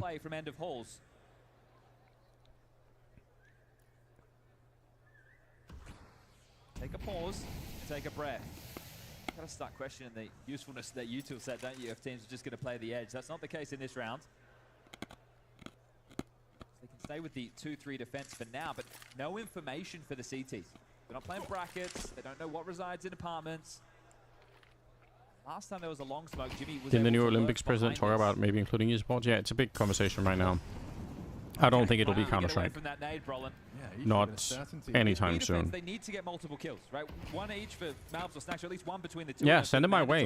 Mandatory. I'm not super interested in talking to anyone who's near this kind of stuff. Anything more in this round? That is very impressive. He's caught the timing. I think right now there's a big, like, a big 3 or 4 or whatever way. Oh my god. Let's go. There's a big, like, crossfire of conversations happening between the IOC, which is like the Olympic whatever committee, and IESF and the Saudis and maybe Valve. I don't know if actually Valve is part of it. I'm assuming they are. So like that's a lot of big people in one room, you know. And I don't know what that looks like, or I don't know what it means for the future either, to be honest. It's a shame, like the IESF stuff, for all the chaos that it is actually like a really cool idea. And it's kind of a shame that, like, I don't know, it's in a weird state right now from what I can tell, but they are not planning on making money with it. No, well, yeah, I mean, it's okay, like, you know, you don't, I think it depends on what you want, but I think it's nice to have a way to at least make it not lose money. I don't even think it has to make money, it just has to not lose a ton of money. But if you can just go to 0, then like, okay, but then you get like the cultural impact of it, you know? Shout out Maui one time.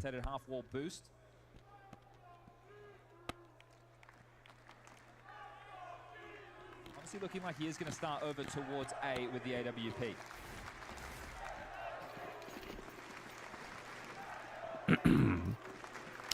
Okay. Hunter got 3 kills at the end of the first half in 1 round, and then he's got 1 so far in the second half, for a total of 4. So like it's Malbs and Monacy and for some reason Snacks, but like... And this response over towards A stalled. Util lands, they can't hit the go. They can't try and take away any room for free, but Jimmy and Spinks need to try and make an incision this time. They can't just hang around. Been quiet for Heavy God. Hasn't had many tests this way. It's not the number, yeah. I mean, to some extent that's true, but if you have 4 kills in 19, 18 rounds, that's still a problem. But sometimes it can be the impact. It depends. Yeah, absolutely new. Sets him up for success. Monacy punishes another man, double man advantage. G2 should have no trouble just putting this one in. That block smoke feels like it's secure over towards A. Jimmy and Xer should just have to sit. They still have top and under control as well on the CT side. He doesn't have to overstep the mark. He doesn't have to search. I need to figure out something I can play on like the electric piano. You guys looking for answers? Is he doing too much? Ooh, Xertion was holding. Reactions quick out of Monacy's orb. I think somebody said before the game started that like Monacy will have to do all the work. I think that's such a hilarious prediction, and unfortunately not much of a prediction, you know. Banana push coming through now, so the box getting ever tighter. Oh, he gets put in a grave by Spinks. That's a nice. You should get the actual piano down. Lossy, I know. Yeah, they're flanking though. What if I just buy it and don't tell her about it? She's actually her and the kids are away for the weekend. They're not even in the house. Like, I could just move it in and just pretend it's always been there. So like, what do you mean, like?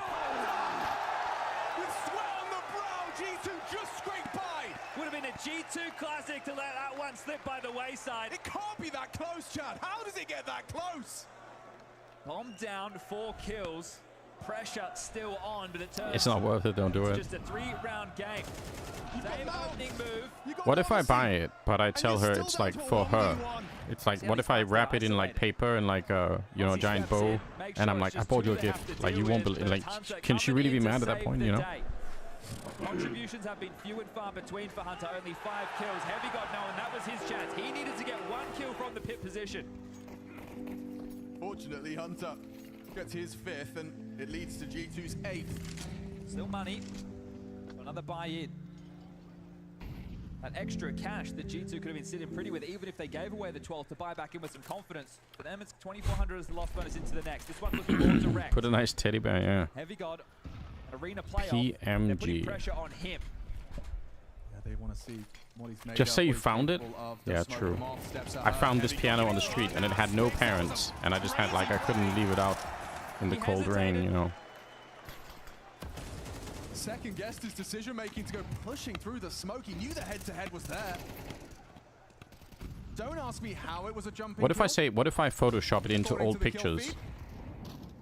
What if I do that? I AI shop it into old pictures like the piano, and I'm like, what are you talking about? Like, look at these old birthday photos we've got. And you know that's a Pull a big effect. Stalin, that's a And you've good still got idea. plenty of time on the clock. So the fact that you've stayed around and you've It scored worked bits really like well that, for you Stalin feel for a good fairly long stacked. time. Now you can actually play out this round. Sure, U2's light on, but you almost want a 2v5. Yep. What about the 3v4? I Why got the a hell bad not? feeling, Chad. I got a very bad feeling. It's time to clear boiler. In such He's dead. position. He is considering it, but loses his head. Xerxen has pulled us back If to a Malbs 3-on-3. Dies, 27 seconds, he's Will alone. dismount. And he's going to be Not alone for the whole relay time. this up to Malbs with a lot And of he's work, a lot got of pressure. He has to pass one his test. incendiary. He has to deliver. Throws out incendiary. They'll be pushing straight through. Sean Modesty gets Xerxen, but they get the sight. I They're keep very telling low. you, A just must-win incendiaries retake don't now matter, for just these stop two, throwing Heavy them. God and Modesty.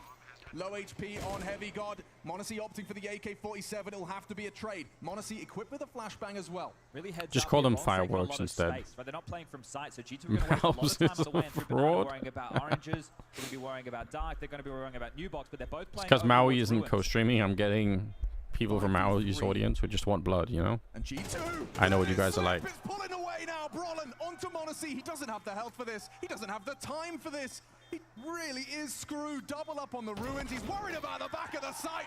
What's up, Skillers? How are you doing, man? It's good to see you. 12.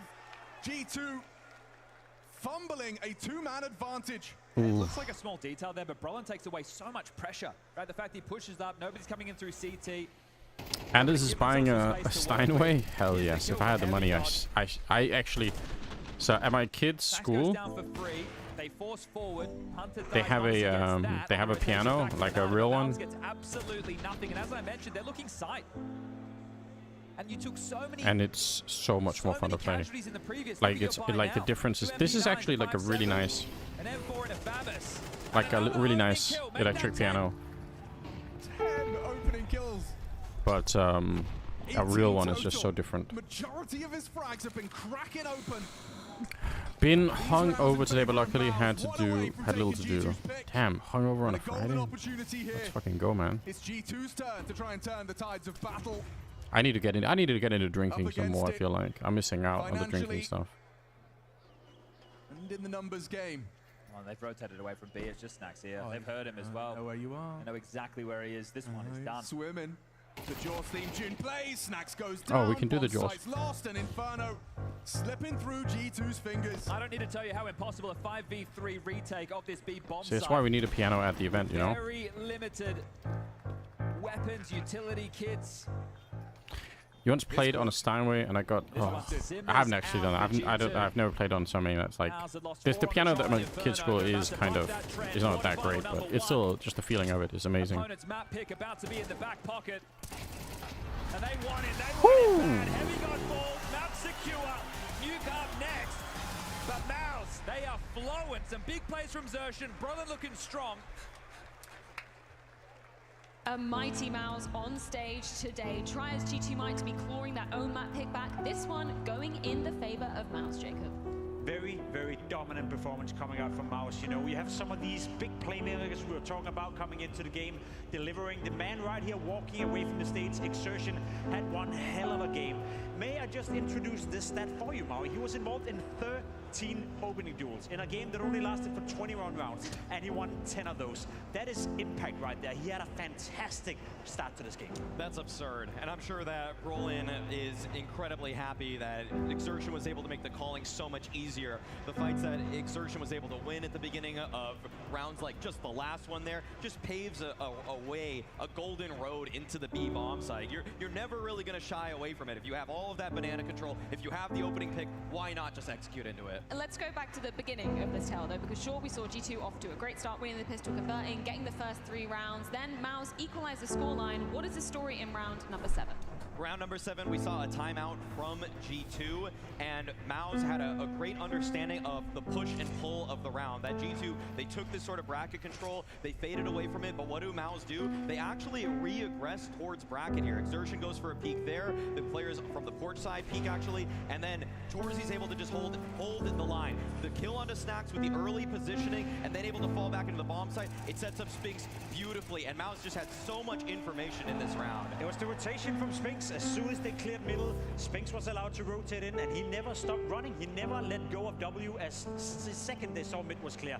For Spinks to come in having such an impactful round, that was a very important moment in that first half, because G2, they were off to a good start. They looked good in the first 7 rounds, but from this point onwards, it was Mouse all over. Now, Maui, I'm not one to call you a strat stealer, but you said this Mouse pistol, this is going in your notebook, right? What was so glorious about this one in the second half? Pimp and I both love this one, okay? Because the way that Mouse set up their pistol round for the second half to get on the good foot, to get 5 rounds straight to kick off that T-side campaign, it was beautiful. Yeah, it was. This actually is a really smart pistol round.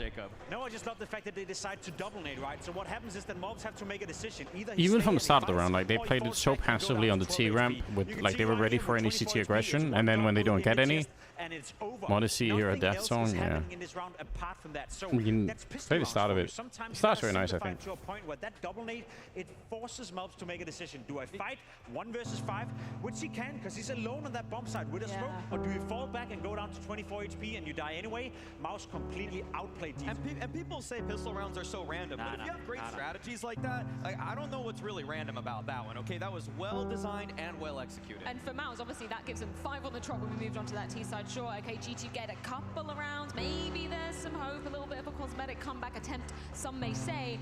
Then we move on to what was the final nail in the coffin moment, a 3v5, which Mouse managed to convert. As well, I want to give Brolan an awful lot of credit. As an in-game leader, as a player as well, he's reading the situation perfect. Right here, you know, you try to pop out, you get into a little bit of a dicey situation, and at that point, you gotta fall back. Honda getting a kill, Heavy God getting a kill, you think to yourself, the round is over, but they find their way back into it, thanks to Brolan. Gets the first kill, rotate in towards the small bomb site. Even though Modesty gets the first kill, Maltz instantly gets taken out. And then I love how proactive Brolan is.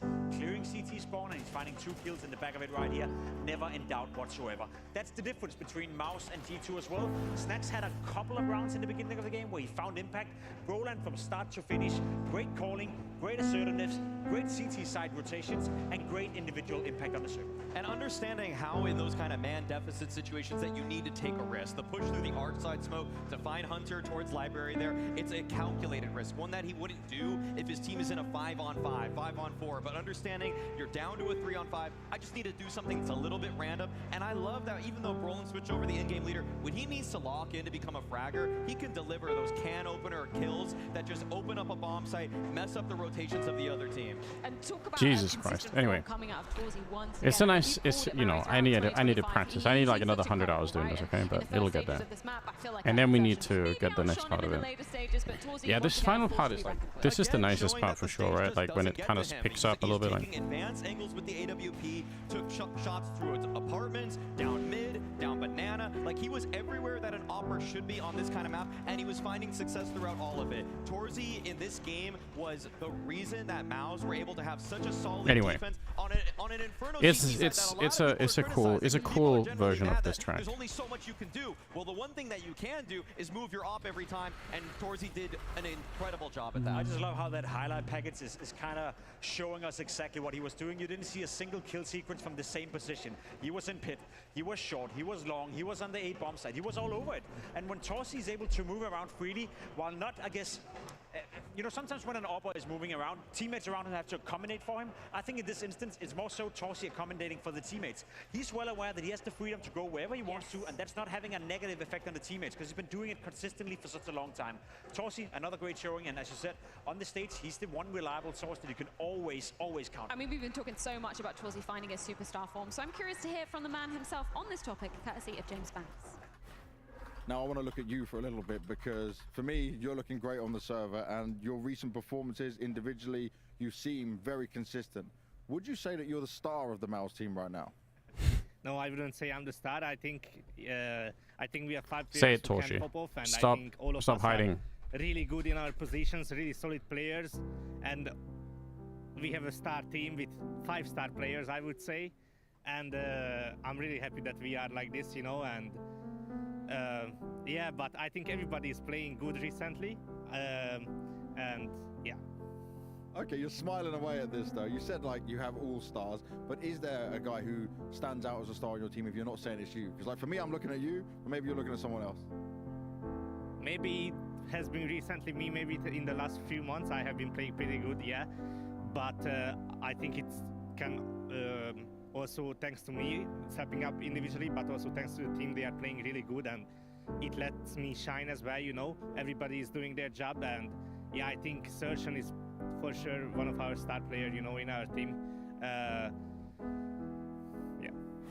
I mean, it feels like that take from Torsey is totally accurate on this map with Inferno. Sure, some great calls coming out of Roland, some great impact as well, but Exertion also in superstar form today. Listen, I want the people at home to understand what kind of impact he just showcased to us on Inferno. When you're involved in 13 opening duels in a game that didn't last 24 rounds and you win 10 of those, that is outstanding, you know. It's kind of crazy. I don't give a damn whether he had 18 kills and 11 deaths. You know, KD-wise, it doesn't look like he's having the most impactful game ever, but I would anyway trade a guy who can give me 10 opening kills.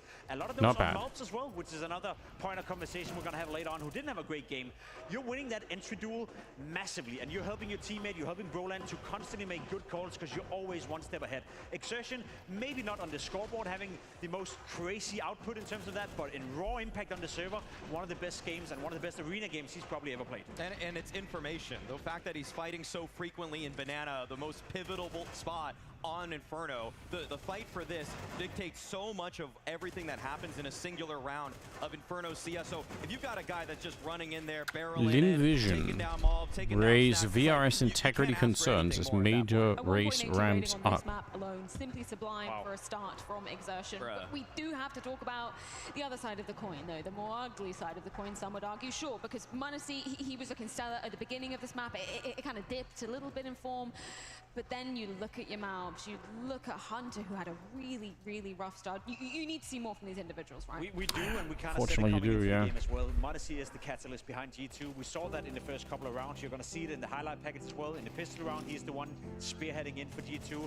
In the follow-up round here with the AK-47 as well, having an awful lot of impact. He was 7-1 on the scoreboard after the first 3 rounds, and he was sitting at 10 kills for forever. m0NESY was a guy who couldn't get anything done in this game. He was trying, he had the orb a couple of times, but he just couldn't get it going. And you see the kill distribution below me? Look at how many rounds that m0NESY is not having an impact. Yeah. If you're G2, you cannot win without that. No, of course not. And for the supporting cast of G2, I know this is Heavy God's first playoff game. Yes. Unfortunately, the very first map didn't pass it with flying colors. Didn't see the same sort of anchor proactivity that I get from him, where he is so mobile, sometimes fighting into the apartments. This time around, I just saw him dumping nades, hoping they wouldn't go at him. You know, you want him to be a little, there needs to be a little bit more flair, because that's what he got his highlights doing in the group stage of this event. When he was playing on Anubis, pushing into A-main, you know, trying to get one kill, peel off away. Instead, he was just tucked into pit almost that entire half. And I'm glad you mentioned Heavy God, because maybe that's an excuse saying it's his first arena game, we can let him by.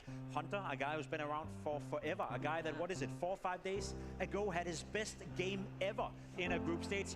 He was nowhere to be found in this game. Unfortunately for Hunter, a little bit frustrated, you see it, and look at the kill distribution as well coming up for him. He was nowhere to be found in the vast majority of the rounds. He got 3 kills in the very last round in the first half, and look at that, apart from that, no output whatsoever for Hunter. If he's playing at this level, G2 are going to struggle. I feel like, I mean, it's easy to say from the sidelines, right? But it just seemed like a substantial lack of synergy from G2 when you're comparing them to the MOUZ counterpart, right? Which is going to be rough when you don't have the other superstar, which you used to have in Nico, who was also helping with his mid-round calls. As much as I want to just pray on, I think then a real piano will be sounding better than Electric One. Yeah, I mean, it's a very different kind of sound in general, I would say, you know? But also, it's nice to have the Electric One anyway, because playing a real piano in the middle of the night is going to get pretty wrecked, so, you know, there is ups and downs to both, I would say. G2 were playing catch-up this entire time. It was always Broland with another idea, Spinks making a quick rotation, Torsey in the right spot at the right time. So I think that MOUZ played an exceptional game of CS here, and G2 just, it felt like they were in slow motion in comparison. MOUZ played like they're the second best team in the world, which I think is a conversation we need to have down the line of this tournament. So if they continue at this level, I think G2 are done for. Maybe we need to wait to unpick that one, though, until after this break. And things arguably only getting tougher, rather, for the side of G2. It's MOUZ's map pick of Nuke awaiting on the other side. Let's go.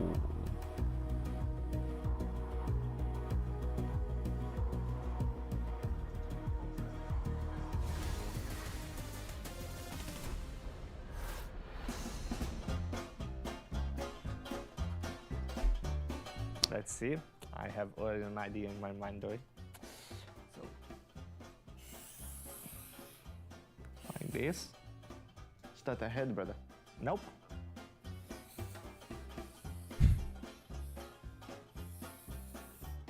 That's a car or what?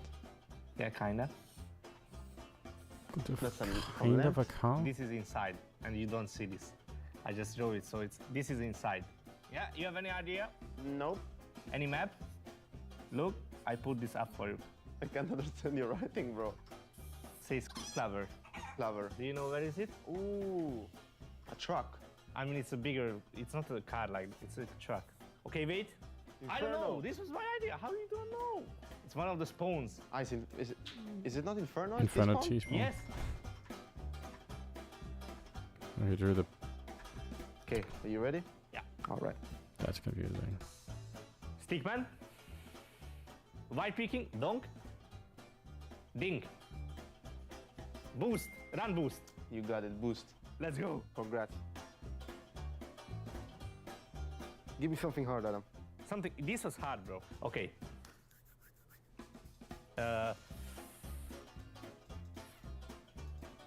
don't know what to show.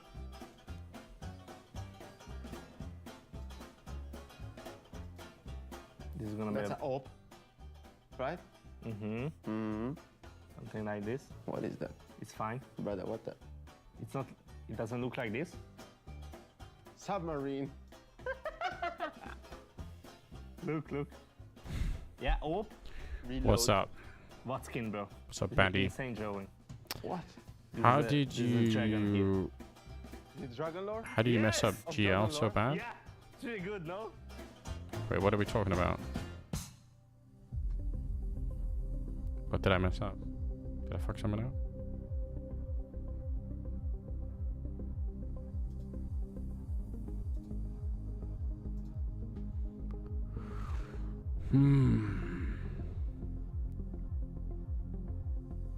Oh, not me. Fair enough. I was missing half the conversation right there.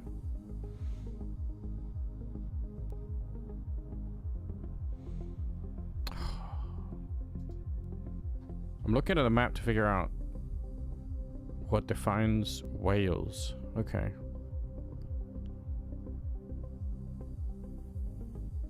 It's bigger than I thought. I don't know. I didn't have a good picture in my mind of where the Welsh actually hang out.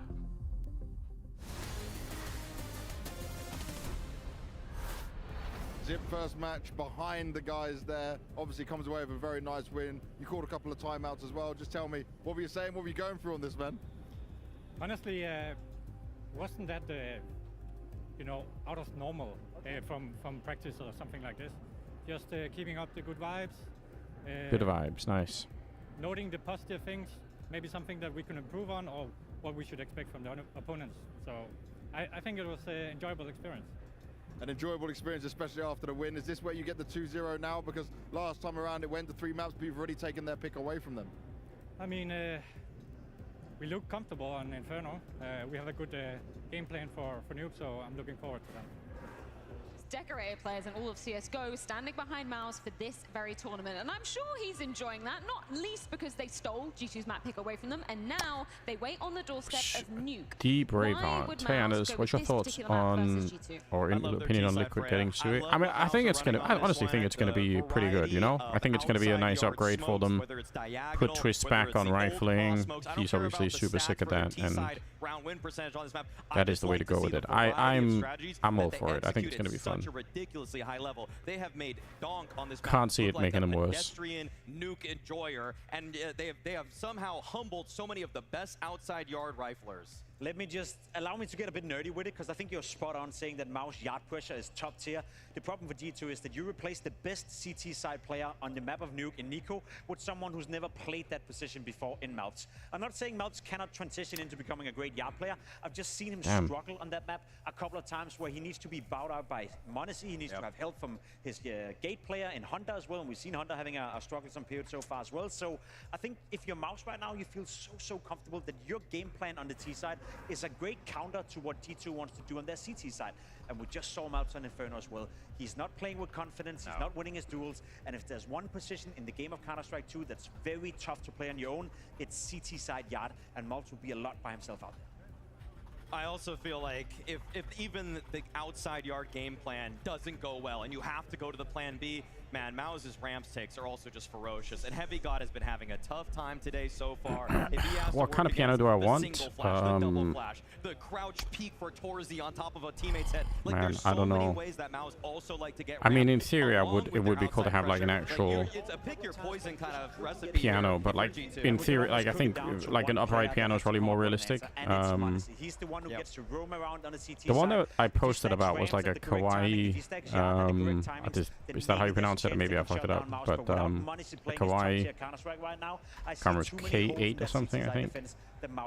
It's looking like a tough mountain to summit for the side of G2, but either like I way, said, they are like, ready to dive into Mouse's map pick of Nuke. It's A tough tricky, one man. indeed. I think I echo the sentiments of Freya in this one. Looking good for the 2-0. And for Mouse, it's an opportunity to slay the stage demons. Often, people throwing these barbs at them that sure you can do it in a studio, but can you do it when there's thousands watching in the arena? Well, here in the Mayo Arena in Lisbon, Portugal, they're about to demonstrate their prowess, making a deep run and meeting Eternal Fire in the semi-finals should they close out Nuke, their pick, into our second map of this quarterfinal.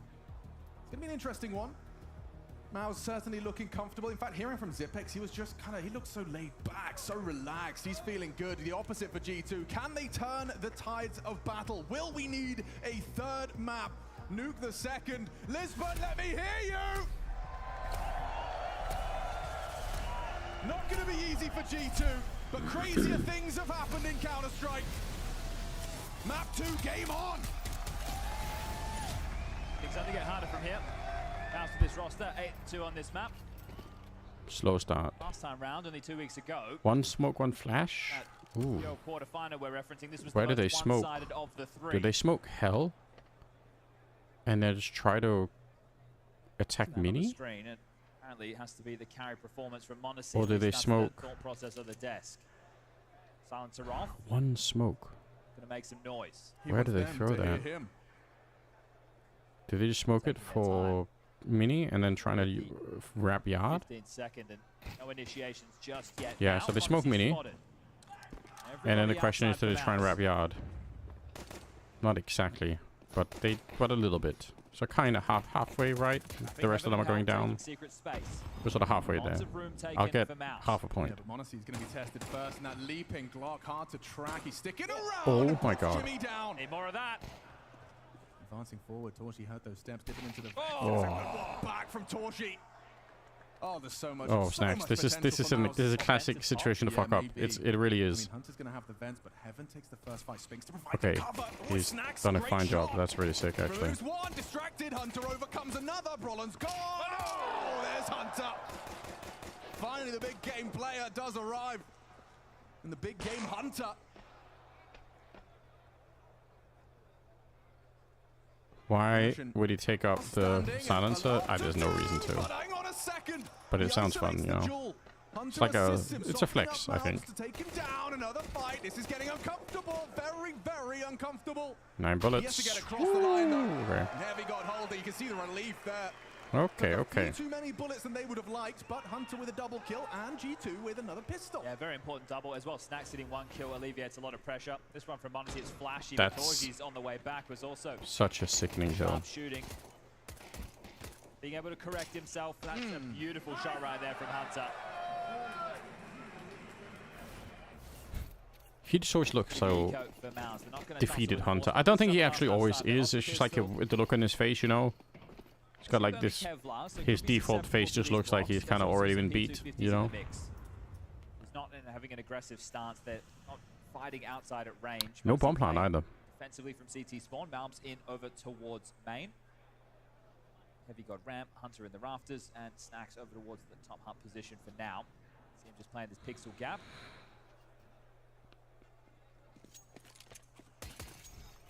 One singular flashbang, you know. I don't hate it. Constantly in movement, aren't they? In transition, these CTs don't want to be caught static. Know how deadly a P250 can be in the right hands. Malms getting tested. They hit some good shots, but Malms will take two. A 2 for 1. Well, now Monacy. No head armor. If they were to be accurate with their bullets, it could get uncomfortable, but not looking to be the case. It's Snacks and Malms with $1,200 from their SMG finds. Yeah, Malms going to be a bit frustrated. I know we got 2 kills, but probably thinks he should be doing better in that situation.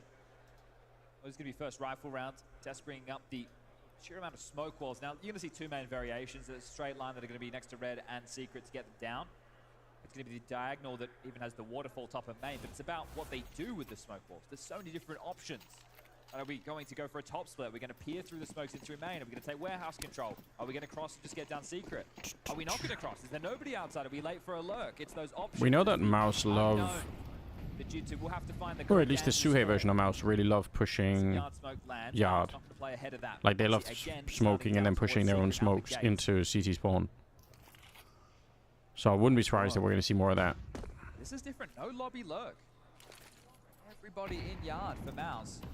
Not traditionally the case as an impromptu wall. Once he ahead and exertion deletes, continuing with the openers on the rifle round. Damn, that was a straight headshot exchange.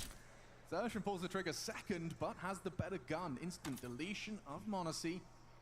Another opening for Xertion. Oh, Malbs, you've lost track of this. No. Ballsy rotation into defense. He's in so much trouble though. Timing favors him. Repeaking is a crazy one. Wow, fair play. He couldn't have escaped anyway. He was going to die if he tried to escape. So. I believe he's done that. Straight down the vents into Xertion. Nice headshot found. Now 2 of them are low thanks to that handiwork of those 2.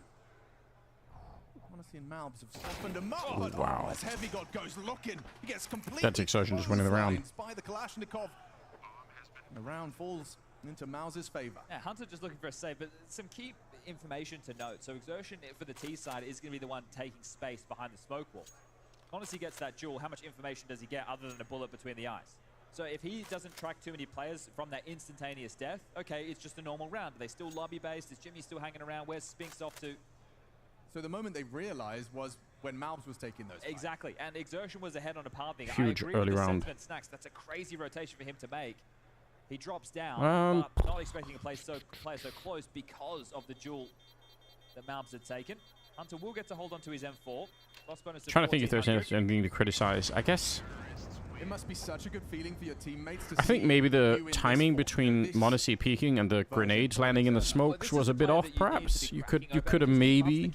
Yeah. He's that type of player for this team. I heard Hunter is changing his name to Hunted. Can you confirm that? That's brutal. Monacy needs to get going. But yeah, maybe. The fact that Exertion is looking calm and comfortable. You bring up the fact that, yeah, they do get labeled as studio merchants. They won Cluj, but that was missing a lot of the bigger names. Oh. This one is with all the big boys. Oh, okay, Hunter. He's been spotted. That really screws him. Oh, he's in trouble. He is in so much trouble. Look at the tabs. Torgy and Exertion just unload on him. And that's not an easy to retrieve M4, but Monacy has managed it with a bit of parkour. Still want this space outside. They're worried about players pushing. Can G2 bring back on nuke 50-50 vote? Yeah. That's crazy. I think he thought he was spotted for that is crazy, chat. He got flashed. Exertion was just pathing to clear close under silo. So Monacy did have a moment, and that M4 once again marooned. This starts the same way that Inferno did. G2 not looking connected, fights not being tradable. They're not really in the thick of things as far as the team play, the cohesion. Then this could be a quick second map. Exertion just continues to hand out the pain. 2 more to find, make that 1. Mouse is such a fun team to watch. This is the kind of dynamic you wish every team could play with, where like they have enough players that just won't respect any of their opponents. You know, Exertion, Torshi, like they're not gonna really care about who they're up against ever, and that's so cool. And then you got the rest. It's just very fun. By virtue of a drop, so it might be a good moment to take, if they are planning on buying, just to take the tack to talk through what comes next, because this one is done. 20 seconds, they're peering into A, they're not taking any chances, so which way this one's going? It's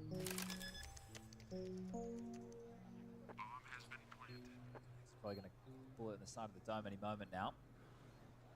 For any damage, an AK to carry through, that would be great. Hello, Snacks. Ooh. Exertion's Not just getting that one going, back. Making sure that M4 retrieval is not to be possible. And here he comes. Good angle for it.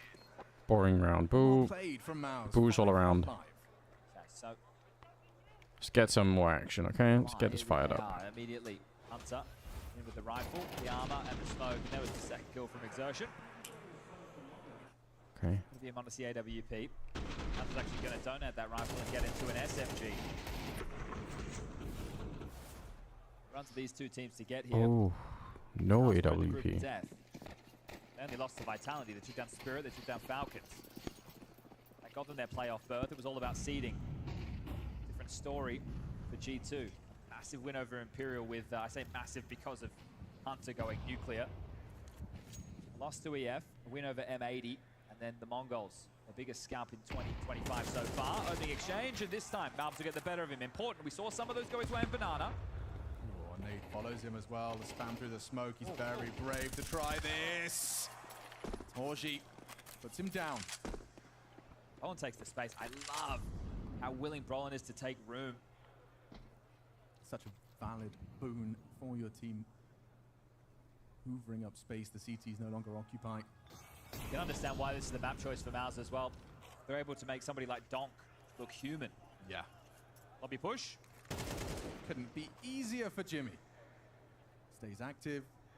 Not scared of any squeaky push. Nobody coming on the other side. Two if they want to win this round. This is pretty rough here, Snacks. Oh, Monacy, Ben. Ben's not Yeah. broken. Good luck. Yeah. Oh, it's too easy. Way too easy for Miles. They'll take this one handedly. Heavy guard. Can't even get the ball rolling. What a bizarre round for G2. They trade evenly outside, then they push lobby, but kind of not, you know? Said we were looking for. Seasons being cohesive, able to clamp down on fights together, get some trade potential. Sort of kind of pretending to push lobby. The smoke. There's a lobby push as a response. It's one at a time. There's no swinging off of each other. There's no trade potential. Look at all of these duels, one by one. Yep. Chad is right as ever. Depths right now, G2. Absolutely, yeah. I mean, they're treading water, but you can only do that for so long. They are. Zershan's hearing this, and Zershan unloads his mag. Spinks in combination. Torty chips in, and there's the job done. Just Hunter's USB to be found. They're spamming. They will clear you. They will find you. Flying to a fourth.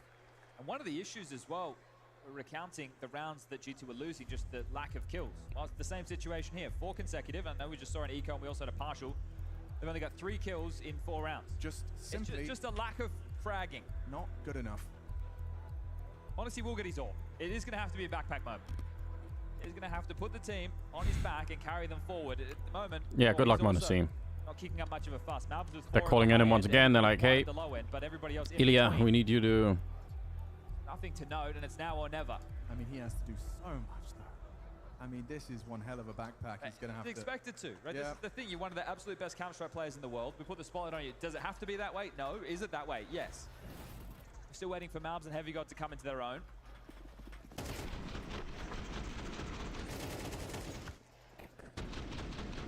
This team is built on the individuals. They don't play some of the absolute best team-paced Counter-Strike. It's player for player. They can hit hard, but right now they're swinging and they're missing. Yeah, and Mouse hit pretty damn hard themselves as well. Extra firepower in the form of Spinks. We're now getting to play with the layering. This isn't everybody outside. This is a bit more of a standard approach. Here of the smoke, nothing found. The different pacing from Exertion and Brolin. Second wave. I guess Monacy didn't have an HE. A lot of the times the AWPers will kind of, you know, grenade the smoke for themselves. That's what I'm talking about. It's not a Almost makes you wonder if you could use that as like a fake. Lobby. Brolin is playing late lurk. Exertion can activate, but they still have to respond to players going down B. Malbs has. Pressure now on the top defense. It's Hunter and Snacks. Monacy having to rotate between this and ramp, while also patrolling yard to let them know where they If Monacy could find Exertion, then... Going to be one crushing wrap as it's well. kind of on. Use Secret as a little launch pad for what a flashbang. Perfect flash. Even if Exertion dies, that's so worth it. Did find one in the meantime. He threw the wall. He gets to dink and gets away. Important to play for his life here. You know, I think they can catch Heavy God there with a wallbang, if I'm not wrong. the main It'll be fun. player, and he does Nice. deliver. Here it is. He's ahead of the smoke. Good angle for this. GBC not going to be ready for this. Good find from Snacks. 2 versus 4. Opportunity for G2 to make this a one-round game. It's coming into fruition. It's only Torji and Spinks on 15 points of health. Not even really about the rounds. Is it just about snacks, nuke, smokes? I remember, yeah, Zephyrus. I know what you mean. Get him a Max 7 on top of the hut and let's go. I think it's more about the money here for G2. Oh, Torshi. No. No.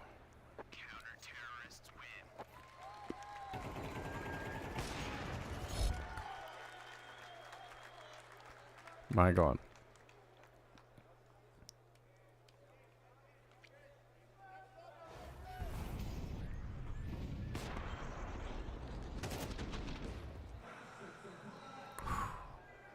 Frustration, but Monesi.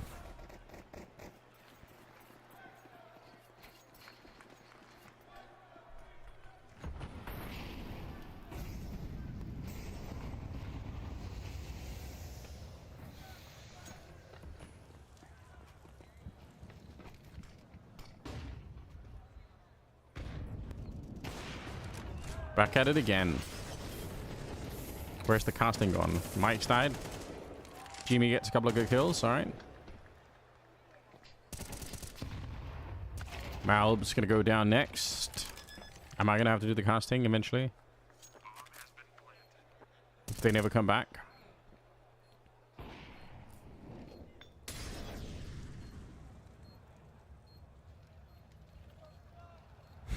That's a funny Molotov.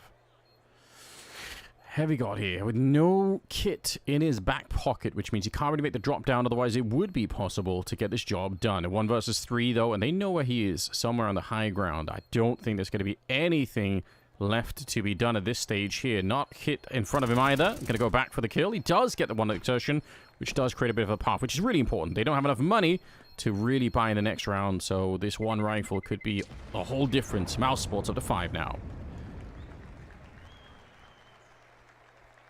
Maybe they could feed me like live into the, you know, do we have the technology? Just, I'll do a round. Just put me in the stadium. See what happens.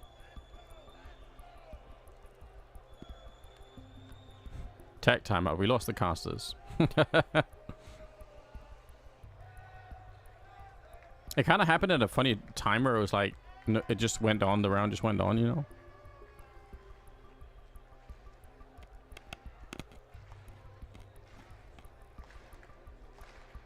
Yeah, let's go Lisbon. Are you ready?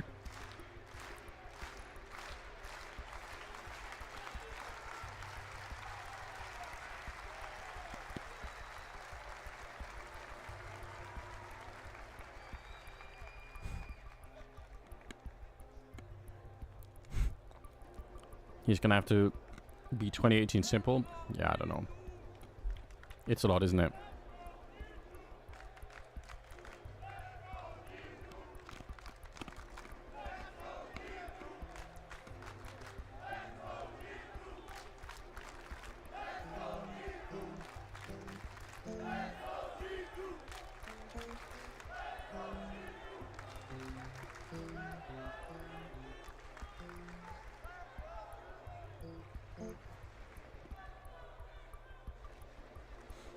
Okay, well.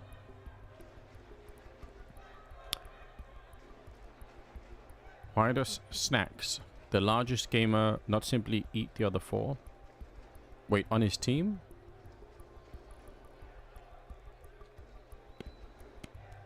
Like a sort of one of those like Russian doll kind of things? So you have like all the players inside of Snacks gain their power? I don't know if that works that way. It's an interesting idea. I feel like in areas where they've practiced cannibalism, usually what you get are so we are here to entertain you in protein the meantime, malfunctions. get the best minds in the business to You get get that fixed.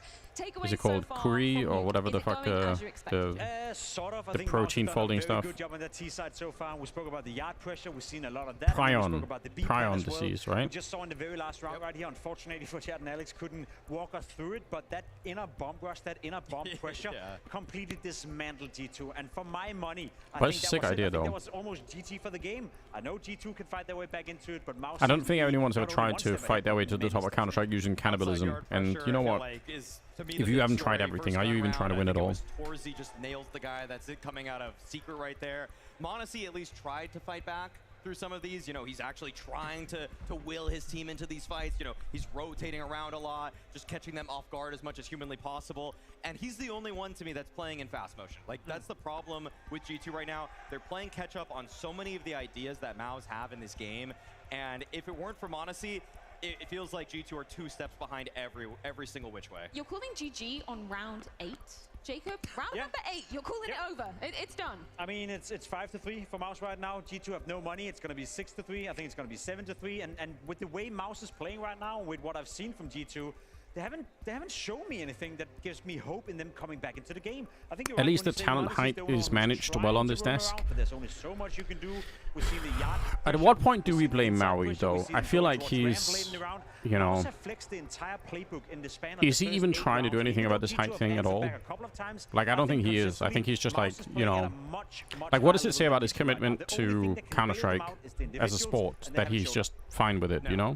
They quite frankly haven't. And this is also pretty much why MOUZ go for this kind of pick, okay? They're able to outmaneuver their opponents as much as possible. And also, the fact that they went for the A plan, the outside take, the B plan, the ramp take, the C plan, finally after the ramp He's take mewing doesn't on work, stream, does that and they're able to count? just go for the A plan, Yeah, like but his problem has never been the jawline. His jawline is fucking amazing. Well, we are ready to Right? be diving back into the game. We're going to do something quite unique. Power is still out over with the commentators. Like, spend less time on the jawline and more time. First ever arena cast together. Let's get it. I've been waiting for this moment. More time on the height, you know? For a long, long time. As have I, Pimp. So let's get back into this one. We've got G2 versus MOUZ. Oh shit, it's gonna be Pimp casting, alright. Elimination. That's exciting. Lisbon, are you still here? Hell yes. I think you got your answer, Maui. Maui, the play-by-play caster. I think he could do it. GG, but let's not ruin the fun. There's still a chance. There's still a way for G2 back into the game, but we need to see some of those individuals step it up. I'm looking towards m0NESY. I'm looking towards MOUZ. I'm looking towards Heavy Guard as well. I know he said the first arena game for Heavy Guard ever. He needs to show us now that he's that prospect that they thought when they signed him the first time around. And unfortunately, it hasn't been looking too good for him thus far. 3-4 scoreline. Mobs is trying to find somebody to blame because he can't blame his teammates any longer. We got to get back into this one. Full buy coming out from MOUZ. G2 on the other hand, they're working with scraps, but they're trying to fight Put me back on into speakerphone. this. That's a good MOUZ, idea. once again, That would be sick, wouldn't it? If I just called them on WhatsApp and just be like, "Hey guys, just hold it up to the microphone. I'm good to go." And this time around, Exertion, as he's been showing throughout the entire game, very aggressive, very assertive, trusting the smokes, trusting the game plan. As you can see, already snuck by m0NESY's crosshair. Already this is an insane play from Exertion. He's gonna get the kill. Oh my fucking god. That player in heaven off guard already. That's just A little insane. bit of information that m0NESY is able to relay there. He's got the scout primed and ready. But Torzy holding the line. What a perfect shot right there to find the 5v4. That's going to make it very, very difficult for G2 to do anything. They have a bit of a ramp stack going on, and Jimfed is out here sneaking and seeking, throwing the first kill on Heavy Guard, spotting the second player, but that's a lot of information now gathered by Jimfed, which means that MOUZ can slowly but surely walk under heaven. Jacob is coming for my job, man. What's going on? Right now, it's very, very difficult to fight their way back into the round. Yeah, Simber, it is. It's very. There are so many different ways that people fuck with each other around. Like, it's a whole video on its own for like how the yard smokes are working currently. It's kind of crazy. Cut off Mobs. Wow, that is a great Molotov for him right there. It's just Hunter on this bomb site. He's got to come up big. 1 kill for him, but he's got to find more. Long range, not the way that he wants to find a fight with that MP9, and that will be a 6th on the board for MOUZ. Yeah, there's only so much MOUZ can do. Maybe saving the AK-47, taking a dent into the economy of MOUZ as well. He has one flash to work with, I believe, but no kit, so there's no point in going for it, and Exertion will just finish up the round. Another great round by Mouse. I love the trade frag potential. We see every time they go in for a duel, we see every player from Mouse that is exposing themselves a little bit. There will always be that second layer, that second guy coming in, and then of course, as you said, Maui, Torsi with a nice shot on towards Monacy, and I feel like that those is the name camera of the angles game. where they got the depth of field on the replays look super sick. Almost beaten G2 at that point. And you see the reaction right there on Monacy's face. He knows he is Torsi the third best AWPer in the world right now. I have him higher than Shiro currently. But there is a buy here for G2. Oh, so another chance to rewrite that's probably the a script. tough. Early outside pressure again. This time Torsi on top. I don't know if I would necessarily put him high, but man, it's a close conversation probably. That's why he was frustrated in the previous round, and this time around he is pretty G2, good. They can breathe a little bit, and that's exactly what you need to see from Monacy as well. Him being I don't think I would proactive, put him saying, above Shiro, I'm but gonna come out here, I'm gonna help you, I'm gonna install a bit of fear in Mouse, and then I'm gonna rotate somewhere else. A good start for G2, and that's anyway gonna apply a bit of pressure. And you see the I mean, the fact that it's even half a conversation, I think, is kind of interesting. You know, like that's great. And he's almost inside lobby. Oh my gosh. Okay, a lot of pressure on Yimpad here. This is a pivotal position. If he's able to find a kill here, even things out for Mouse, this can be a huge boon for this round, and I think he's going to be presented that opportunity. But the other players for Mouse, they're getting a lot of round the fact that he's in this corner is so much better. Oh, it's so much stronger. Towards outside and if he was out there, he might be the key. Oh, he saw the gun barrel. Yimpad knows that's there. Okay, 4-on-4 found. There are multiple players though in lobby pressuring this position. Yimpad just has to wait. There are more Mouse players that can peek, but oh no, they're actually smoked off right now. It's a beautiful move from Yimpad, again giving himself a shot at another kill on towards Monacy. He wins the duel and reaggressive. Pimp is right though. That is a really beautiful move. There could be a player coming out of heaven, and Monacy's on top of it right now. G2 with a real shot at winning a round that they must win. Exertion coming in, finding Monacy. We see the sandwich on the inner bomb side, and that's it. Exertion with another double entry. A player stuck in the vents. What are they supposed to do, Maui? Man, they evacuated lobby completely. They had all of that information. G2 had it all right there for the taking, but they gave up that space. Monacy rotated on back, and really, at this point, it's just cutting your losses. G2, you don't want to lose any more of these guns. Mobs and heavy guns are going to have something to fight with, but maybe I spoke too soon because Spinks from the top rope is able to take down Heavy God. Oh, it went from bad to worse in this round for G2. I think it's very telling that you almost feel Surgeon's your yard player, and he's 14-5, and he's just been like wrecking them outside. You see him pushing in towards lobby. You see them do a good lobby crunch, but Yimpad so crazy. Move where he gets the first kill and then changes his position without getting spotted, using the utility to get into another aggressive position. It's beautiful. Mouths can't stay alive. It's another round going away. Mouths, he was super mad. I know I called the DG in round. Can we get the replay of Mouths' reaction? He was fucking angry. It's going to be super difficult for G2 to come back in. He's taken over Nico's anger. Alex to do what the professionals do best. Get back on the mic, guys. Thank you very much, boys. Yeah, much love for handling business while we were away. We're back on their headsets. And nothing's changed. No, it's still going that way, isn't it? Oh! Well, back right in time for that. Yeah. Well, that's the highlight for G2 so far. Highlighted away. Probably feeling pretty low. Lost the lights, yeah. All right, well, another partial. Dasher's just having his way with them, isn't he? At least they're making it quick. Not a good sign, no, definitely not. Definitely, you feel so defensive when you're a caster and all the power just goes and you're just like, I can't talk to anyone. I can't tell, like, I don't even know what's happening. You're just sat there waiting, you know. Milbro acting like he's Nico. Yeah, I mean, someone has to be Nico, you know. So sick. Like, round is pretty much over. Into that top site, and Jimmy's going to force a fight with that scout. Okay, that is cool, but it's not going to change the round. Through the box, Monacy's scout, just the one, and he knows where another okay, do it again. Trapped in the corner now. Although he can't kill him through this one with the scout. Scuttles across the floor and finished off by Heavy God. Maybe they can make a case. Still shouldn't be making any difference. They don't have any utility. They don't have any kit. I still don't think they're going to win the round. Just the scout trying to ignite a spark for G2. This defense needs them. They need this round. The Molotov. Georgie tagged up, overwhelmed. Gotta go. Him down. They have to get on this defuse. He can do it all. Roll out the captain. Stat and delivers. Gets all four of them. I told you. 3.5 will do. The 8th is his. I told you. In the absence of his teammates, he just does it on his own. A moment of pressure. Monacy doing everything he possibly can to try and make that partial buy a possibility. He really gave it his all. And they have to move. The time is against them. No kit. And Brolin just unloading from the back of the site. It's business as usual for Mouse right now. Nice drawing. On the day in the office, they are walking all over G2. Rematch was close. Well, yeah, the first time round. This one, the rematch is on our screens. It's not whatsoever. They're getting blown out. Who's better than Nico? Is this guy, is this on drugs? Hunter? Oh my god. He is on drugs. Controversial opinion. The absence of Nico definitely being felt. Ents t-shirt, alright. Respect.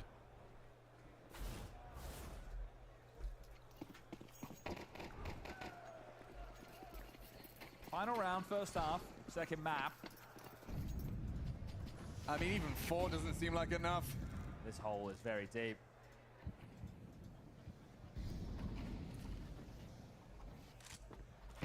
Same kind of flight path as usual, safe behind that blue box, and starts cooking again. The second nade, still not revealing him. Oh, he caught a little whisper of the balaclava. Has to brave this. But 3 is not the same as... I don't know. In math, surely you can't have more than one greater or smaller than sign. Can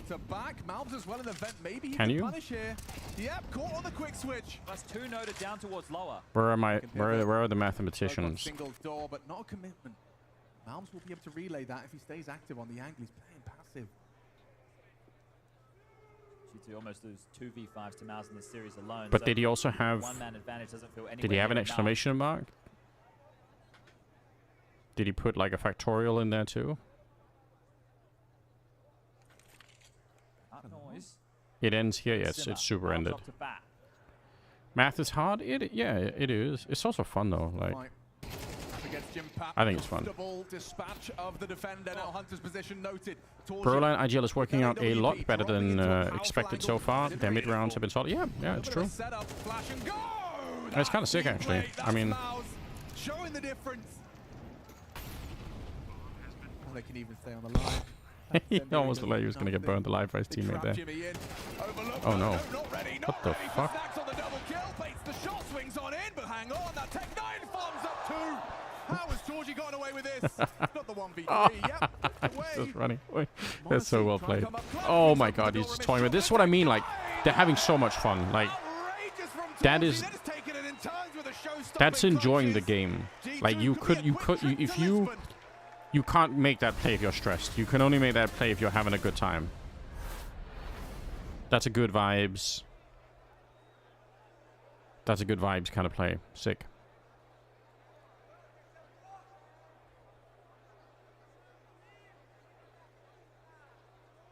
Sip told him to do that, yeah. Micromanaging him. Oh, I'm honestly. Oh, I feel bad looking at it. I don't like it. I really don't like him.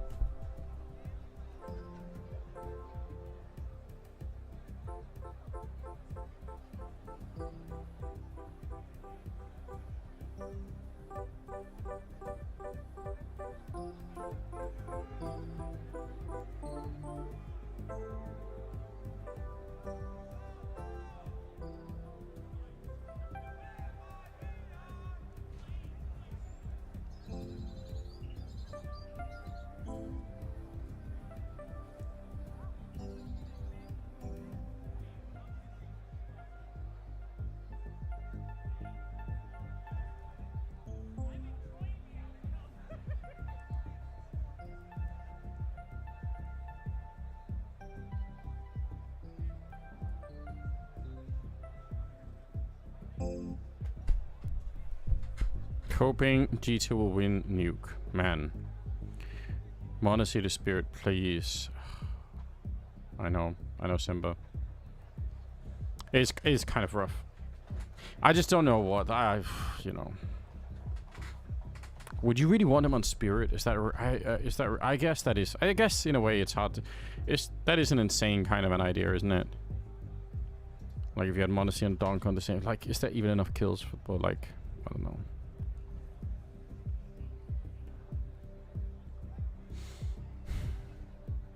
Who else would he join? Monacy? No, I don't know. I don't know. What a weird position for Monacy to be in. Falcons instead of Dexter. I don't know. Man, I don't know.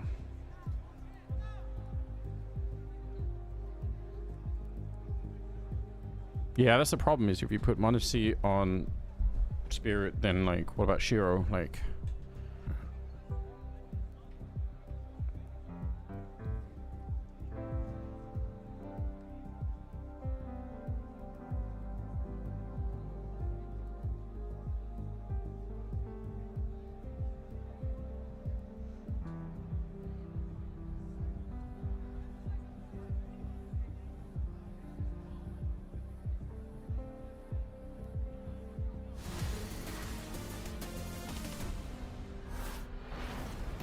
Torji delivering a 1 versus 3 just to really seal the deal. Twist Shiro the sprinkle Falcons. some salt in G2's Nice. open wounds, as this one does look like it's going one way. I assume they taped the Red Bulls because of lack of sponsors. Yeah, pretty much.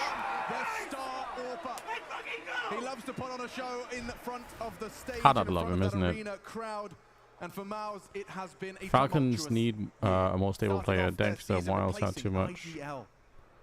Bronner steps up into leadership. You play Yeah. Katowice with a stand-in, and then you win I don't Cluj know, man. upon debut in front of that Romanian crowd.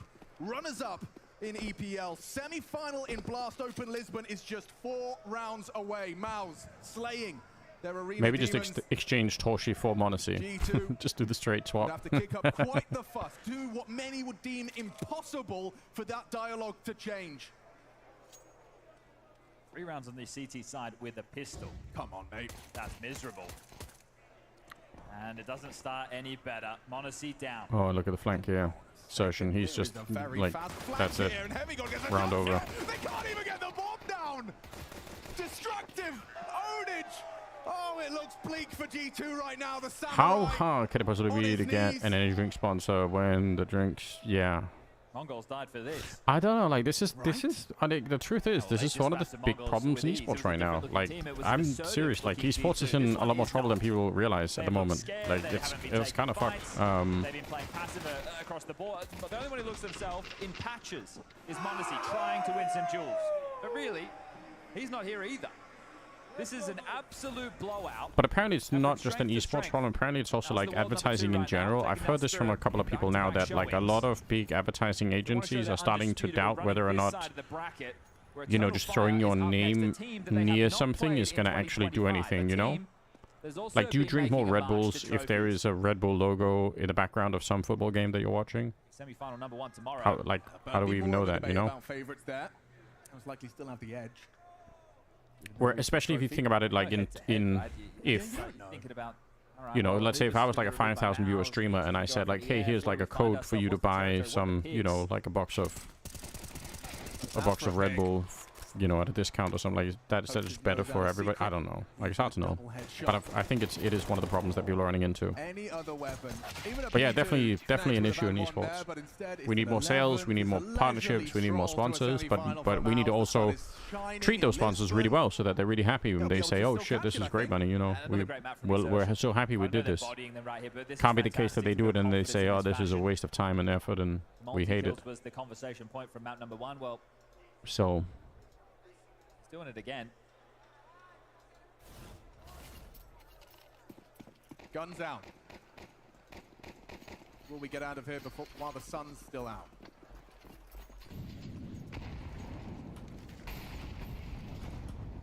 The question Maus are asking themselves. Oh, they're looking to harass the lurk. The fact that they did a standard squeaky molly and then a deeper one as well. So already trying to target some of these little weak points. Heavy God is going to have to peer in to deal with this.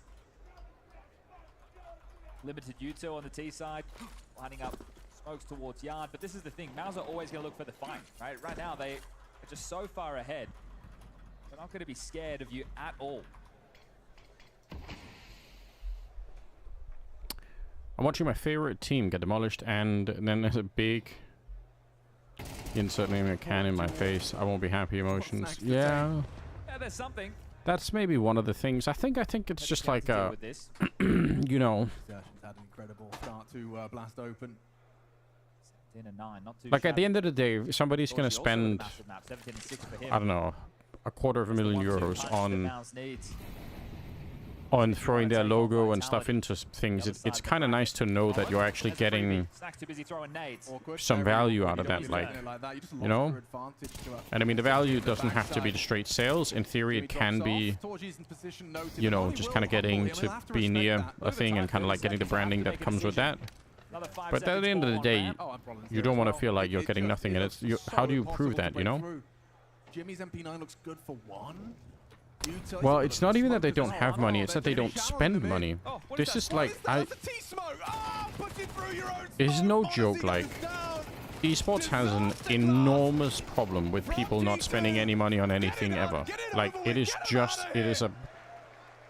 a giant culture problem, and it's not just esports, it's like gaming as a whole, right? And in a way, it's like, I get it, because I think gamers are just very, very skeptical when it comes to being sold shit, you know? And I think for good reason. Like, if you've been in gaming for a while, you've seen all the stupid scams, you have like an idea of, like, you know, and you're used to paying for almost nothing, so, you know. Well, lock him out. It must feel good for Serge. You know, he's You pay for video games to play, and you pay for skins, and that's about it, you know? And if you're into it, you pay for betting, and as a result, betting and skins are like the area that still has some money left. It's kind of like it all kind of makes sense, you know? I'm talking to one of these skin sites at the moment, for that very same reason, you know? On his hands, Torchy spots him out. It is what it is. But we'll get out of that. But like, if people bought T-shirts and what's the sponsor here, like Pot Noodles, you know? If people really did these things a lot and it was like a big thing, then, you know, then it would be then the Pot Noodle partnership can keep growing and growing and growing, you know?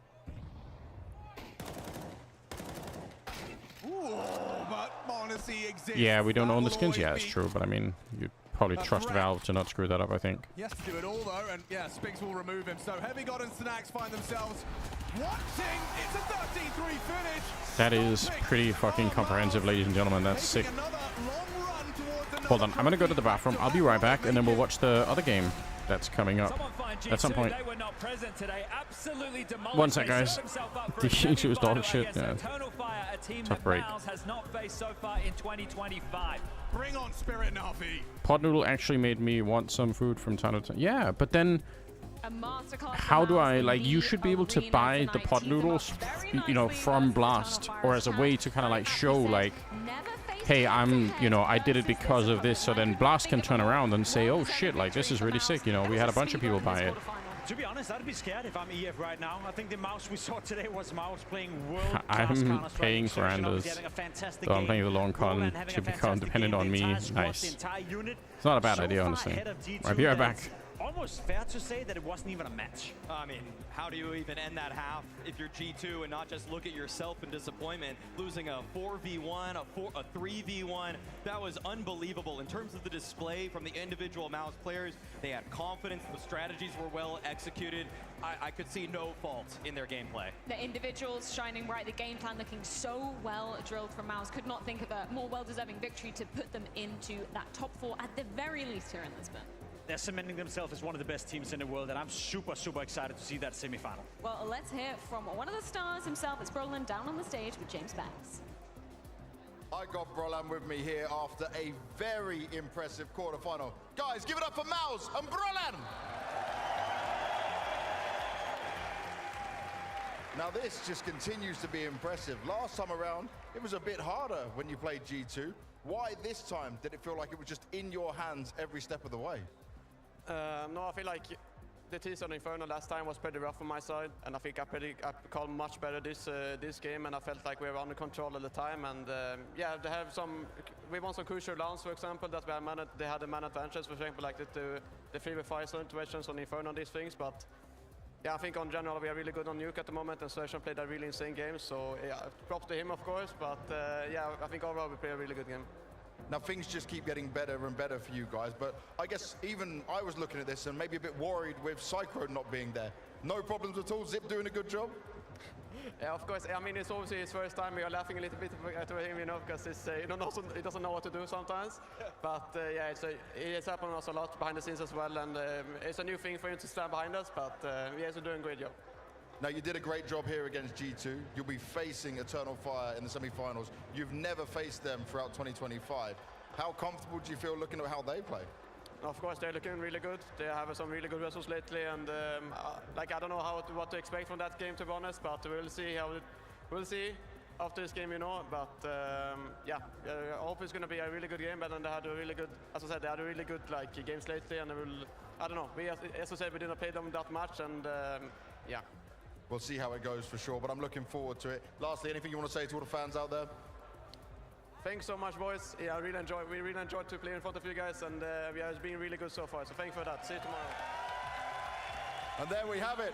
MOUZ are your first team through to the semi-finals.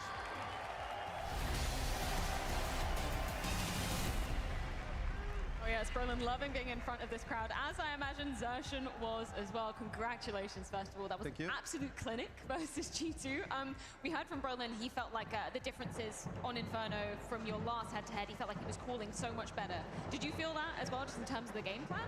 Yeah, of course. I think that Lude, the best thing about him is that he improves from game to game. I think that it's something that is very underappreciated in our scene. So yeah, I'm just super proud of him, and we were all confident that he will call a good T-side. I'm going to be honest, Xerxon, when you involve yourself in 13 opening duels and you win 10 of those on Inferno, you must make it easy for him to call in that way. So how much is it both you and him, you know, charming in together? Well, of course, that we are working as a duo. I think that's very important for us. I think that's always a relationship between the leader and the map control guy. So sometimes it's good, sometimes we argue a bit. I think that's also healthy, but yeah, today it worked out really well, so I'm really happy. Speaking of your performance as well, Inferno, fantastic, Nuke, fantastic. There's been conversations around you maybe not always stepping up in the arena. Do you feel like that conversation has been put to bed now? Because I see you getting better and better and more comfortable in your hyper-aggressive role. Yeah, I mean, for me, it's never black and white. Of course, I can go tomorrow and have a really good game. I can go tomorrow and have a bad game. I think for me, it's more about the confidence I have in game. It's about putting in the work, and I think that's something that this year I'm better at than last year. So yeah, I'm happy.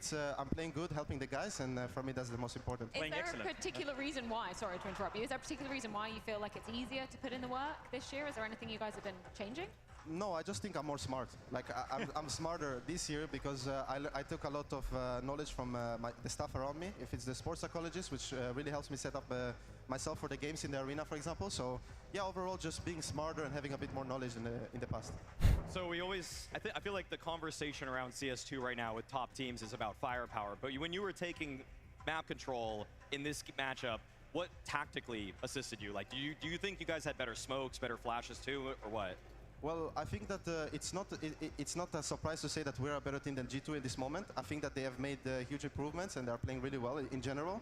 I think today they didn't play their best, and obviously that's it can happen. But for us, I think today we were all activated. Like, I am a player that I communicate a lot, and when my teammates give me the ping pong, as we call it, like they talk more, I can create really good plans for everyone. I can help Lude call. Like, for example, there's a round on Nuke where Lude was lurking garage after I died, and I just called around like, let's reset lobby, leave Lude, do whatever you want, basically, you know. I just told him like, you're a lurker now. So yeah, I mean, for me, it's just about feeling good in my team, feeling confident in my abilities, and today it felt good, so yeah. So yeah, I mean, you obviously have familiarity with G2, you've beaten them before, but did you think it was going to get easier? I mean, we talk about it with our coach often, Cyclone. It's never going to be easier for us. We are always coming in like they're going to get better, but we are going to get better as well. And I think that's always the focus. Same goes to Vitality as well. Obviously, we might have a rematch against them in the final, but first we have to pass Eternal Fire, which are a great team. So. Okay, one thing then. Do you think you're the fastest improving team then? For sure, yeah, I think so, yeah. But I think every team is improving a lot. I mean, Vitality are insane this year. Obviously, they were good last year, but this year they are really, really good. So, yeah, thoughts on Suited Liquid? I mean, I think it's going to be a straight upgrade, right? Good, like, assuming that it's going to mean he's going to be idealing. Is he still helping you guys from home, or is it all siblings now that he's here? Well, like, to me, it sounds really crazy. Sure prep, but I'm sure that he's doing prep. Dennis always Twist, likes to have his, Ultimate, Nuts, Sue. I'm in. Blueprint, as you say, but yeah, I mean, of course, he's always talking to us. He's available for what we need, and yeah, I mean, I think that they have a lot of good talks between them. So basically, it's good news. Even the work that can't possibly be worse. I know that True. He's also in the middle of it in some way. And it wasn't much you needed, Andreas, today, but do you have a sense of having him behind you? Is that a comfortable feeling for the team? Yeah, I mean, of course, I mean, he's amazing, he's really funny, and he's also like super professional when you need him to be. I think that he's really smart. Obviously, he won 4 majors. That doesn't come without being smart. But yeah, I mean, he did a really good job today. He told us he might be a bit nervous, but hold on, I told him I'm gonna get some pizza. You know? I think JKS. I think it's got to be JKS getting benched, right? That's my assumption. I don't know, but I think it is. We got to hear from Torzy in the pre-match interview earlier on today, and James Banks posted a question saying, you know, do you feel like the superstar of MOUZ at the moment? And he was saying, you know, no, I'm going to be honest, Exertion is also stepping up incredibly consistently. And you've been with Torzy for such a long time, right? You've been by his side as a teammate for many, many years. How is it getting to have that kind of growth with someone and see success like this now? Yeah, I mean, it's amazing. He's a really, really good player and also an amazing guy. Like, he always brings the vibes. I think he's the most consistent in terms of mental in the game. I think he's doing a really good job outside the server to help himself as well. So for me, it feels really good. And yeah, also on the superstar topic, we don't really have a superstar in the team. We don't believe in that. I think that any day Jimmy can drop 50 and then Torzy can drop 50, then I can drop 50. Lude can have really good city sides where he locks down a nuke, for example. And of course, Lotan is always there for the clutch factor and the communication. So I think that for us, there is not really a superstar. We never even talk about it. I think that everyone can step up when we need to, and that's the good thing about MOUZ. I'm very curious, you know, I know it's your initial thoughts right here. You had to get over with this game first. You're facing Eternal Fire in a You could eat pizza, stupid keto. I should go back on doing keto. You can make keto pizza. It's actually not that hard. They have been playing really good this year. I think that they deserve a lot of credit for it. It's pretty... I'm not sure about I did it a lot when I was on keto. It's pretty doable. But, overall, I think that they have been doing a really good job, and of course, we're never going to underestimate anyone. Doesn't matter where they are in the ranking or what is the names on the server. So for me, it's just about going out there and doing the same we did today. And yeah, I think today we all 5 clicked, and that's why it was such a convincing win for us. Zershan, I want to give you the opportunity just to say anything to the MOUZ fans cheering on at home, or anybody that you personally have watching the games as well. Your camera, it's right there. Anything you want to say? Thank you guys for supporting us, and also thank you for the haters for pushing us forward. It's always appreciated, and yeah, I just hope that we're gonna keep proving everyone wrong when we need to, and yeah, just keep improving and keeping our head down and staying humble. Thank you so much, Zershan. Congratulations once again. We'll be seeing you in that semi-final. Thank you.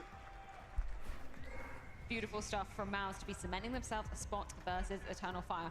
Side note, I love how honest MOUZ are whenever we check in with them in interviews, right? I feel like they're trying to keep up that authentic vibe that we see. If you Google something called Fathead Pizza, I don't feel like they're scared to just be honest and upfront and give us this is the one that I've been making in the past, and I think it's pretty... It takes a little bit of getting used to, but it's pretty doable. Increasingly getting better and better in a very fast pace as well. And then when you think of it, you know, we had that whole discussion with Shuhei going out of the lineup, with Roland taking over as an in-game leader. We thought to ourselves, oh, that could be a grim period for MOUZ, and they've proven everyone wrong. I also do want to add another element to that. Spinks, I wouldn't necessarily say he left Vitality. I think that was bound to happen regardless whether he was getting kicked or whether it was a mutual decision, who knows. But for us to be in a situation where the next game is in an hour, is that true? The best brand of Counter-Strike they've ever played with the new roster, Grubs coming in, Spinks getting into MOUZ, you know, making them a better team, looking happy, joyful again. It feels like everyone is winning in that duel. I feel like, though, it was incredibly obvious that Exertion, he'd had a one-track mind throughout a lot of that. He was just thinking about Vitality. It almost feels like he's just reaching for the grand finals already. Like, that was the one thing. Even when he asked about Eternal Fire, you know, he was kind of like, yeah, they're good, they're playing good CS. But the longer conversation he was having, almost unprompted, was just that, you know, Vitality are on another level right now. Like, everybody still is gunning for the Bs. Like, they want to take a piece out of them. Do I like chocolate ice cream? Yeah. Yeah. Who the fuck doesn't? I don't know if it's the best ice cream, but it's pretty good. Should have won that game. We were covering, we were watching it. MOUZ, I wouldn't say they threw away the game versus Vitality. Obviously, Vitality is a formidable opponent playing some good Counter-Strike, but one could eating it now. Let's go. Game 2-0. So I also do think Exertion right now is thinking to himself and feeling that, yes, we're almost on par with Vitality, and he would love a rematch in a final. I'm no mathematician, but I believe now, out of MOUZ's last 15 series, the only team that's taken them down is Vitality, and that's happened 3 times, right? It really is the kryptonite for them. Does that open up the conversation with a commanding victory like this versus G2 that MOUZ could be the second best team in the world right now? I think they are. Very well could be. Yeah, I have a hard time actually finding the second best team beyond them. I think the other people that are in that tier right beneath Vitality are probably Eternal Fire, the Look at and Monacy. MOUZ. But with the Mongols bowing out of the group signing stage, signatures Spirit, for you're totally right about Spirit for the too. fans I after feel a like loss. Mouse though is the most well-rounded of those 4 teams. You know, I feel like their game plans are excellent. Oh, I feel so like, bad. Like Exertion said, anybody can really pop off for them. Pistachio There's ice cream, no yeah, singular pretty win good. Condition, whereas to me, Spirit, yeah, they should be the second best team, but they're just too top-heavy for my liking. I very much agree with that. I think Mouse is making a great case as to why they're the second best team in the world right now. I think Spirit would be the other team, but as you said, Mao, it does feel like Spirit is not fully clicking yet. They're getting better. You know, I feel like I'm seeing You like my improvement in signature? Spirit camp, but they had a couple of losses. I'm sure we lately can figure where that it makes out, think, you know? Are they truly the second Just find best? an event to come Are at. they truly able to take down Vitality? We I'll, haven't seen that we'll yet. And figure then, it out. As you said, with Dong on the roster, they can win against anyone at any moment, but consistently speaking, I think Mouse right now is the second best team in the world. Stating the obvious, obviously a tough pill for G2 be swallowing. Shout out to Mouse and Monacy, still giving the crowd what they want with some signatures and some pictures as well.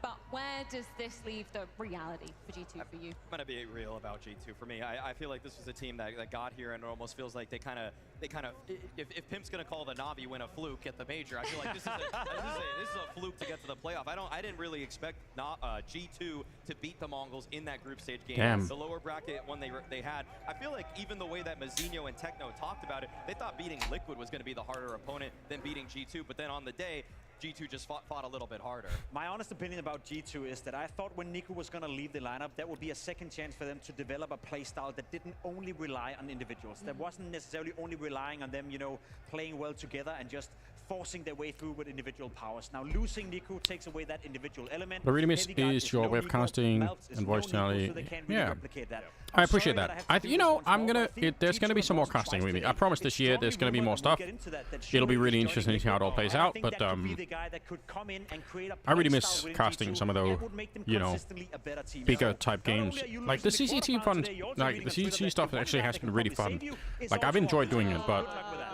Oh my goodness. Let's say that kind of and I works would just actually for I would do the the CT stuff in the future, even as a side thing to. do officially say our farewells. Like even Let's if I get go to the big exit events thoughts, in the Kelsey, future, what's next? I actually still want to do the CT stuff if I can. G2's road will end here. Because I think in it's the really fun, but quarterfinals after a I tough just game would like to against do Mouse. both, you know? Snacks, I'm going to first ask when it comes to Inferno. I know it's your tried and tested pick with this. It even started very well for you guys, but then it was the reaction coming out from Mouse which quickly slowed down your plans. How did it go the way it did? How did it start to slip away from your eyes? I mean, it's hard to fully say, but we had like the plan prepared for the match, and it looks like we didn't fully follow it. There was some problem, like misunderstanding in some of the runs. That's why I felt like on T-Side we could have won more runs, but it just didn't happen. Sometimes it's like this, you know, in the game. And also our city side, last matches, it was like really good side for us, and today we lost almost 5v2 and we lost 5v3. So I mean, without winning those runs clearly, it's pretty hard to play, obviously, because of the economy. Yeah? And yeah, I think like that's it mostly. When you say that some players are not following the plan right, you're not able to stick to it, who is trying to get you guys back on it, and how easy is it to try and like work that in? Because I can imagine it's very difficult in the moment. I mean, I feel like it was just a misunderstanding at the start. We just mix up some stuff, and that was the thing. I don't think so. I may be saying like they don't follow my plans, but it's not the thing I wanted to say or what I mean. Okay. It's just like, I mean, maybe because of stress or first time on the stage, and we just didn't follow. Like usually, I was happy with the following plan. Today, First time on stage, hello? It was hard at the start of the Inferno, but later we recovered it. But at the end, so I was still happy about that, you know. I mean, it happens. Like hard to say. Like obviously, we need to fix like those things. I think. We just need to focus more a little bit, especially on the start, especially on the stage, because today we were not the same team as usual. And that's surprising for me, because I actually thought maybe we'd see a more powered up G2 on the stage. Was that what you expected before going into this matchup? No, I would say I was thinking more that we're gonna play our game, that we'll focus from the start, we're gonna be ready for everything that they do, and yeah, it didn't work, you know. I mean, power up. Obviously, we started okay because it was 3-0 for us, even with the shaky runs. Even those runs we won, it was a little bit not the way we should do.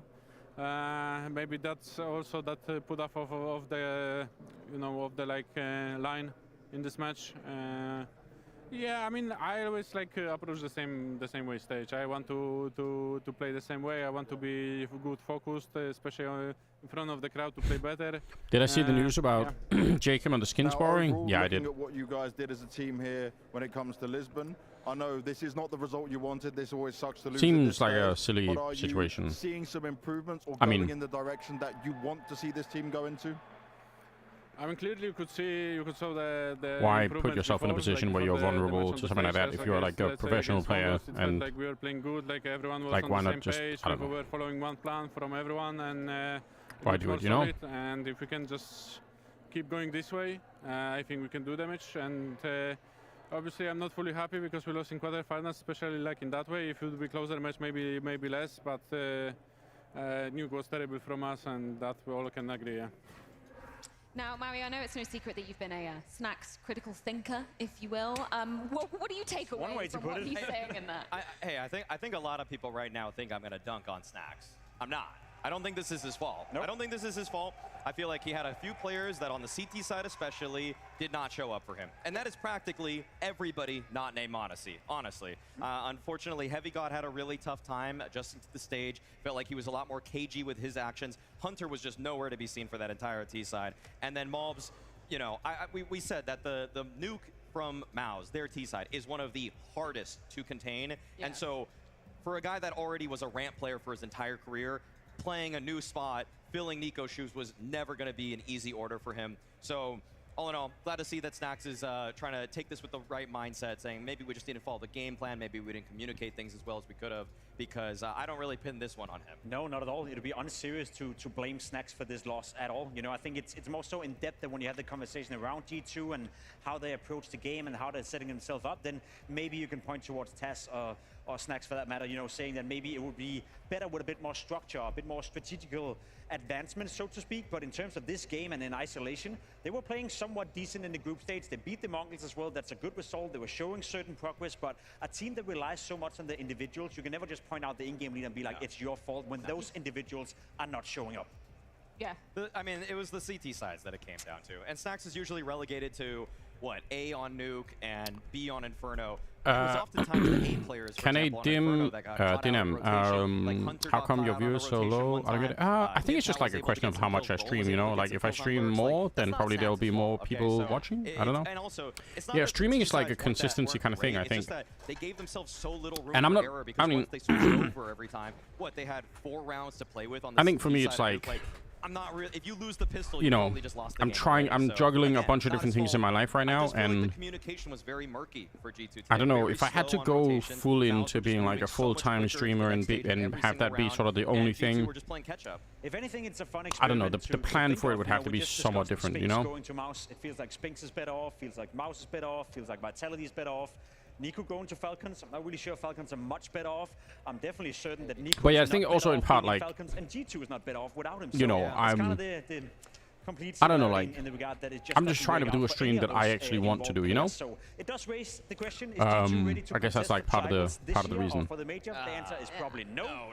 And that's a bit of an issue, and that could be an even bigger issue if you steer the conversation into whether or not you're able to keep Monacy within that lineup. Because if they lose him too, then I really fear what G2's. I guess that was going to be my next question, you know, to poke the bear a little bit, because you have Monacy, you have such a golden opportunity, second best player in the world to come out of 2024. Surely, if you're G2, you are looking to find solutions fast, so you don't let him, you know, his thoughts wander, looking at other teams, maybe thinking post-major, that change is going to come. You wouldn't stay, would you? No, I mean, if I'm Monacy, I need to either have practically pseudo GM rights, like I need to be making the roster moves for this team, or I need them to be just ran through me, and I need to clear all of them. Like, let me know who you're thinking of next for any of these players, and then I'll make my decision after the major. Who's your favorite for Blast? Probably Vitality, to be honest. But yeah, I think in order to keep Monacy, I think just to say in general, I would say like building a strong stream is like it takes a lot of time. Like it takes time and effort and energy. And I think I'm just trying to keep this as like an open relationship with people who want to hang out and do the shit that I'm interested in, basically. And then we'll see what happens. So, you know, I'm not so worried about the viewership numbers, to be honest. It's been way lower than this, and, you know, I'm just watching the game and having a good time, so I'm all right. crazy. Yeah, I'd love to share a more optimistic viewpoint about G2, but I feel like that's the reality that we're living in right now. But we do have some more questions about a sad bit of drama, some rumors that have been in the mill as of late. What's the situation with Liquid? Where is Mytha going? Is Shuei going to be back in in-game leading shoes? All those questions, maybe not the most accurate. Yeah, having the right people and just having a, you know, I think one of the issues is that there are lots of different ways to attract attention to a stream, but a lot of the time it's going to involve trying to be a person you don't really want to be, right? So you have to sort of play, you have to put on a mask and be like, you have to sit down every time and say like, oh, you know, welcome everyone, it's me, Anders, I'm fucking excited, let's go, let's have the stream. And we're like, you know, it's like, it's a kind of, it's a level of, like, it's a level of energy that, like, it takes a lot to keep that up for a long time, and especially if it's, like, every day, you know, 10 hours a day, blah, blah, blah, like, and some people do it. It's very impressive when people do it, you know? But for me, I'm like, I don't really want to try and do that. And as a result, like, you know, I accept the fact that probably there's going to be fewer people sort of, you know, hanging around, at least for a while, you know? But even if it just grows a little bit, for me, you know, I'm happy if there's, like, 50, somewhere between 50 and 100 people watching. It's pretty cool. If a year from now it's somewhere between 100 and 200, I'm pretty, like, that's sick, you know? 2 years from now, maybe it's a little bit more than that. Like, who cares? I think it's good. But yeah, if I look at somebody like Onapixel, for instance, and, like, you look at the kind of energy that he shows up with for, like, his streams and everything, it's like, it's crazy. Like, it really is, you know? And to, you know, that's a you know, that's a lot of energy to put into something, and I don't know, it's also not my personality. Weirdly, I don't have that kind of personality. I'm more like a, you know, I am just more like a chilled out kind of person. Except for when I'm watching Counter-Strike in an arena or something, you know? If I'm casting, it's different. I don't know why, but... What was the first big international Counter-Strike tournament hosted in Portugal? Oh my god. I think I've been there, but I don't remember the name. I would say Blast Lisbon 2019, 18. Cocaine-fueled streams? Yeah, let's go, man. That probably is the solution, honestly. Or 20. Blast Lisbon? I don't know if we can get a cocaine sponsorship, though. Blast Lisbon. No, 19. 19. What sweet Portuguese pastry is a common must-try in Lisbon? Options are flan, pastel de nata, cannoli, macaron. Cannoli. Pastel de nata. Pastel de nata. Pastel. Yeah, I mean, I think it's important if you're, for any kind of content creation or streaming or anything like that, I think it is important to, you know, there's nothing wrong really with being a personality and saying, you know, I'm here as like a, yeah, like a personality, and I'm here to, like, put on a show. But a lot of people underestimate how hard it is to keep putting on that show for, you know, for a really long time if you suddenly kind of get sick of it yourself, you know? And what sucks is if you build a big personality and like it kind of works, but then, you know, suddenly people are like, oh, you're not yourself anymore, and it's like, no, I'm just sick of playing this, you know. I think it's gonna, you know, that's hard to deal with, so I try to not do that. I try to be in a position where I don't fall into that problem.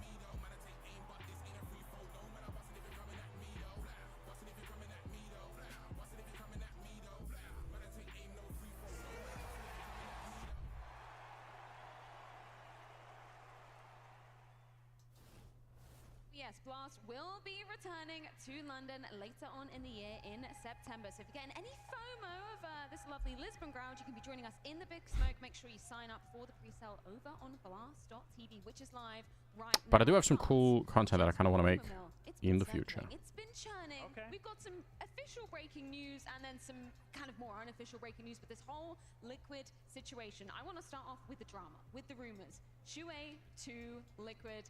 It was one of the two teams we said they should be looking at getting this guy, the other one being G2, but Liquid apparently the first to be put. What took them so long? I know, right? They held out as long as they could, but HLTV.org got onto the case. They figured out that Liquid are targeting Shuhei now as the replacement for the in-game leader role, and I couldn't be happier. I felt like the Twist project. Remember Pimpak when he was overweight? Yeah, he's big transformation. did make it to the quarterfinals. Sure. Major. So Gotta respect Jacob for that and a lot of other things too. You know, he's just a cool guy. Like, we got to the quarterfinals of the last major. We're going to qualify for this major. Why change anything? And I think we just watched one of those teams get eliminated here at Lisbon. And so Yeah, I've got a lot of different. Well, we've got fucking a long time here. I wonder if we could. I actually wonder now. I think we could probably boot up Counter-Strike alongside. Because I think my setup actually works for it now, remarkably. If you're Liquid right now, you must have felt that we cannot show up at the major with the current roster we have. So for them to feel obliged, for them to feel almost pressured into a corner where you have to make this decision right now, pull the plug on Twist in-game leading, pull the plug on who potentially gets kicked. We can talk about that. Is it going to be JKS? Is it going to be... I wonder if this is going to work. Fact of the matter is, if Liquid feel that this is necessary to pull off right here, right now, it can be for two reasons. They do not want to show up at the major with the current roster, or maybe Shuhei is also getting approached from a different organization that we just saw being played out right now, so they need to scare him right now. I'll take a third option. I'll take a distant third option and one that's just a little more boring. I feel like sometimes the paperwork takes a while. Sometimes it honestly is just about contracts and negotiating those down and making sure you can get a guy, because sometimes after X amount of months, a guy's contract is about to end, so his buyout becomes a little bit lower. There's some really boring stuff behind the scenes that I don't want to dive into here, and so I'm just glad they're doing it. Hold on. It's interesting when you bring up kind of oh my god. Okay. Right? And some other TOs maybe would That's go, crazy. You know, the results aren't too bad, but when you have an in-game leader who's seemingly free, he's open for the taking. Can we do this? And then can we do... Take that opportunity straight up. And I'm surprised it's taken anybody this long to make that commitment, or supposed commitment. Well, that's where Maui has a point. He was probably expensive as hell the first time, right? Everyone was thinking of Shuhei as the genius of Mouse. Can we... Now, what you see no, it's not going to allow us to play that in the background. But why? Any better or any worse can we do this? Bench, but when you see Mouse flourishing, that might kind of sort of work. So good after the departure of Shuhei. That's going to take his value just a little bit. You then wait 2 or 3 months, as you said, the contract may be closer to be running out, and then all of a sudden you get him at hard. Is this? Hold on, let's check the RAM usage. Oh, it's up to 70%, but that's still really far from like what it would have been in the past. I'm so proud that this PC is actually working a little bit now. And I see Mao's having a flourishing amount of results. You win a tournament, you get to a grand finals, you're in another playoffs. I'm gonna barter a little bit more. You know, I'm gonna go to Mao's and I'm gonna say, was this guy even doing anything? We're interested, but for the right price, we're interested. So I feel like this is a shrewd move from Liquid and one that just needed to happen. In terms of the actual need for this, I felt like Liquid hit their ceiling. I wasn't getting anything more from the mid-rounds. The finishers from Twist to me were getting very unoriginal, looked very uninspired. When I'm getting 4 guys coming out door on nuke in the final 20 seconds of a round, I'm going to say, let's wrap this one up, okay? Okay, that's a lot of volume. Really interesting dynamic when we're looking at Twist having to be removed from that mantle, which he, as far as we know, willingly took. He wanted to have this opportunity. He's been under some of the best in-game leaders we can think of, right? Carrigan in that incredible... Yeah, but being an in-game leader yourself is never going to be the same as watching somebody else do it. It's always going to be different. I mean, maybe these are the two parts that are aligning, right? It's Twist being willing to take a step back and do what's arguably going to be better for the team and the opportunity to get shooting. Okay, so the scariest thing about this is seeing that when he started being an in-game leader, he still had a 1.1. You got to choose one side of your brain, okay? Are you going to choose to lean in to be an in-game leader and that's pretty much what we want, right? The betterment of the team, or are you going to is that not good enough? That Pimp, I don't know. I just don't know if you can even call. Oh wait, what happened with the other window? 1.1 rating all the time. I agree with you. I think Twist was always wasted in that role. I don't think Twist has failed as an in-game leader. I don't think he's necessarily done bad. I think he didn't have the... That's good enough. I think that does the job, right? Imagine small window difference. I think that's probably what we're looking for, guys, because it's actually kind of an OP idea. So we just stand in this corner. We look... Was it here?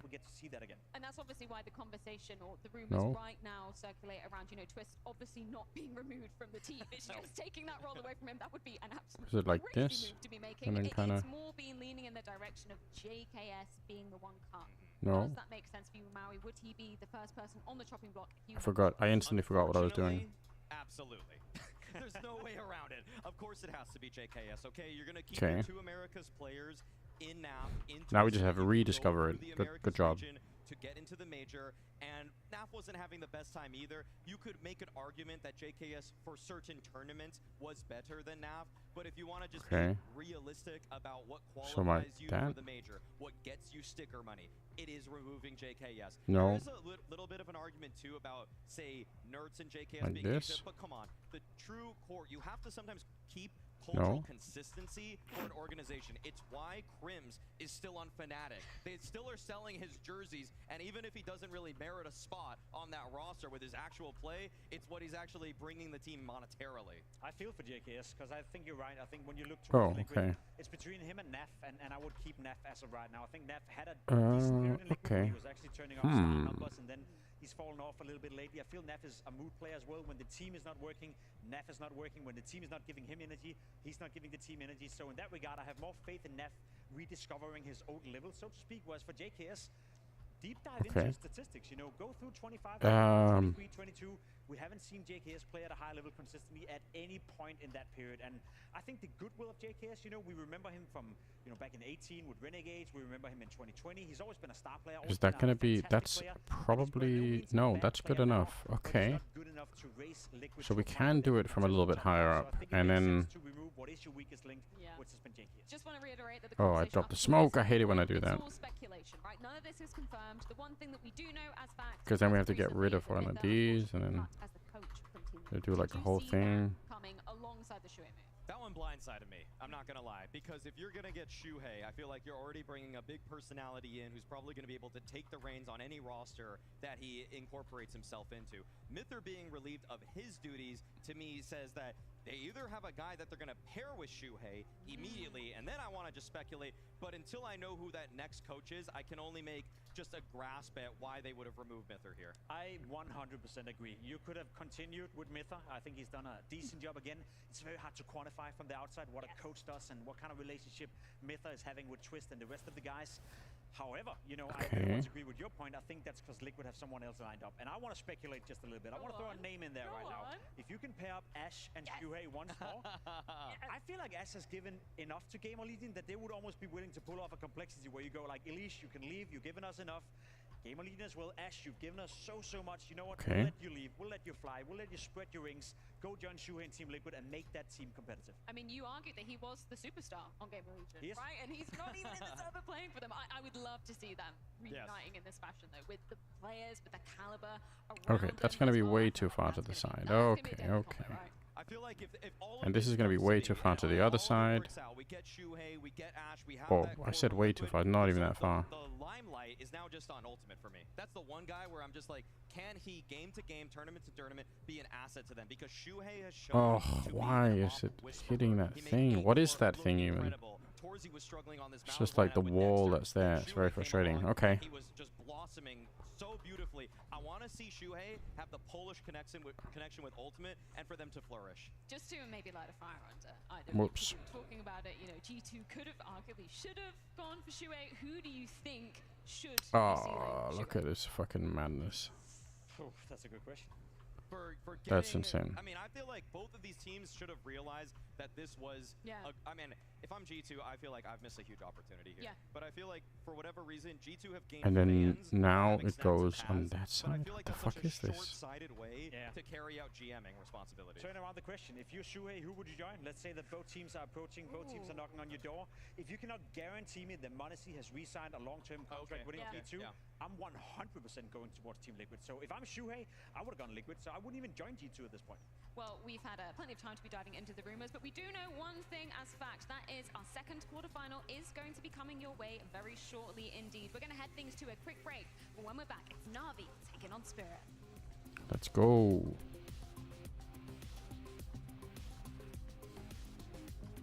No. That's so far to the side. Okay. Is this it? No, it's not. This is Maui Snake, and I'm going to be doing a map analysis to break down some of the strategies in this game.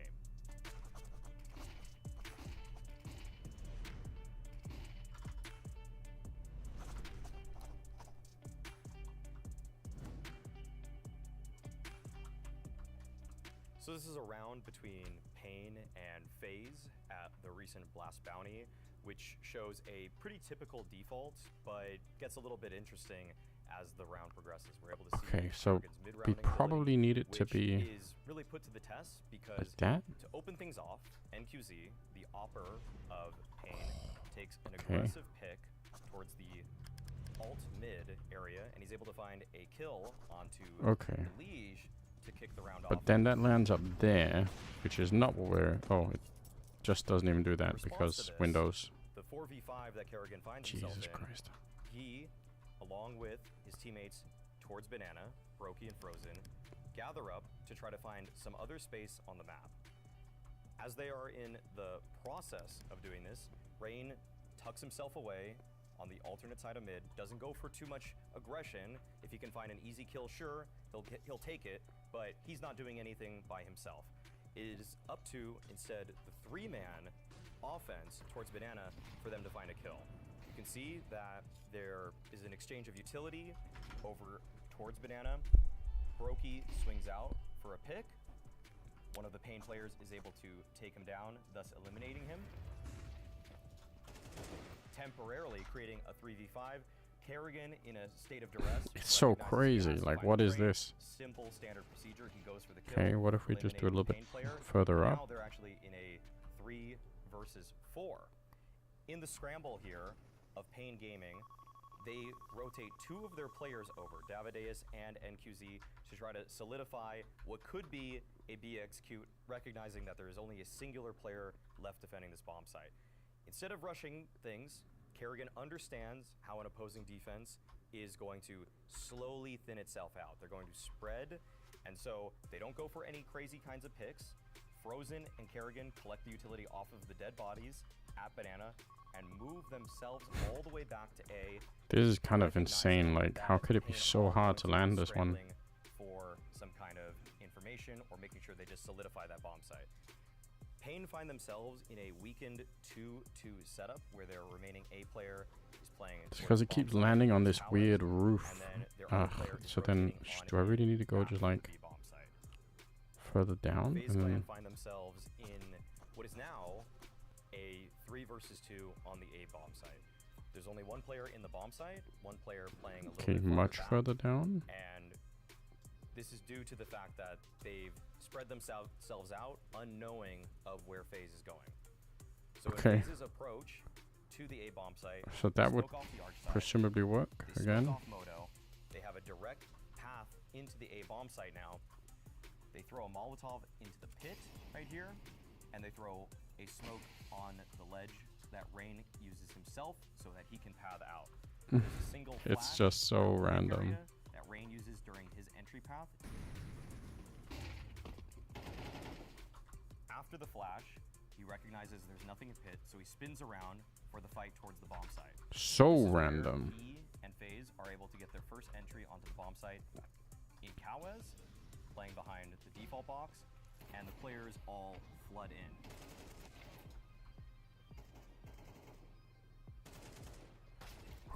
Davideus is able to get 1 kill in return. We were on the aiming bomb at that. site, What if but we he just is aim at traded, this? and Is so that enough? 2 players removed from Pain, and 1 player is lost from FaZe. This in turn leads gonna to fucking a lose my mind. rotation from the CTs. They move all the way back over as they try to reclaim space. And What the fuck is Rain it sets hitting, up in like? the graveyard, and Frozen sets up on the bomb site. NQZ attempts to find a kill back. Can anyone actually see what this fucking grenade is hitting? Taking the A bomb site, as many people know, is extremely difficult. Very many angles that he has to clear. What the fuck? Rain's able to find a swift headshot onto him, and now the remaining Pain player Okay. is in a desperate situation, trying to charge right into a crossfire. So confusing to me. Himself, Rain, who had tucked into the graveyard, swings out wide. Both of the players fight him, and they're able to win, despite the fact that they started with a 5v4, and technically, they started with a 3v5. Okay, we don't kind of want to do that, do we? Definitely don't want to do that.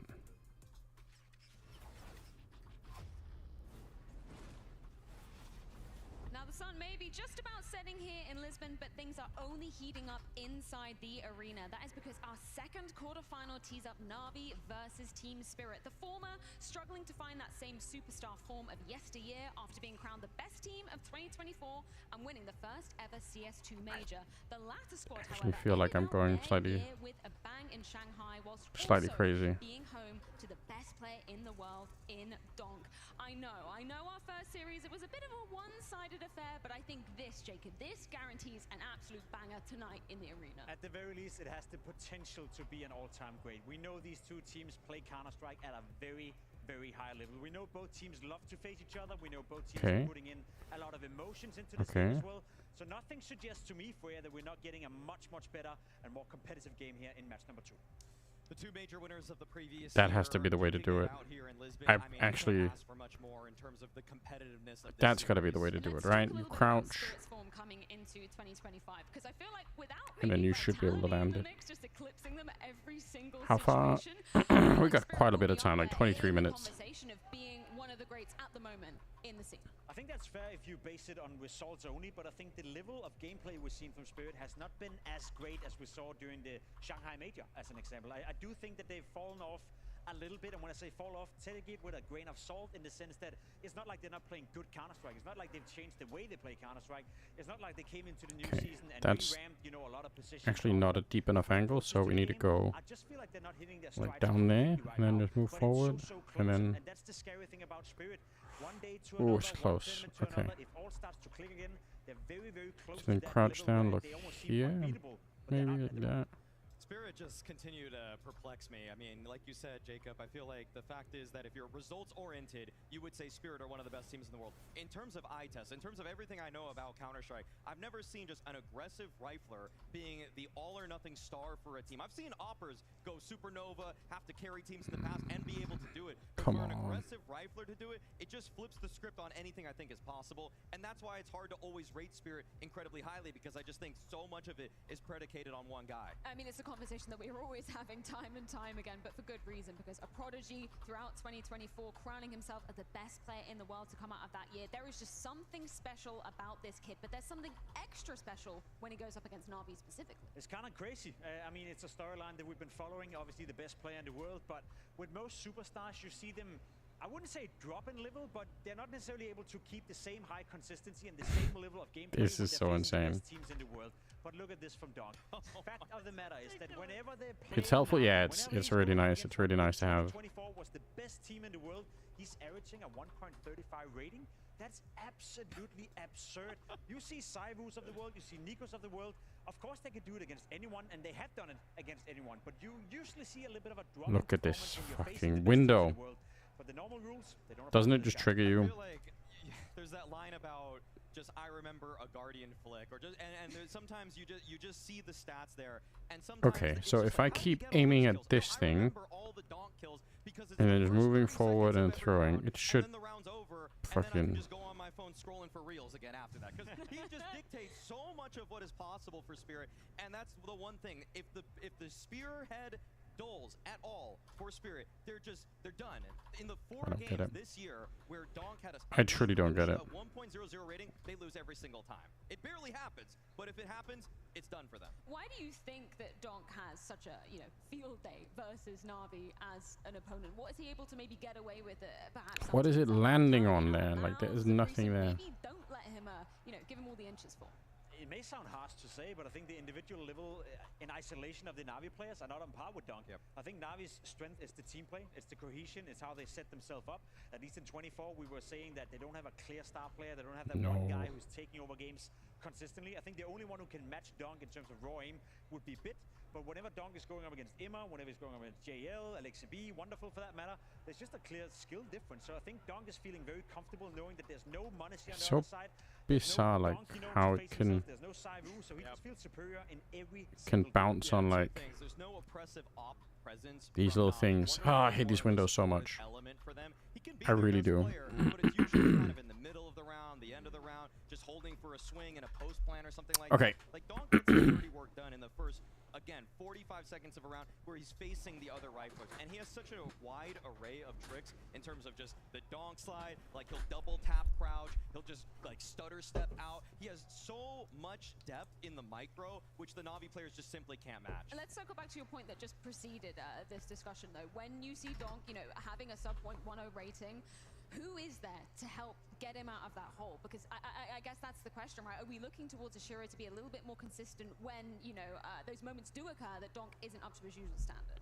Shiro is supposed to be the second star of this team, but we're oftentimes looking for a third. But when it comes to Shiro, the complaint about him amongst analysts, against pundits, against even fans, too passive, not always taking the game by the horns, sometimes just waiting for the dust to settle before he makes his moves across the map. And I will say that Shiro, incredibly clutch. In my eyes, he was the best clutch player of last year, but you have to be in winnable clutches for Shiro to have impact. He's not going to be the focal point of a round in terms of finding the entry frags, whereas Donk is always going to do his damnedest to take over a game. Shiro is just going to take over half of a round at best. That's the thing, Shiro is not a round creator, he's a round closer. So if Donk is not creating the round for him, if Sun6 is not creating the round for him, or Chopper sacrificing, then Shiro sometimes falls out of the game. So yeah, a bit more aggressiveness to Shiro, but then again, I think he's the world's best at actually closing out rounds with an op, so you may want to stick to your strength. Now, from people Playing the game, yeah. style to the other side of the server, people being critical of wonderful. It would be fun to play at some point. I feel like it's been a conversation that's been coming up about Na'Vi. Obviously, haven't seen a roster move coming out of this side of the equation in quite some time. But there was some, you know, notes circulating around the sphere that maybe this guy's head is on the track. Have you noticed in deathmatch sometimes there can be, yeah, pretty much. The idea of replacing Wonderful, but it is what it is, man. In a weird way, has actually been a very good rifler, but just not the opper that Na'Vi's been looking for. In a funny way, I almost can't fault Wonderful when he's on the A4, when he's on the AK, just charging into a bomb site, looking for trade frags, but it's with the op, especially in late tournament moments, playoff stages, arenas, just grand finals where he falls off a cliff. I keep hitting my phone with my mouse. Very stupid. The reason they lost on Dust 2.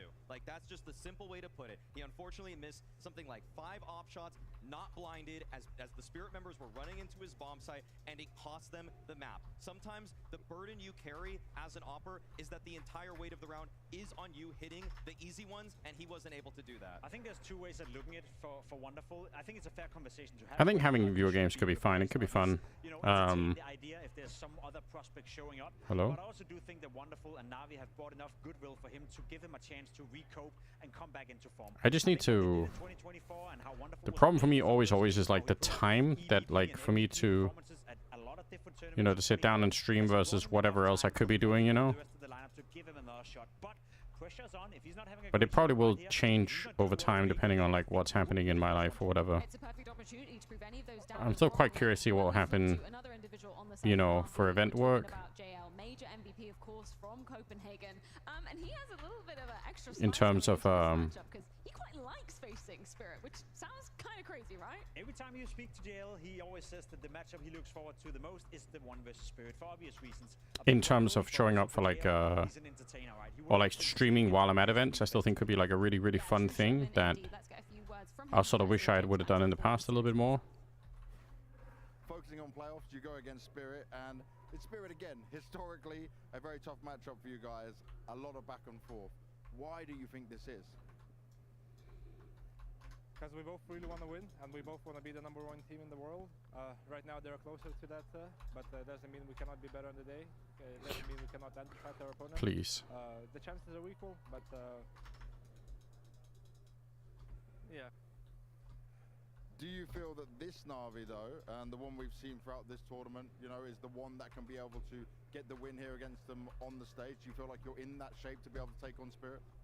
Oh yeah, for sure. I feel like we can beat any team. It just depends how well we prepare, how well we show up as a team, how mentally prepared we are.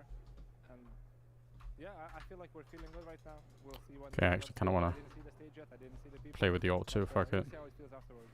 Yeah, very exciting to see JL once again entering the server versus Spirit. Question is, can they do it this time, Jacob?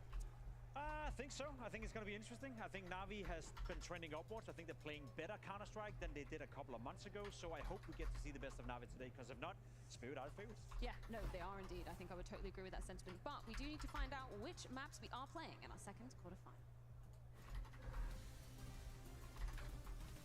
Ah, come on. Okay, is there any extra spice sprinkled into this one? Are there any curveballs that could be thrown?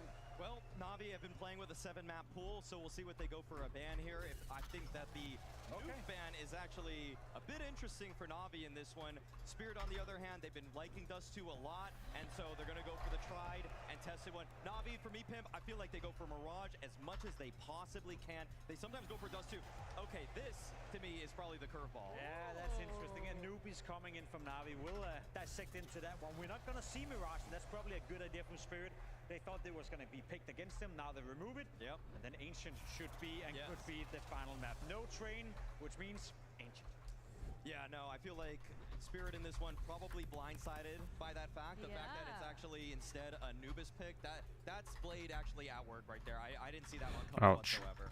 Crispy, what's up? Thank you for the raid, man. Time and time again, we don't enjoy playing Anubis from an individual standpoint, or do you feel like Na'Vi arguably have better form on this map? Listen, we spoke to Magix on the desk during the group stage where he said, I don't agree with us picking Anubis, but we played to a high level, you know, and we see that time and time again. So Spirit in the group stage, for those of you who don't know, 3 or 4 days ago, actually picked Ancient as their first pick into a matchup. Anubis, sorry.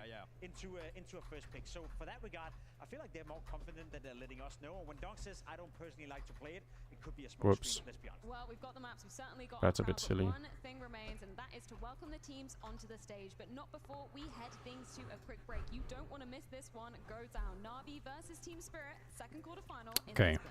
Soon, guys. Soon we're back.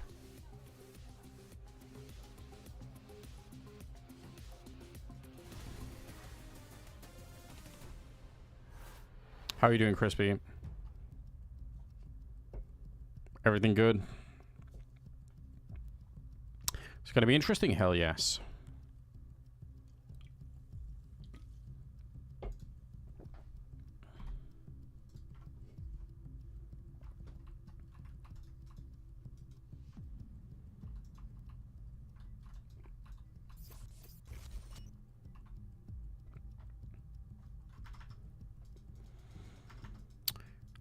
I'm doing pretty good.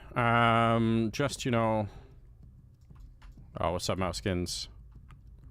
I'm just, you know, ready to enjoy some Counter-Strike.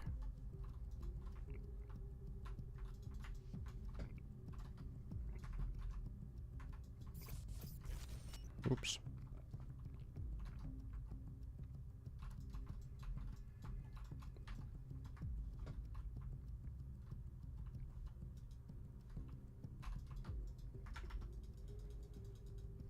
What does the stickers say? This one says Anders, and it was Floofies that that crafted this one. It's actually really cool. I think it's like the coolest gun I've ever had, to be honest. So shout out the Floofies one time.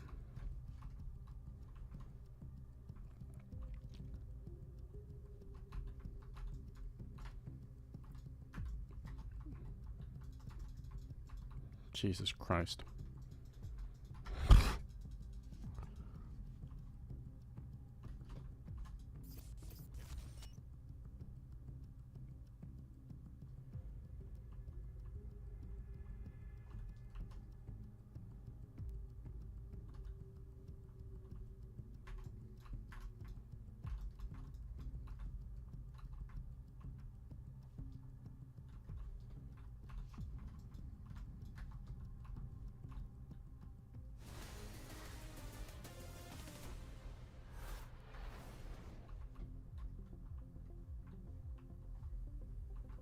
The game is actually running so much smoother for me than it ever has. Like, it's no joke. Like,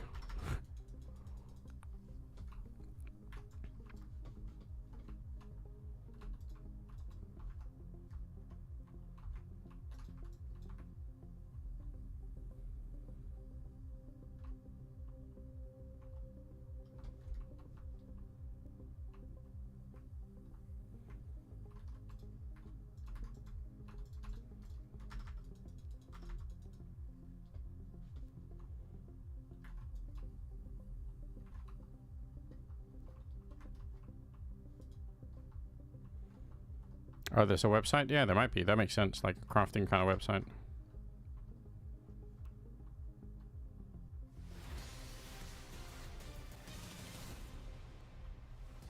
We're back and we're moving in to our second quarter-final. Lisbon, you still with us? Now I'm sure you're ready for this one, as it is supposed to be an epic brawl, always when these two teams clash. But first of all, I think we need to split this audience a little bit, right? You want to split Lisbon? We want to split Lisbon in half for this. I take the right side? I'll take the left side. All right, guys. When I point Okay. out this way, left Cool, side guys. makes noise. Let's go back to the fucking game, all right? You don't want to watch me play the game. Okay. Everyone here, let's go! Woo! We can do better. Melhor do que isto, ok, Portugal? Lado direito, aos 3. Faça o barulho. 1, 2, 3, faça o barulho! Okay. We can't let them beat us. This side with me. Let's go!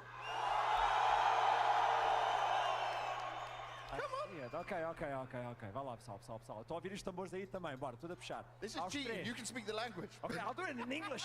In English, okay. Count of 3, we do it. As much noise as you He's can. cheating. 1, 2, 3.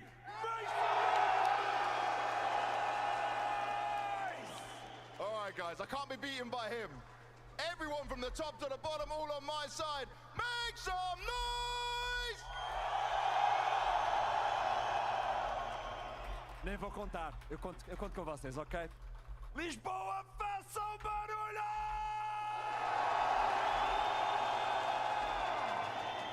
All right. I'll accept defeat, but I still need to see which side the whole crowd is going for. So for everyone in the crowd, we got some Navi fans in the house! That's pretty good. Okay, I'm scared now. I'm scared. Hey, you might lose on this one. Where's everybody from Spirit?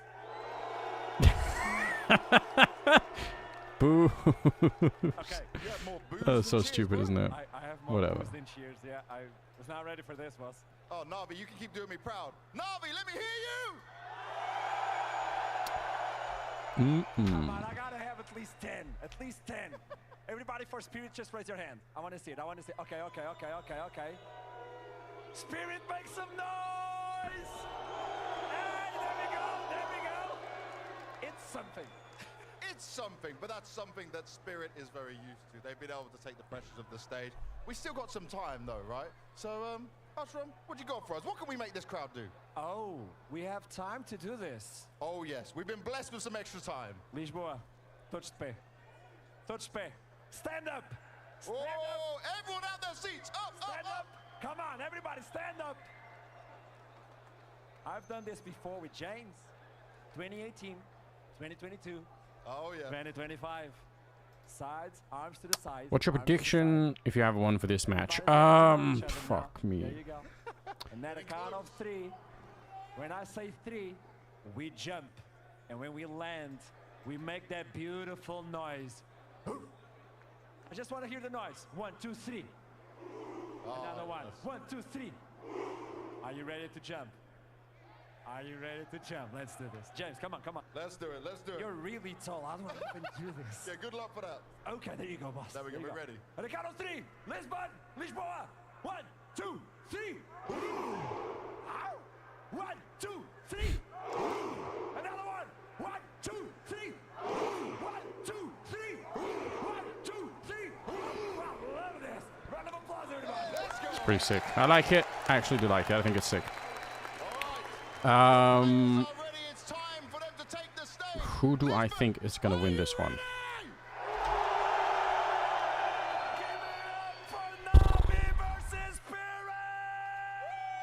We got Dust2 Anubis. Fuck me. I actually think Spirit are gonna win it 2-0.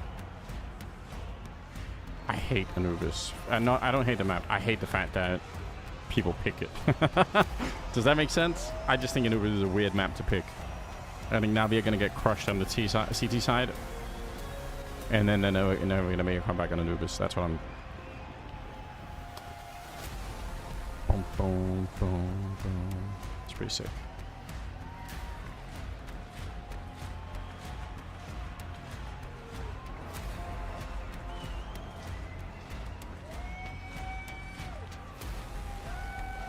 Yeah, I don't know. I think this Navi team is better than maybe people give them credit for, but I mean, it is hard to say. It's hard to ignore the fact that they've had some rougher games, you know. Some say the kings of 2024 have fallen, but it's not about how far they fall, it's about how they rise back up, even against their toughest foes. This is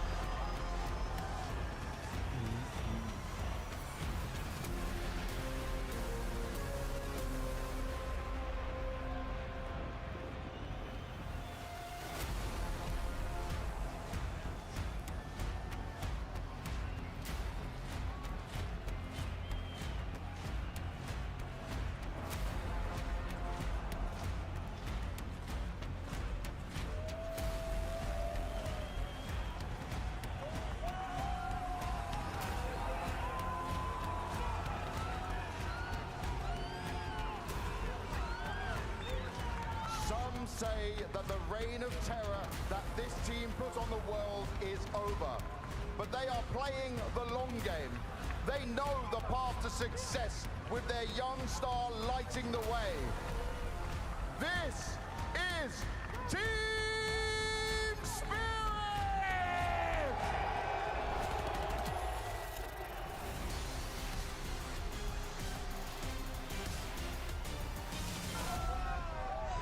Maybe villains in the arena tonight, but Dong does not give a damn, and the result Trendery. Exactly why. Listen, I'm gonna be doing more casting, okay? We're gonna do it, all right? It's still early on. It's still at the beginning of the year, all right? There's a lot of Counter-Strike to come. When Na'Vi were the ones to falter, and they want to change that tune tonight. They really would like to change that tune, and I think Na'Vi have a better chance at doing that at this tournament than at Katowice. I feel like I'm sensing Na'Vi is slowly but surely getting better. Sadly, he's It's not washed, like I'm yeah, having true. An experience where I feel like, okay, Na'Vi, you're back on track. You look like the Na'Vi that Very was true. getting into all these grand finals in 2024, but I do sense that they're getting better and better and better. Now, Spirit also getting better, which could even out that progress. So I'm curious to see how They're this terrible humans, yeah, exactly. Na'Vi, win condition, obviously cohesion, team play, all the different elements of the team have to step up, whereas for Spirit, it comes down to whether or not Dunk wants to win. For me, on this first map here, Have I casted with DDK before? Yes. Dan and I grew up casting Counter-Strike together in the early days of Face It. So it's been a real long time, but I'm sure the VODs exist, to be honest. I bet if you Google DDK Anders Face It, but they're flipping the script. They're making things interesting, and they've found if you YouTube that, you're going to get anything. doors in a way that I don't think any other team is prepared for. We'll see if Spirit is. We know that both Maybe teams not. have passion on their side, but let's talk about one of the recent clips we heard from the side of Na'Vi. Obviously, a little bit of a tension showing between Ime and Alexi B, but Blade, he buys Maybe back by not. saying, There's like a bunch of, like, I've spent so much time in like a basement in Milan, in Italy, with Dan. Like Blade just doesn't want to be a babysitter. Like way too much time. He's a candid guy, but he also wants to be he wants to be ignorant of the But maybe not. interpersonal drama that may be I don't know. occurring within his team, because that's not really his job. He's a tactician. He's a leader of men. He could be a captain, but he's not a guy that's going to mend the bridges that are broken by the players between themselves, unfortunately. I'm going to be honest, you know, I think it is an issue and has been an issue for Na'Vi because we have comparison to make. In 2024, when they were winning, when they were doing well for themselves, we never saw them argue as much as we do now. DDK last casted with James Bardolph. Yeah, he did. Dan and James. Have you casted with a racist? I've casted with a few racists, if I'm going to be honest, but assuming we're talking about Launders here. Have I casted a game with Launders? I must have at some point. I must have. Emotional control of Na'Vi But has been an issue in 2025, which I don't it was remember not, for the minute. at least to the same degree in I'm sure I 24. have. So that is something they need to address. I'm sure they have. I feel like I've casted with literally everybody in the world. Like I feel like I think there's nobody who has casted with as many different people as I have. I think not even close. I reckon like it's crazy. Let's address the maps in this quarterfinal. Chopper Best of three. I feel like the curveball was obviously gets a with new the bit, Chopper. which Na'Vi was I don't know bringing what. into the equation. Dust 2. This is I don't a know known what I'm quality doing. for Team Spirit, though. Oh, why I'm doing a It's a gay map German where accent for that. there is so much efficacy It's not really in necessary, is every it? play that Chopper wants to call, whether that's the cat swing, whether that's the mid to B, the late long takes. They have the entire arsenal of strategies at their disposal, and when Spirit are together, they are rarely missing trade fracks. The individual firepower is regularly there, and even if they swing out with no flash at all, whenever I see somebody pick Anubis, I just always think, I know why. And it's exactly what Why are we doing that? So he has to be sharper here on this first one. I want to share some light on one of the soldiers of Team Spirit, one of the guys that goes a little bit under the radar in the man on the screen right here. He had a rough showing. He had a very rough showing at Pro League. He Revive Room on Fire with Sam Hernandez. Yeah. I did think about reviving Room on Fire just in general as like a thing, but I don't know, man. And especially with the first two maps we have coming up, just to place the anchor positions, place towards A-Long, very vital in making sure that Navi's not getting too much space. You look towards Anubis as well on that A-bomb side. We've seen him pull out the auto shotgun. We've seen him pull out moves that a player only would. Oh shit! Did the camera break? Magic's playing well is also a massive win condition for Spirit. That's kind of funny. We are ready Hold to on. be getting our second quarter-final underway. It's Navi versus Team Spirit. We're back. Thank you so much, you guys. Great segment once again. So good to be back here in Portugal. Let's go. I know the crowd knows what they like, but when push comes to shove, we get in this match. It's going to be all about the good Counter-Strike, isn't it? Yeah, hopefully good Counter-Strike, because obviously this head-to-head a little bit skewed. This is a bit of a final boss for the Na'Vi side, and if it's a matchup that he's going to be ninja. So Speaking of racism. Launders, I think one person who has found himself under the microscope for the wrong reasons is Bit. Bit enters this quarterfinal with his lowest LAN rating of his career. And that is not a Na'Vi that I think could suddenly have this uptick in performance. But maybe the crowd's got something for them. Maybe Lisbon gets lucky with Na'Vi. This quarterfinal, Spirit could have their hands full. But it feels Chopper still like and the style, yeah, maybe. true. And the fact that we go to Dust 2, where Oh, here we go. This is gonna be the one that lands on top of the actual door. Check it out, guys. Watch it happen. Pack their bags, book their flights, and came Pretty on cool. over to Lisbon. Honestly, How pretty much cool. has changed, and now in the face of an even bigger beast. Sometimes it's hard to say. You know, when we think about this match, I think everybody has the same sentiment, and that's that. If you had to we're guess what normally used to percentage of seeing casters are Spirit either racist. take over or be kind of fragile. Navi right now feel like are being. I want to go ahead with a bit. good 80%, alright? Almost internally. Dust 2 will be a good place to start to find out who's Listen, on point it's, game-wise. I feel like as long as you know you're a racist, you know, you can counteract it a little bit, you know? Bones rotten from the inside. Surely It's everyone's a little very bit bleak racist, picture for but you know, Na'Vi you in just that gotta, regard, and, you know, to be honest, you just gotta, you know, throw it out of your brain, you know? want to be this babysitter, this manager in these kinds of I don't know what the real answer is. I'm sorry, I'm just memeing, guys. I have no idea. tactician that I think Racism is too broad of a term, you know? It's like it covers too many things, so. going up against Blade, because if you're an aspiring tactician, then you want to get a head-to-head as you have over top this squad. We'll see if tactics make the difference, or whether it's headshots tonight. Dog's gonna go ahead and double down, clears out B-site on his own. Look who's mad. Yeah, Hate everyone right, equally? and Yeah, that's the thing. exactly. I don't know. I think if you just take like, I think prejudice is like on the ramp to racism, I guess. And surely everyone is fairly prejudiced against other people. It's very hard not to be, right? But I think the best in that case, like the best thing you can do is just try to, you know, notice when it happens in your brain and just try and say, oh, wait a minute, do I actually know anything about this, or am I just suspicious of people who don't look like me or whatever, and then try to not be, or try to say, oh, maybe I can just, you know, chill out a little bit, basically. You know, give people a chance. I think that's a good model for life, basically. But he'll always be known for his kills, and that's just what's important to the team. That's what they need. But yeah, if we call all of it, you know, one big block of racism, I don't know, it's kind of, I don't think it's that helpful most of the time, unfortunately. Who they understand quite well. And Okay. just goes to show you that He's even cheating. if everyone is playing well, which is implied in that sentence, that it takes that and a little bit more from him as a tactician. So you at least have to start with the headshots.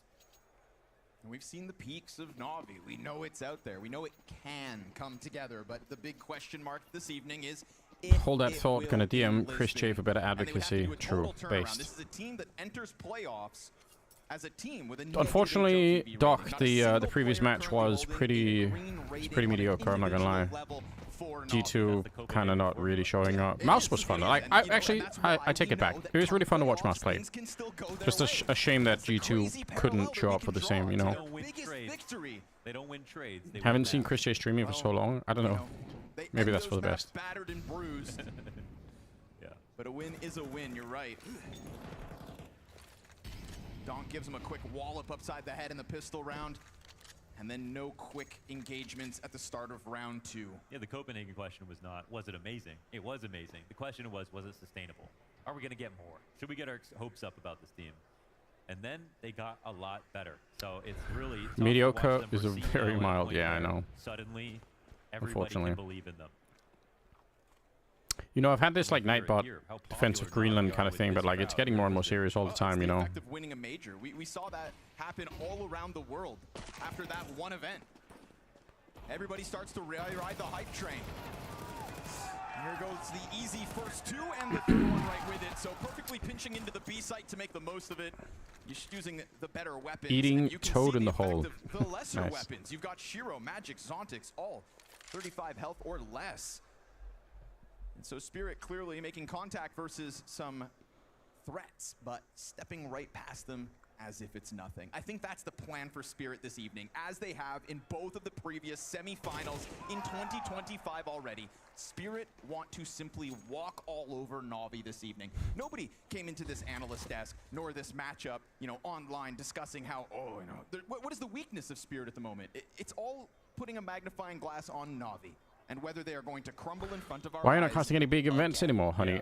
Miss you the golden casting times. I will be casting some more. Like, I'm gonna be honest again. Like, is this gonna be my standard response to this question? Comes up a lot, but it's okay. I understand why. I mean, I'm glad that actually comes up. It means people care, which is nice. So,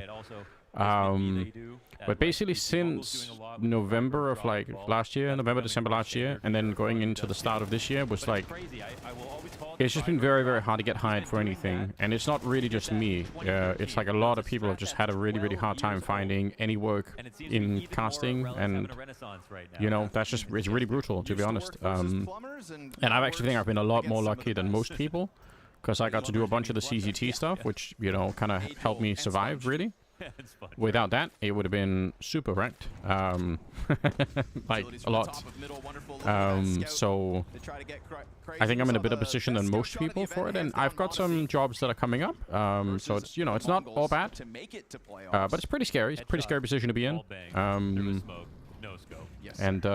you know, hopefully it will just kind of keep, you know, it'll keep improving as the year goes on. It's given me a lot of stuff to think about, though, and a lot of ways to sort of improve myself, I think. So it's not all bad. Things get a little awkward. The pistol's gonna prevail though. Double kill out from Alexi. Work it.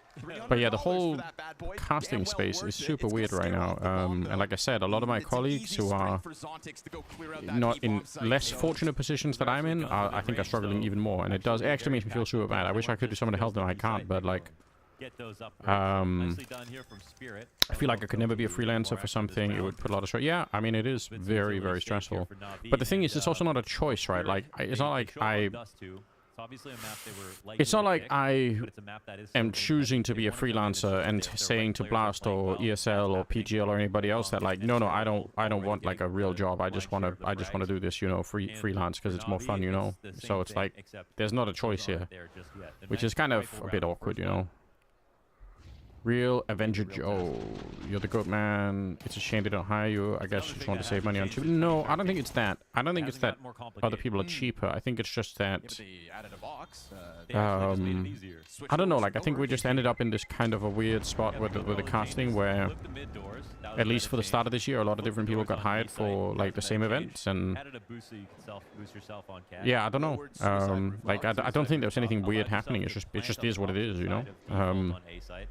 All these changes have moved us in the right direction. Sure. No, it's fine. We can talk about whatever we want here. It's okay. I mean, this game is kind of like on track anyway, so. So it's like sending CVs.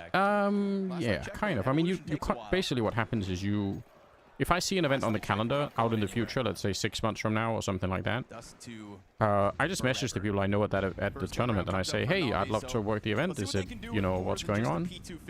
But the truth is, most of the time you don't really hear anything back. Like, they don't even say yes or no. They just kind of say, oh yeah, we're looking into it, and then you don't know anything. You're like, oh, cool. So, can you drag the chat box to the mid left? Yeah. Oh yeah. But there was a, I don't know why it's there. It's really weird. not as if he's got exceptional. But yes, we can do that. And it's also interesting. Nice. Yeah, good call, Alma. Version of Dust 2 with the So yeah, like it is very stressful when you don't know what the you don't know what the future looks like, you know, and you don't have like any way of, you can't do anything. Like if you don't ride you back, you can't really do anything, right? You can't force people.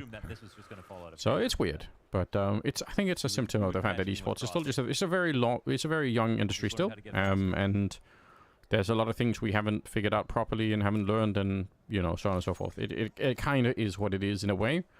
And you know, as much as it sucks, we all have to kind of just say, all right, well, not much to do about it. They get a little vision for the moment. Cat, which is nice. 30 seconds as well, but right now Imma's sort of on the wrong side of mid. He's not in a bad spot, but Jail's relying on mid not being threatened. Look at Chopper just throwing every grenade in the middle. Like, he's throwing the CT spawn nade, he's throwing the 2 on catwalk.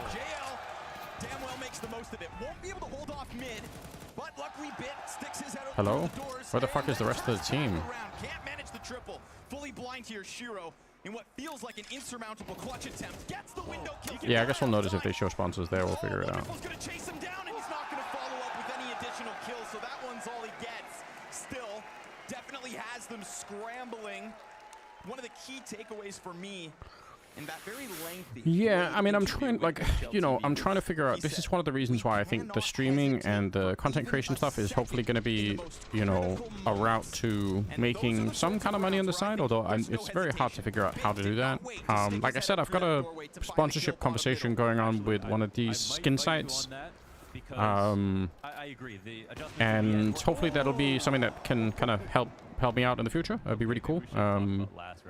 And you know, again, like right now it feels like in Counter-Strike it's either that or betting companies, and like there aren't a lot of other companies that really have any money to do anything with. So it's kind of crazy, to be honest.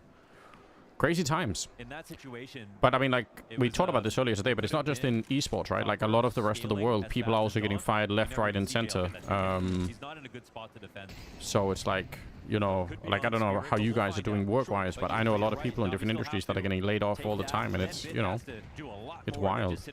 How long away are we from a Anders podcast with Thorin? Like a permanent one?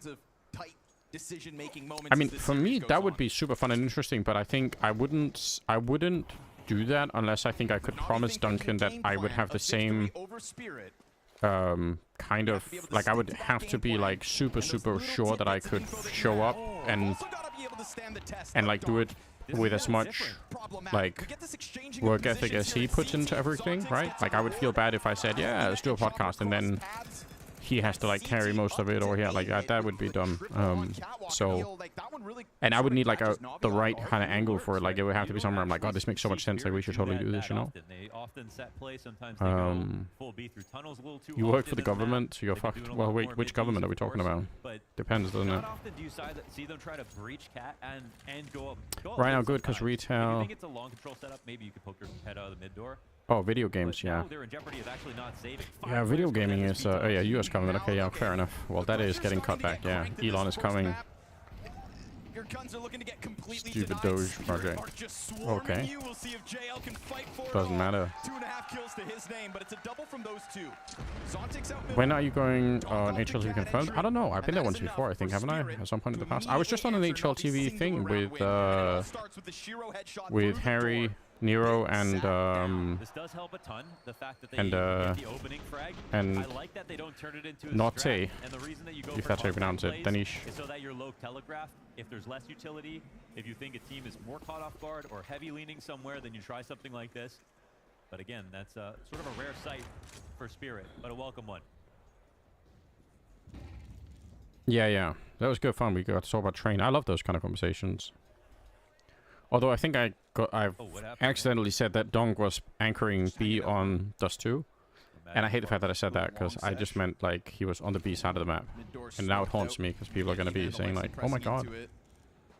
Why does Nandas know that?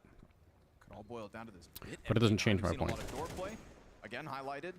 These old mid to Bs. Okay. Hey, nades this round, don't He's washed. Super washed. In ancient Egypt, the rulers had elongated heads. Now the US. Is the factor rule a coincidence? I don't know. Will do so as Donk It's a good tries question. to seize the moment inside of the A site. There's a USP. A push through the smoke gets caught. Just a bit of vision, all that Zontix needs to pass bid. We get Donk very quickly carving a path forward to the A site, right? This is like that emergency protocol. Don't let things go from bad to worse. Sure, you lose your leader in middle, and Ema ends up winning a nice 5-7 duel down long, but now that USP gets killed up close. Smart backwards tweets. Classic closer. He's like the stats guys, right? Yeah. Inside sight with teammates to work I It's always a good day when Donk is off to a 7-3 start, Shiro 7-1, and when the Yeah, the gaming industry team is. spirit, I think there's such a weird space right now, like game development. couple multi-frags in these last 2 I guess it's just that COVID people got hired. Like we hired way too many people in game dev, and then now we have to fire all of. Is that what's happening, or is it just that? to be clean here for Team Spirit. Or is it just that everything is wrecked? It just makes it more relatable. I just think the whole world's going to hell. Yeah, I saw that one. I saw that one. It's a really cool heat map. Spirit about to turn this pace into a library if they win at this pace. This is clinical, systematic here so far. Two of the great minds of CS2 coming together here. Blade and Ali in the tac pause. Called by Na'Vi. Obviously more important for them that they get this together. Problem is, in a game like this, where you start off so conditioned because everything has failed, it's really hard for someone like Blade to come in and say this is what's going to happen next, because the idea behind conditioning is now you have a lot of options. All of them are valid, and it's really on Hallie, I think, to dictate where this goes. Let's see what the idea is, though, off this pause from Na'Vi. Step 1, don't get killed by Shiro on the door. Successful. He lets Na'Vi have that bit of space out of the gate here in round 7. I think one thing is for sure, their only instances of taking the first frag are in defaults, but they haven't gone for any pick plays so far, and Na'Vi doesn't look like they're doing this again, but they're just going for heavier map control, especially towards Cat. Donk's on the corner, he's got 2 players. The flash is not set up in lower yet. Ooh, they just swing it dry. They kill Alexi along the wall. They come at this position strong off the pause. This round's over. Followed up with a ton of util. This is icing on the cake because Donk just wants something else to kill, and Na'Vi simply want to avoid him here. Op shot rings out over top the ledge. Oh, he's still looking. Donk will happily continue. I know what you mean, Elmer, about Thorin, but like, for me it doesn't really matter so much. Like, I'm okay with Duncan talking a lot in some of those cases, you know? Like, I think it's just a skill to try and, like, if you're, like, in a conversation with him or on a podcast, you just have to try and hold on to your point, you know, and, like, it's... But yeah, he is super passionate about, you know, the stuff, which I think is, you know, comes out in that way, I guess. That was systematic dismantling again. Yeah, this, you know what? They committed a lot of players. 80% of statistics is made up on the spot, yeah. They don't have any money, man. They came into Very that, true. lost their opening kill with their second player on site spotted, dropped into CT spawn. You're opping from CT spawn. This is, yeah, wonderful. You see him getting chances, but they're very small windows. He's not good, is it? And he cannot predict exactly where the head is going to peek out from. As you can see from Donk, he's dipping out, dipping in. He's too hard to hit. I don't know if they had a real reason to try that. No, yeah, maybe it depends. It depends. I don't know. I am trying to think about how to potentially make something like a podcast, or at least like that kind of more conversation-based thing. But the thing is, it's like it would be nice to have something where it's, you know, it's sort of a recurring thing. But then Eternal Fire just washed them out. Donk at the high ground. Yeah, I know. You'd think just disappeared. Yeah. I rewatched Andor again. It's such a sick show. I'm so nervous that they're gonna screw it up. What if they fuck it up season 2? They probably will. took down Mongols. The moment, it's more of what Eternal Fire had to offer. Apart from Vitality right now, a lot of the, you know, older big dog orgs are having some trouble at the moment. How's the Mouse G2 game? It was really sick for Mouse. It was really fun. Like, they were playing really high octane Counter-Strike, and G2 unfortunately just weren't. So kind of wrecked, unfortunately. But it was fun to see Mouse. It's crazy that there's room for teams like For G2 is very much a Monacy and Malbs trying to do the best that they could, but not really doing enough either. And it's like, the whole thing was weird. Red shit Counter-Strike. All right. Well done by Bit to get those two. Shiro, ton of damage. Oh no. And EMAP 5-7 barrel to the back of Zontic's head. They've gone ahead to Swarm Spirit. Oh, they can go CT. Desert Eagle also looming, and the pistols start to connect quite nicely. Chopper, Mac 10, all these he's gonna even think. Okay. USP out of nowhere off of a double kill. Okay. Thomas in a 4v5 no less. Let's go. If you're Spirit, you've already got Chopper falling down into spawn. He gets the opening kill. That round felt so par for the course, just like not getting Brazil, yeah, true. Already won, and then Bit turns it on its head, and this kill I think critical wonderful as well, with the broccoli here, yeah. Mid guys scramble. I mean, it would have been wonderful holding two players down if JL doesn't catch him going back, but this is all about Bit, man. First of all, he does it with a FAMAS. I think it's the same FAMAS from last round. Everyone else on his team committed to that retake. They could have had even better guns for this attempt. So the mid B fails because it's called an anti-eco. I think it would be nice to have like a podcast or some kind of a show where it's like there's more talk about some of the tactical stuff, but it's gotta be. The problem is like curating that content before the podcast is kind of, you know, important. So maybe that's like it's gonna end up being a lot of work, you know. Still Na'Vi trailing 2-6, obviously. It was kind of sad to hear that and then look at the board. Yeah. He's at the top. The defense still negative. But I think just for him on an individual level, just better to see him there than where he's been all event long. Yeah. The Copenhagen portion of this event was not kind to him. But there might be other things like... I'm sure there are other elements of the game that you could sit down and discuss with people or whatever, you know?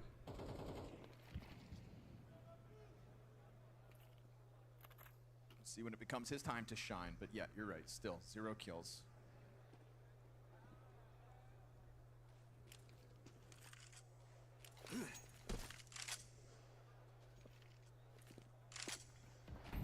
Everyone in this crowd has as many kills as Magic's. And you guys are winning too. Ooh, well-timed flash, but they eat it back the other way. How did that end That's insane. Couple flashbangers. Chopper's got one against the wall.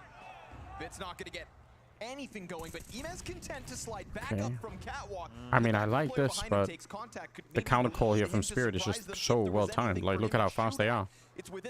Chopper just knows. He's like, oh yeah, let's go long. Already got onto the corner. Alexi B has to get up into the site and hope that JL can also bail him up from the CT. Oh no. Down Alexi Kos. You called on him, he got his frag. Now better than everybody here. Donk planting bomb, hands busy, smoke covered here by Shiro, and this one looked good until that flash came out. JL was set up for the multi-frag, but they regained fission fast enough. And remember, Emet took all that damage Points early, podcast. so he's walking off towards top middle with such little health. Will catch Chopper, you think? Yeah, unsuspecting. That's fine. Zontix can still stick around and maybe find another kill for the exit. What this is Spirit's 7th round. He won't peek this. I guess they must have exchanged glances at some point. But yeah, Spirit, go ahead, take this one too. First kill helps out drastically. 5v4 has been a really key part of this lead for Spirit. 7 opening kills. Yes, 7 opening kills. And Magix gets his first frag on this round to make it. It's not a... From raining to pouring. Again, the theory behind this round for Na'Vi is really not bad, you know? They try to push, like, or at least fight mid and catwalk. It almost worked. That's tough. Being a member of Na'Vi. Classic does to experience, though. Almost, and you still lose. Definitely. It happens. They've dug deep in so many tight situations. Nobody knows when, you know, it is what it is. What actually is the final straw. That's where Blade comes in.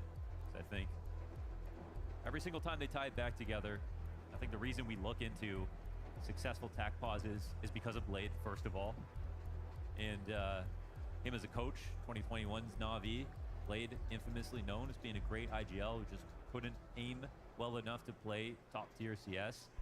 And he did. I mean, he did for a long time. He really tried, though. And then to do it with this international Na'Vi lineup is a feat. Yes. How many coaches could do that? Also, to go out and pick up Alexi B after so many other teams have kind of written him off. Yeah. Failing upwards. How many chances is he going to get? Blade saw something. And that's why we all respect his eye for Counter-Strike. Piece this team together. Fast B play here from Spirit. Gonna try to charge down the site while there's nothing in it. JL content. He'll take his 2 from outside the doorway. Guys. Slips down through window fast. There we go. And that's a headshot to his name. Sprays into Zontix. You want the fight, you get it. Na'Vi happy to hold. It has been one-off round wins this entire half. Where was the smoke for the doors? Secured. That's what Spirit want to do, man. Off that Halley tack. 100 word per minute Halley tack. Rush B. It's that curled upper lip. It's kind of like their old habit. Like, they love to do this. It's also one of the ones that's the least inspiring, especially in a moment like this. There might be something to be said, though, for calling rounds like this once in a while as an IGL, for your stamina, for your creativity. You get away with something like this, it's much less taxing on you, where you have to come up with an idea every single round. If everyone's complicated, everyone's constantly tired, everyone's working hard. But it's also just as important for Na'Vi to stop a test, because this would be the most sort of undignified way to lose after that tack pause, after the start to this map. So at least we'll get, it looks like, 3 and 8.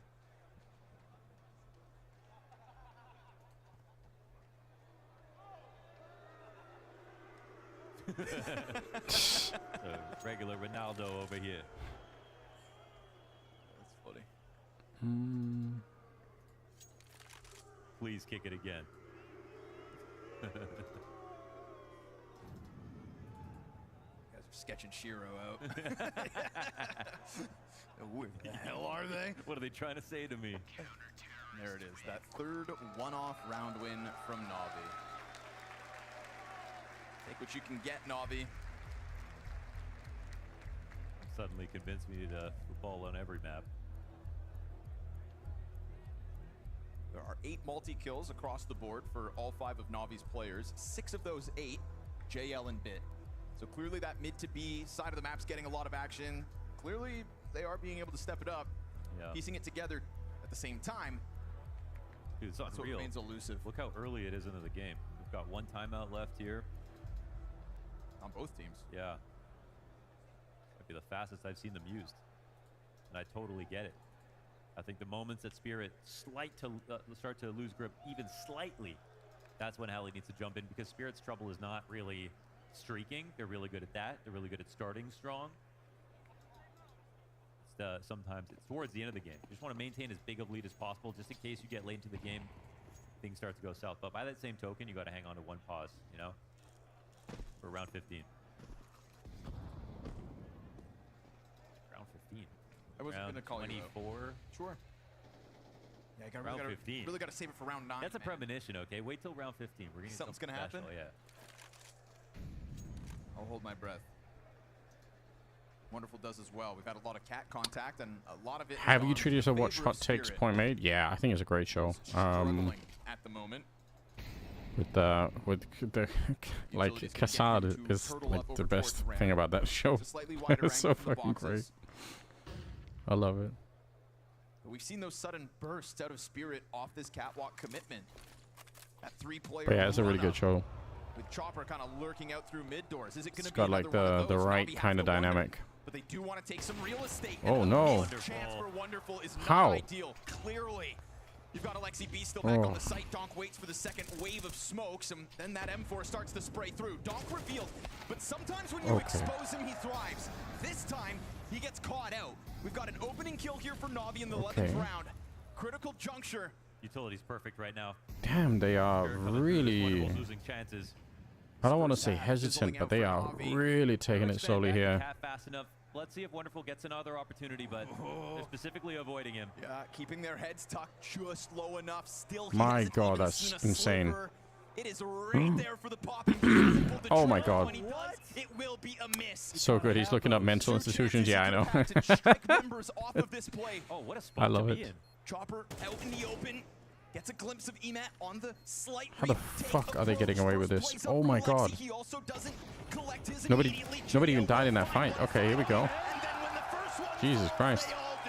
like dominoes in that post plant. Spirit evaporate. That's a lot of fight out of Na'Vi. I am shocked that they had this opportunity. That's interesting. Especially after Lexi B hit. I think he ate part of the flash. It looked like it was also a CT flash when they were positioned on the ramp. And Wonderful nearly missed generating this one opportunity, but that's donked down, and you see what happens after that. Excellent. Just go up in a puff of smoke.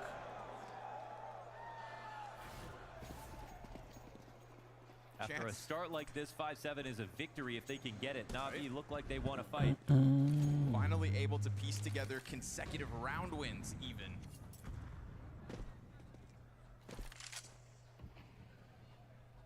Spirit on a lesser buy, and the only round like this where the lesser weapons win is that double kill from Bits Famas. So Na'Vi leading in the low buy department, 1-0. We'll see if Spirit can tie that up. Head on over to the defense, double the round count. That's what's on the line. And last round also leaving a bit to be desired by... Hey, you know what? 7-4, I actually think it's pretty respectable for Na'Vi, alright? I'm kind of okay with it. If they can get one more here, 7-5, hell yes. I mean, it's not necessarily that bad. Okay, this is bad. Oh no. They have no idea. Oh, he swung. He snapped him. No snap tap, but he did snap. Handles them both. Tech9 from Magix to the back of But that's Na'Vi's own fault. Like, they can't be that late to recognize what's coming through the middle. Not okay. Weapons on the brink of a round win. Full kit of utility here for Wonderful. Last round of the half, make it happen. He is dead. Don't think he's peeking. Yep, he's not checking the corner. Great spot. You could tell. You could tell by the way that it was moving. I don't know how, but you just can. Doesn't matter. 8-4 though. It's still winnable, okay? It's not over yet, guys. Don't be panicked. It's not good, but it's not over.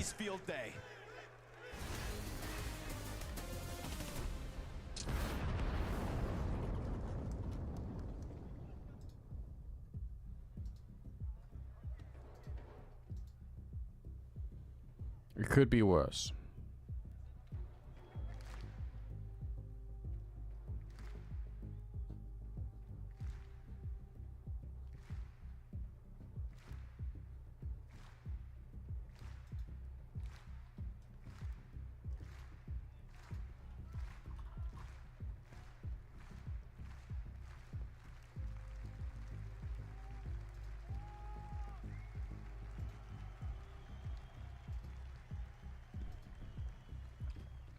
With co-streaming, do Blast or any others you offer a casterless, HUDless feed? Do you have to just get what's shown on their streams? I thought they wouldn't want anything to... I think if I wanted to, I think I could get like a clean feed from Blast. I don't think other TOs are doing it, but I think Blast could do that if I asked. So in theory, if I wanted to, but it's very awkward to... I don't know if it's awkward. Maybe it wouldn't be. I've never considered like just casting the same tournament without being there, but I mean maybe you could. I don't know. What's the price in Greenland? That's a good question. I feel like it's daily in the news in Denmark that basically the US are shaming us for Greenland for whatever reason. Saying we're not defending it well enough, which I'm gonna be honest, I don't know what the fucking... I don't know what the security situation is like. I feel like that the whole sea that's up there is like, I don't even know how the North Sea or whatever, like I don't even know what the... I don't know. Maybe it's there, maybe... I don't know, no idea. I have no idea. Feels to me like it's a bit silly, but you know. Seems to mean a lot to the Americans at the moment, so guess we'll just wait and see what happens. Freedom has no price. Yeah, exactly. It's just, I don't know, it's a bit awkward, isn't it?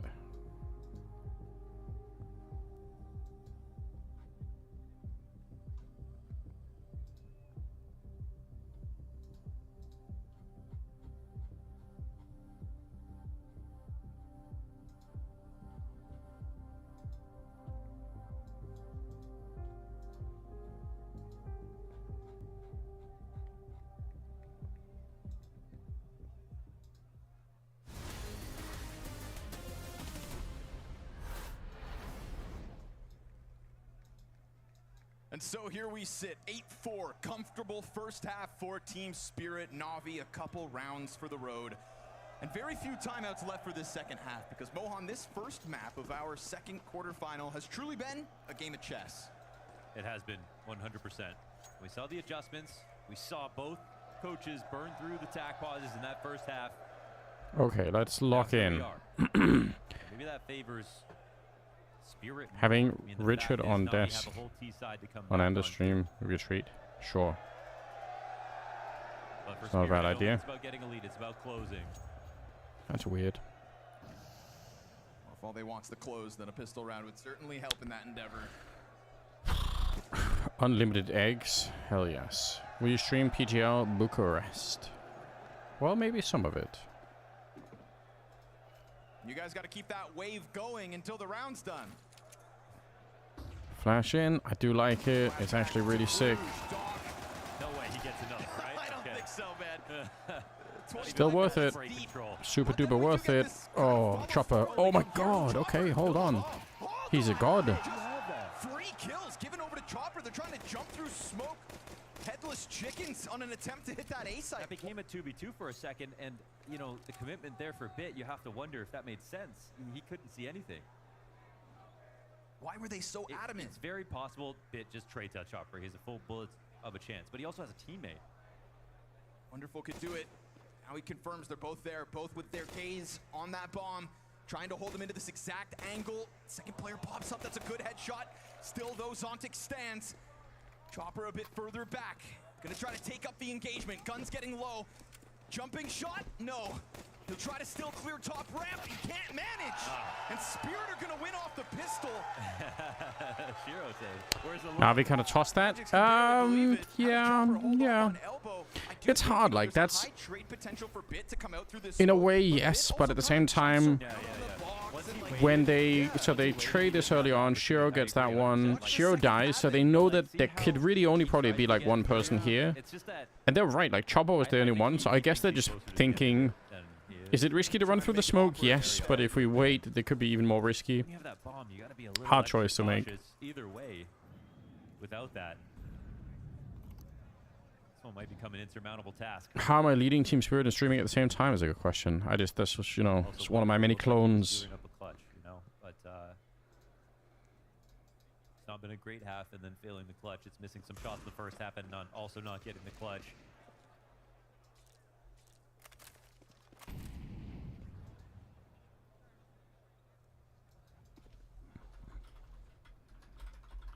Control for Spirit with the better weapons on top of that.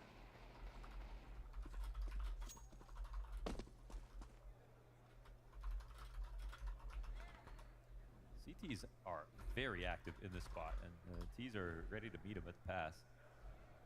Feels like blood in the water kind of situation here for Donk. He lets them get ever closer.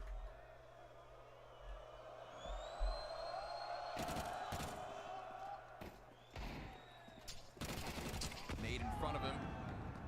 Gets tagged down to 40, but you've still got Shiro up on catwalk, so all's good. So many bodies here from Spirit to just make sure that pressure remains high. Ooh, wonderful. Double Hello. headshot, not bad. That was cute. Hold on. Unfortunately, only comes through once all of his other teammates had been mopped up by Boom. Spirit at the bottom Sorry, of the guys. middle. They Done. were unable to unearth Donk from under the tunnels. And so, 10-4. We are the underdog. Heavy odds favorite at this point with the steep head-to-head going towards Spirit. There's one best of 3 group stage. Let's go, guys. obviously. 15 and 8 on Donk. Shiro's up there. They are doing just fine.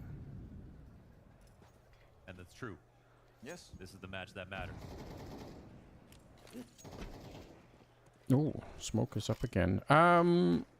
Yeah, I don't know what it is with Na'Vi. What is it? I can't explain it. I feel I actually truly have like a lot more. Such a satisfying smoke. I have this feeling that Na'Vi is gonna find a way out of this, but it's obviously very unsettling to see them kind of have a hard time with the chemistry, or there's something going on here where it's just not really there, you know? When it doesn't land. Because, like, you didn't need to do that. Yeah, sure. But honestly, if they win this round, like, it's on. Like, 10-5. Well, this is good stage. Not that much money on the Spirit side. Like, it could be done here. Still not putting the bomb in their hands. I'm certain Blade will figure out. That's my feeling, too, you know what I mean? Like, I always talk about it, but Chopper Bloom. Yeah. Maybe I could be like a stunt double for him in the future. We show up to an event like nobody will know who's playing, basically. And, well, the site setup only gets. I just have to learn a little bit of Russian, and we're gonna be fine. Squeezing for mid. Good timing on the peak here. Wonderful, but he doesn't get the kill. Wonderful. Just died to an MP9 from 500 meters away. What's going on? Luckily, it's a cleanup towards top middle. Zontix sees contact. Why? Oof, and Imes quick. That'll help. Stats will all give you away, though. Yeah, it's true. Like, they're gonna be like, "How's Chopper playing this good all of a sudden?" Catch Donk off guard. It will. He senses the other two still over towards If someone was on the chopping board for me, it would be Ima and Wonderful. I feel like universally right now people are like Wonderful.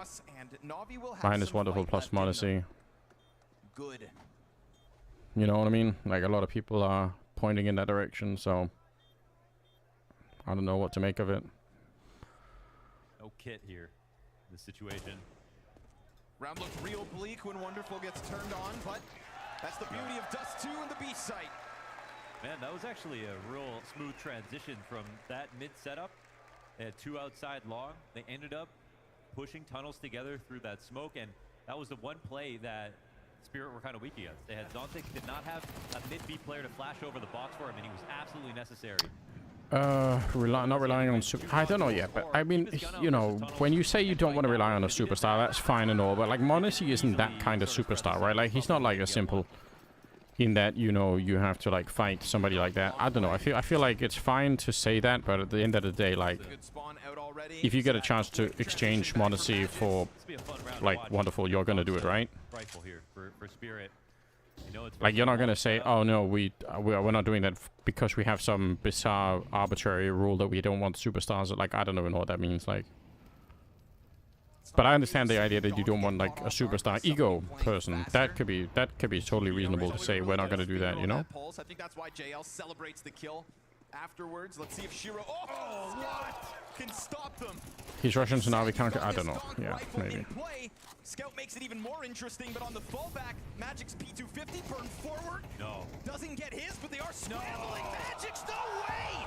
A second off of Okay, hello. sidearm, and when Na'Vi finally felt good, they get swept. Now we say we don't have Russian players in the roster. Okay, well, fair enough then. Pistol from Magic's. They called that last round a rounding error. No problem for Spirit here. Opening shot from Shiro is unbelievably impactful. First guy coming up on a 5-man long hold. Your odds are very slim. You're working on very fine margins on a 5-hit up the A site, but the idea is you're going up against worse guns. You're likely to win the first duel. You're likely to win the second. They kept that space with every player. They lost a single guy? One. Man. Not even. Not one player died. Wow, Magic's got his first kill. They won the round off that as another opening. Then he gets 2 P250 kills. 3. Massive impact. That was massive impact in this game. He has more kills in that last round with a P250 than the entire game. But the critical moments, like, look now, we've got Magic's is what he does. A critical turning point in this one, you know, major grand final. Yeah, I guess it's not a spy. I don't know. The fucking geopolitics world is wrecked right now. Nice grenade. He's on your doorstep, as our Spirit. The doorstep of victory here in Dust 2. Na'Vi made to look like fools in this He must opening have been map. the weakest. Yeah, I don't know. I guess it's hard when you play with the orb. Like, people do notice when you miss the shots, right? This one has been turned upside down. I feel like Emma has been seeing a little bit of personal resurgence. Am I wrong about that? Heavy star Maybe I am. player formula that Team Spirit bring to the table. The clash of styles between these two teams yet again is reigning supreme in the opening map of this one. I'm gonna be honest, like, you know, even if that happened to Doc, like, there's a part of me that's like, you know, young people will just do dumb things all over the place. Like, I just don't really, like... And they're changing up into It's just hard for me to care about, you know? I don't think you do. What's left of Na'Vi is going to come running up, still just scouring, looking for anything. You'd think Goose first, then the swing off box, and they might not get anything at all. My goodness. I just think in general, like... Back-to-back sweeps of Na'Vi. People tend to do stupid shit in general on the internet, you know.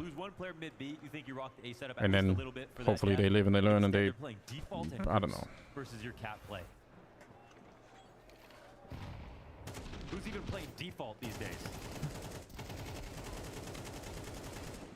What a nightmare. What an absolute nightmare here for Na'Vi. A little bit, yeah.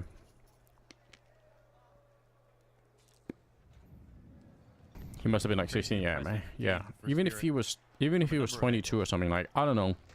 Maybe it's because I'm super old, but like, I think, you know, 22 is still, that's the kind of age where like you're still probably gonna do a lot of dumb stuff and say dumb things you probably don't even know anything about, but you know, you just have to, you know, you just have to go through that. It's fine, you know.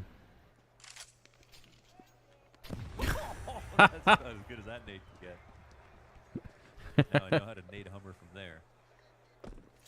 That's great. You team nade often? No. I don't do it on purpose ever. Oh. Yeah.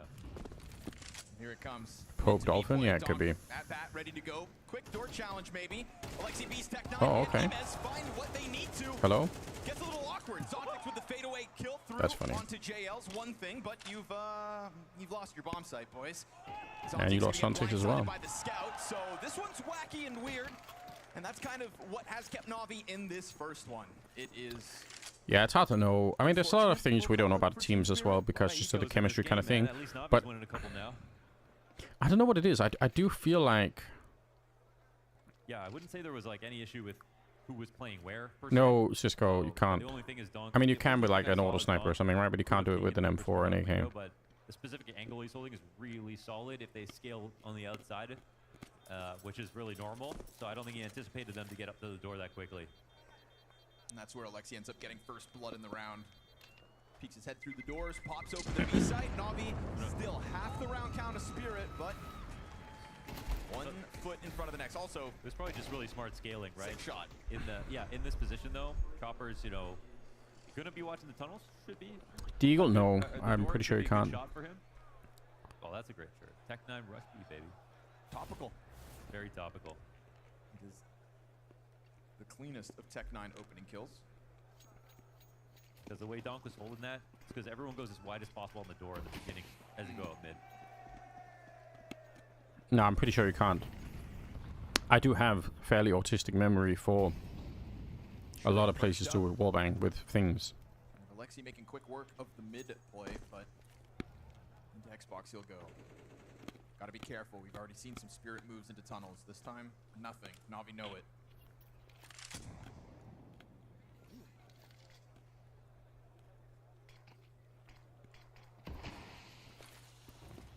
Donk will be chomping at the bits to get this first map wrapped up. Shots come through. You've got him down to half health, even tracking him somewhat. So, well done by Ema here. Trying to get some kind of an edge for Na'Vi to keep the hopes of a Dust 2 overtime alive. Like we get the B site whether they know it or not.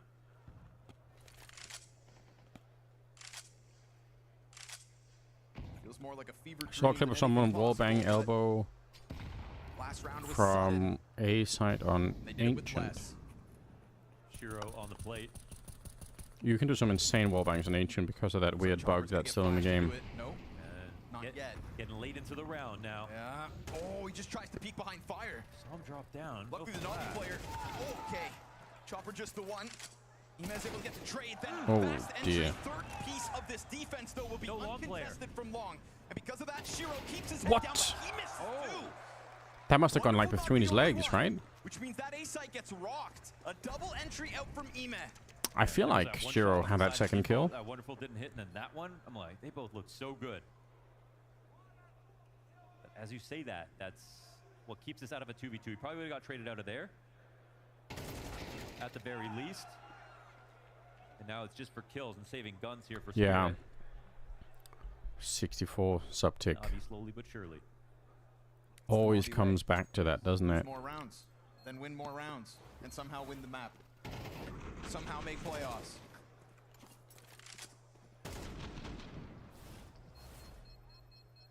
Yeah, JL said after he won the major, that was the goal he set for himself, and it was just hard to find motivation afterwards. Sure. Some people hated him for that. Crab walking? Yeah, no. Watch enough sports. I think it's the most annoying thing to get killed by people doing that, but hey, if it works, you know. Also said that he wanted to achieve being the best player in his role. Was able to do that.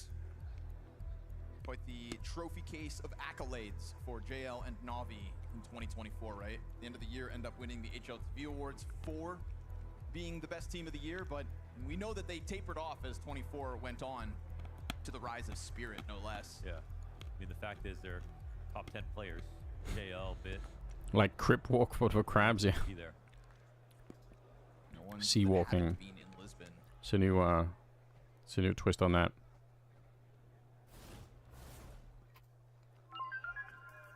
This fucking round. That's what we fucking need. Some fucking balls. Yeah, that'll help. Yeah. Yeah. Okay. You can really tell when they're playing low TCS. Do need some fucking balls, don't we?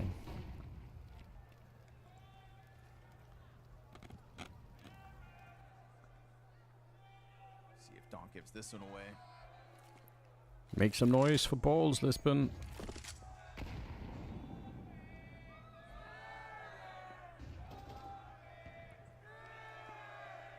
I love the way they worked the map last round. I think same thing.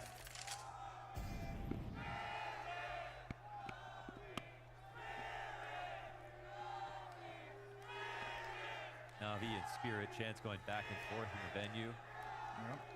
It's nice. If only the Counter-Strike was this back and forth. This round would change that. I think we start believing a little bit. Finally being pieced together. Something that was so elusive for Navi in the first half was consecutive round wins. He got spotted. Chopia. Yo, what an approach. I can't believe he walked in like that. I know. Full vision. Nowadays, I can believe anything Donk does. Barrel to the head for JL. Comfortable looking 5 versus 3. They'd be good at sourcing other options at the same time they lose frags. Ooh, Shiro's not going to miss, though. They walk right out of that smoke into the scope.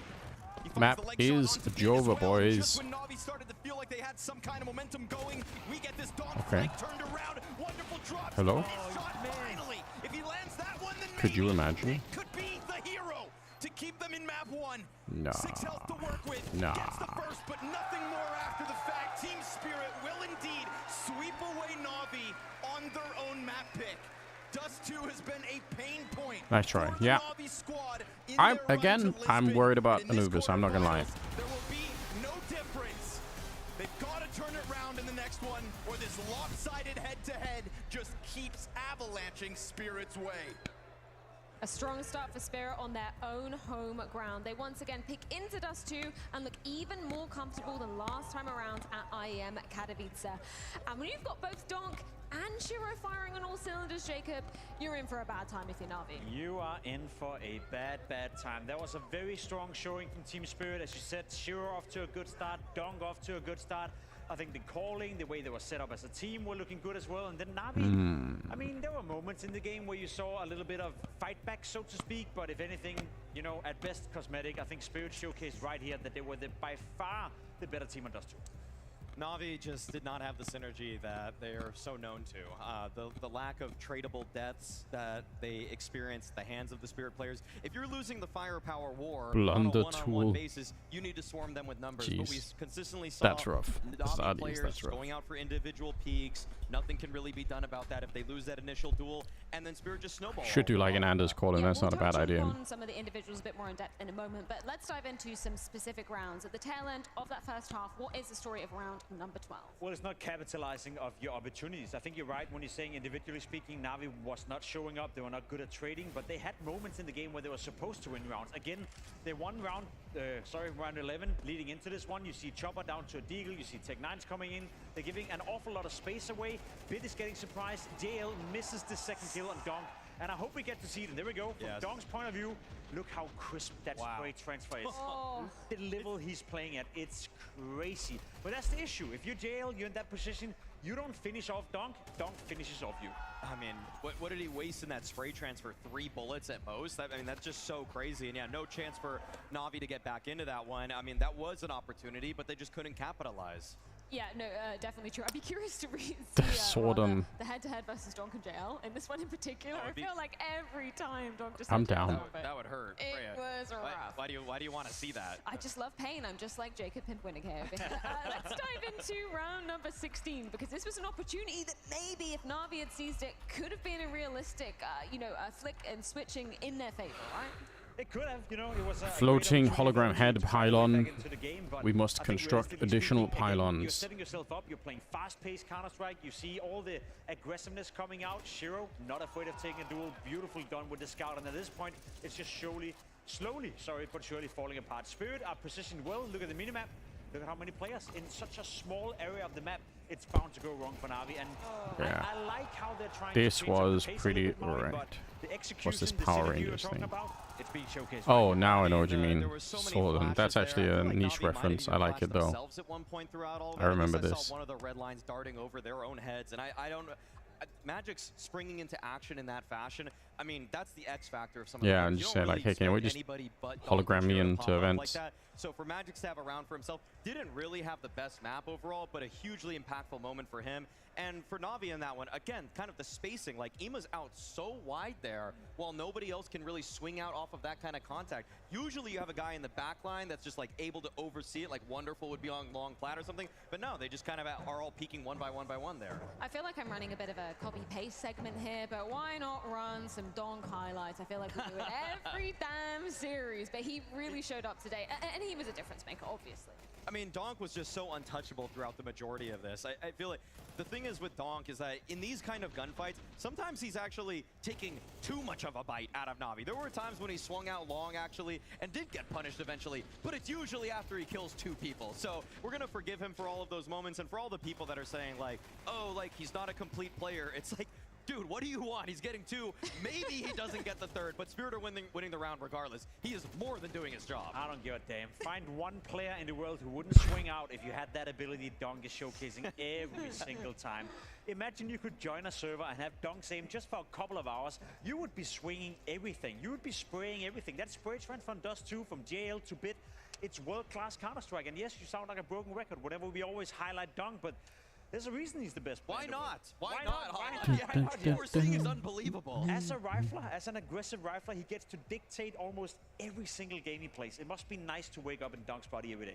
Why should he not be celebrated? That's my question. He should be celebrated. Obviously, we're going to be moving into Anubis. That's going to be the pick of Na'Vi. But I'm curious to hear what Zontic thinks after a very strong Dust 2 to start off this quarterfinal. Yeah, what does Zontic think? Very good start from you guys here on Dust 2. So the only question I really got for you, Zontic, was, are you surprised by the Anubis pick coming out from Na'Vi? No. You guys are ready for it? I love it. What made you ready for it? Why did you understand that they might pick this? Statistically, it's our worst map, and they're not in the shape, so they can go for a pick that they haven't made before, because they're shaky, they understand that, and yeah, so it's pretty logical for them to choose Anubis. Do you feel like maybe it's a bit of desperation from them because they haven't played it much recently as well? Not like desperation. I think just understanding that they're not ready to pick something different, because if you open the maps, it's like, what should Na'Vi pick?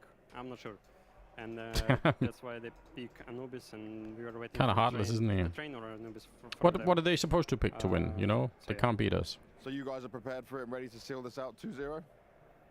Yeah, they haven't played for like half a year. They have just one map on Anubis, so they can show a lot of new things that we don't know. So it is going to be interesting. It depends on how we'll perform and how they will perform, obviously. Okay, so Zontic's giving some logic to maybe the curveball pick of Na'Vi bringing in for that second map. But let's wrap up the proceedings on Dust 2, because sure, okay, Donk, an absolute force to be reckoned with. He basically always is. But when you've also got this man on the left side of your screen, Shiro, showing up so consistently, this was the conversation we were having before we dove into this series. Who is going to be there to help Donk bail him out? If he does so need to, he didn't need it in this map, but I think that's another reason why it was such a dominant victory. And Shiro is just so incredibly accurate. Every time I feel like someone appears on his crosshair when he's holding the AWP, it's almost a rare sight to see him miss. Whereas Wonderful, one of the best operators in the world. Like, let's not mistake that. But not many people are picking people on the cross with the efficiency and consistency that Shiro. I feel like, honestly, Pimp, the only people I see go for that shot and hit it in pro games regularly, Shiro, Zywoo, and even just sometimes m0NESY. Not even as much as Shiro in my eyes. No, I agree with you. I think Shiro had a fantastic showing, and he's quietly having a fantastic tournament. I think he came into this game with a 127 rating. Obviously, that's going to be significantly higher after a very strong showing right here. So, as we spoke about it, you know, you have Donk showing up pretty much every single game. You now have Shiro having a MVP-worthy candidate tournament as well. Maui coming Wonderful, I know. Maybe he knows he's going to get kicked. He's got inside information. He's like, I'm going to be nice to him. He's been calling the way he's been putting himself in the game as well, creating so much space for everyone around to flourish. There's a lot of positive to be said about Spirit right now. Yeah, just one last bit about the calling for Spirit on this one. I think that was also the kicker to having a Donk and Shiro that were informed. The fact that they're doing drop strats off of the catwalk to do a mid to B split, not many teams are pulling those off effectively, but Chopper was, I think, twice in CT spawn, just cutting off rotations. Even if he dies, it slows down Na'Vi so much and allows everybody else to take all that space. And just another reason why the first map of this series was so damn dominant for the side of Team Spirit. But I'm curious to see what Na'Vi has been cooking coming into this second map. A little bit of a curveball. Apparently Zontic's expected it, but I'm not sure we did up here on the desk. We're going to be diving into Anubis after this short break. No short breaks.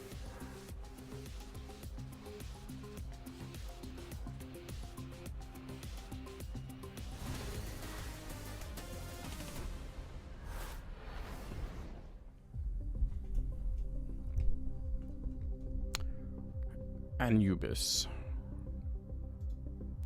Man, I don't know. Anyone here believe Na'Vi are going to take this one away on the second map?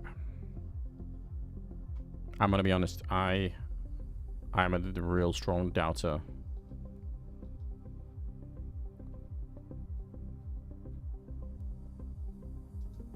Don't trust Anubis as a map. Don't trust Na'Vi as a team right now. You're a fanboy? Okay. Okay. That's good.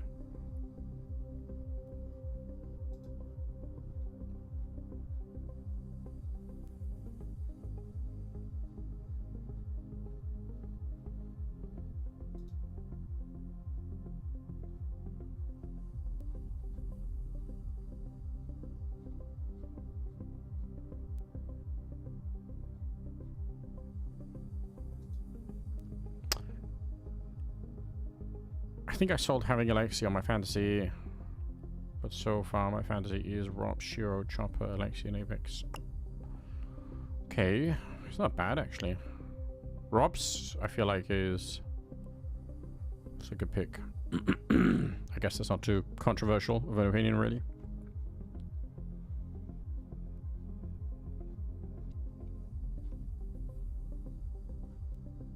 Yeah, that's nice.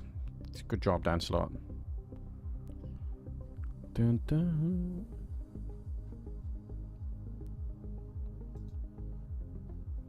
Oh, you don't. You remember the fantasy team you would have picked. Oh, okay, fair enough. So there's a chance that it could get wrecked. Yeah, it's always hard.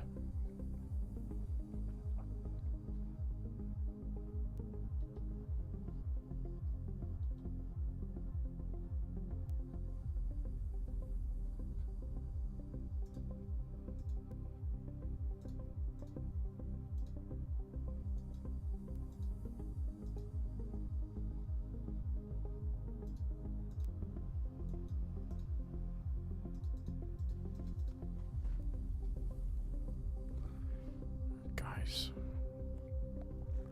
Can we just do this? Can we just get on with it?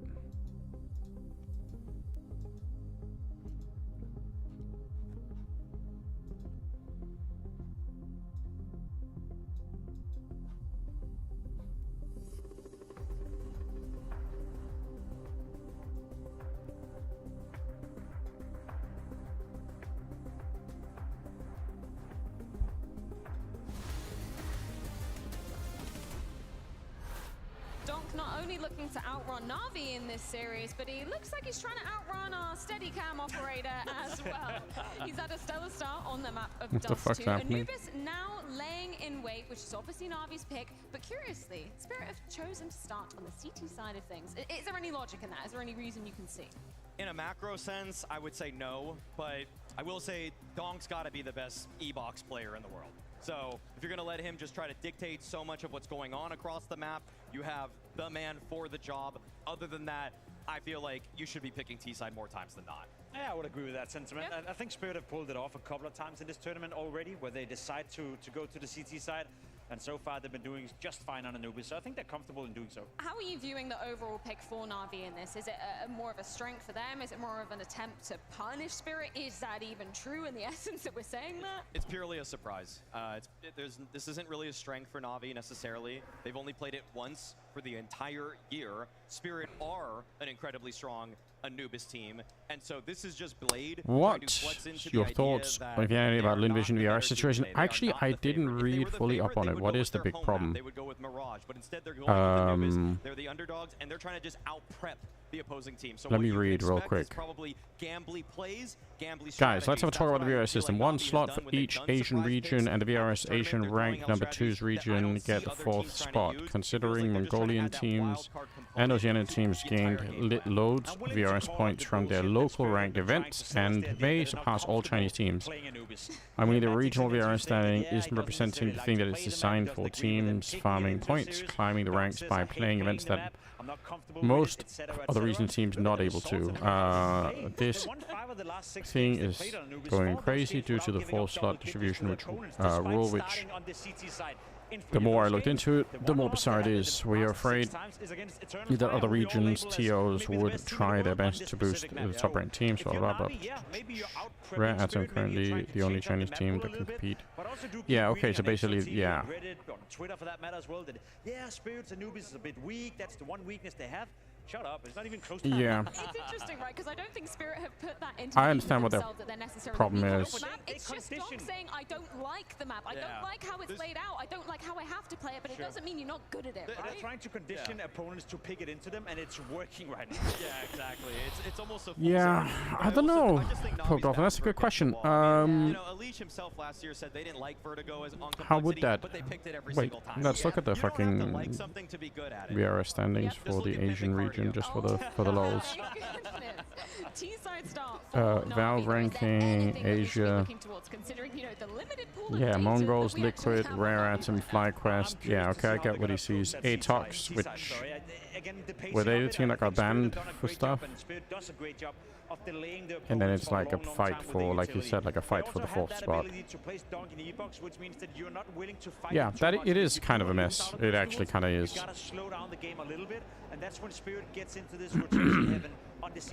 Yeah, Liquid are top of the Asian side because of Nuts and JKS, I guess. On his own, that Chopper is maybe a little bit too lenient Yeah. on leaving him alone. So if you're Na'Vi, I want to test Pretty something much. from the get-go. Yeah, I feel like that's got to be a game plan here for Na'Vi. I'm just super curious what the gun round pocket strats that they have are. But the thing is, once you switch over, this is one of the few maps that I really think of where I've seen That feels wrong in some way. Yeah, I mean it's back to even the Blast Spring Finals last year. It kind of is what it is, but yeah, like it's obviously I can understand why if you're where he's just so frequently in the middle of the map. I guess it's hard, like, it depends on, like, when we say Asia, I don't know, like, I'm gonna be honest, if I say Asia, I don't even know in my brain what do I think when I say Asia. I probably do think, obviously, like, China and the, you know, Singapore, Indonesia, easier, and then Is there anywhere where you see maybe I probably think all the way to somewhere near India or something, but like I don't even like, obviously, we just have to define it better than this, right? And I guess, yeah, I guess we just, if nerds counts, then it counts, Can't really blame Liquid for that. A little less aggressive, and I think especially for Na'Vi on the CT side, they need someone to disturb Spirit. I think you're right in saying Chopper is good at maneuvering mid-round. Great mid-round calls coming out, great rotations, great reactions, and something's got to disturb that flow of style that Spirit gets into, and Wonderful could be that guy, but I don't see him having the confidence right now. I'm looking at Bit. Bit. Unfortunately, Bit has had a bad tournament for himself by his standards here at Lisbon. However, I feel like if there's one matchup I see on the map where I'm like, okay, Bit, I'm going to let you off the leash. I want him to lurk into A. I want him to try to take the fight to Yeah, Zontic. it's kind of a mess though, but I mean, that's true for a lot of the VR stuff right now, so presumably just more things that would have to be kind of looked at again and kind of looked over, and people say, okay, like what's the, I'm not willing to disagree with you, because what do we want here, That's why I want to see Na'Vi test Suntix. I want to see Na'Vi test Spirit to the brink. We have seen Shiro rotate in towards Suntix bomb side a lot of times with the AWP, and if there's one thing Shiro is good at on that CT side defense, it's killing people walking into his crosshair. A surprise pick of Na'Vi coming out as map number 2. Question is, will it pay off? It's time to dive into Anubis. Thank you guys, great segment. I love Maui's point that you don't have to love something to be good at it. Sure. Okay. Lisbon, scream if you love Anubis! That's not that bad. And make some noise if you still believe in Na'Vi! All right, now cheer for Spirit, because they're great guys. They were winning some fans in the end, I think, and that's the thing. You just got to win on stage in front of everybody. Yeah, I mean, that's the beauty of Spirit. We've traveled around the world with them. We've watched them get booed as they walk former DreamHack venue open up hosting Bioarc Land in June. Where is that? Glitched Masters brings Counter-Strike back to its roost at the legendary Jönköping venue. Let's fucking go. What's glitched? Can I go cast this event? It's real interesting, man. It's weird to say Na'Vi haven't played this all but once this year, and they're pulling it out in a series like this. And we saw in the Zontix interview that man, I do miss some of this stuff. Na'Vi are not in form, and Na'Vi shake back in that handshake by saying, "Yeah, we're picking Anubis." That's kind of cool. Something you wouldn't expect in. Hold on, let's see how this plays out. Then I'll answer the question. Alush in the chat. Nice trade. Good flashes. That's actually a really nice flashbang. Oh no. And as per Donk's classic, he will not waste time. Instant headshot comes out from him. There's that flank out of Emet. Okay. JL's able to get the kill. Then catches him off guard by going for the duel. It's a clutch attempt here for JL. He's got him up in front of him, but where exactly? That's the question. A little bit of space to work. Oh, I actually do kind of fuck with it. Because of his cocaine controversy, yeah, true. Why aren't casting events big events? Well, first of all, thank you for the kind words. The truth is, it's been a crazy market to be hired for a lot of events, and that's just like, it's true for me and it's true for a lot of other people, and yeah, it's just, it is what it is. I have had some luck recently in getting hired, so that will change a bit, but it is pretty quiet. Yeah, I started the cult instead, a streaming-based cult, and I'm doing some content on YouTube and stuff like that. So, but I'm not quitting casting. I really love it. It's the only thing that I know how to do properly as a job, and you know, it's the thing that kind of keeps me, you know, feeling fresh and alive, really. So I love doing it. I don't have any plans to quit, but yeah, it's a really hard market right now. So yeah, that's the answer. And another thing that Blade said in that 40-minute straight up butt stuff cult. That because listen, individuals can't match up to teams sometimes, like do you have any thumbs, old guy? Or, you know, Maybe not G2 these days. V2 is hard to say, but there are a few teams up there. Gotta be careful with that, you know. Be a lot of trouble on an individual level. Were you late to get hired or just unlucky? I don't know. Like, this is one of the big challenges that you don't, when you don't get hired or something, you have no idea why. Like, people don't tell you why not. So, what are the decision criteria? Nobody knows. Like, it's not like they will tell you you lost them for a reason, true. It's not like they tell you, hey, we didn't hire you this time because, you know, it was too expensive, or we don't think you're doing a good enough job here, or there's some other thing. Like, it's not like you have a...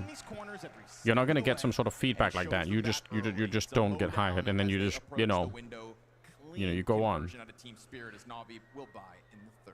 It is so funny. I think like 3 of the Spirit players have also... Yeah, I mean, it is what it is. And I mean, they don't owe anybody to hire people, right? That's not how this works. But it is... I think it's bad that people don't know what's happening in the future as much as they don't in this space. It's a downside of freelancing. It is, but I always get very defensive when people say that, because it's not like any of us have a choice, right? Like, we're not all freelancing because we think it's like the coolest thing in the world. It's like, which I know you're not necessarily saying that, but I'm just saying, like, it would be, I think most people in casting right now, especially, or analysis or whatever, if there was a way to not be a freelancer, I think a lot of people would choose to do that and just say, okay, fine, like, we'll take less pay, but have more security, and then just have a better life, basically. I think a lot of people would choose that instantly.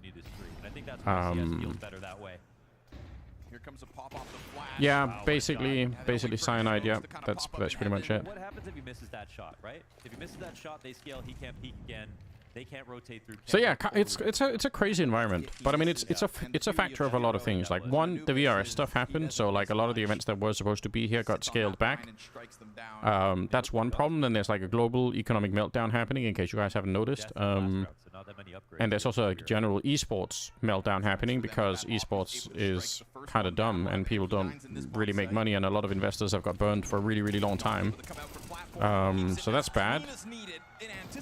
And then you know, that all like compounds into, you know, one big thing, and then esports is just super young, and a lot of people, like, there's a lot of unsolved problems here. So yeah, it's a big mess, basically. You see how fast they died? 100 to 0. Jesus. This is not AK dink 1 bullet kill. This is headshot, body shot, death. Knowing what event you'll work through, yeah. No chance at all. I think what's been a little bit scary for me, I must be honest, is just more the feeling of, like, you know, I think I had some feeling that, you know, because I've spent 12 years casting Counter-Strike or whatever, I had this feeling that, like, I probably had more of a safety net underneath me than I think is actually true.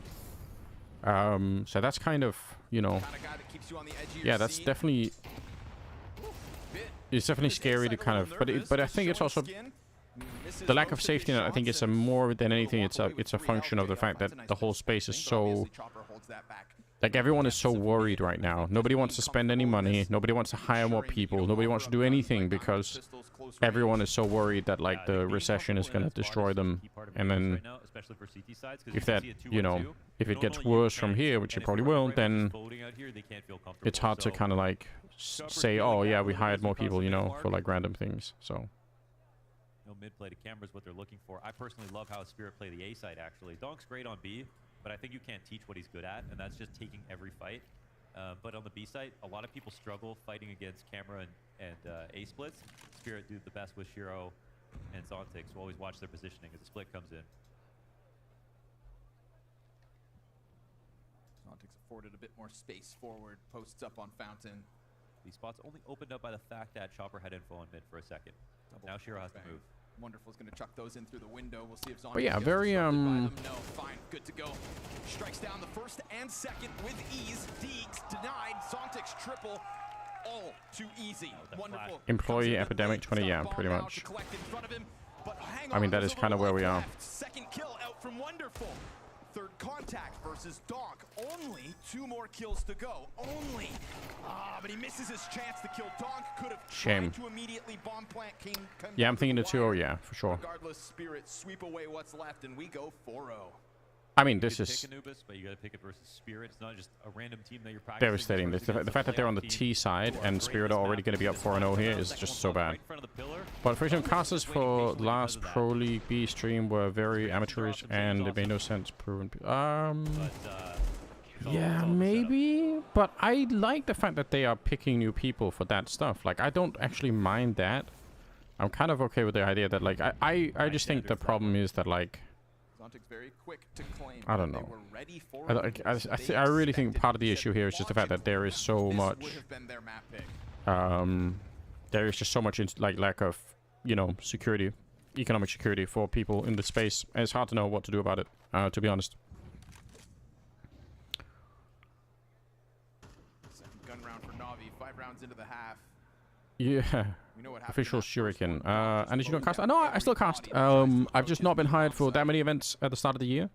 But there are some events coming up that I'm working, so I wouldn't be too sad about it, guys. Thank you, man. I appreciate it. I appreciate it.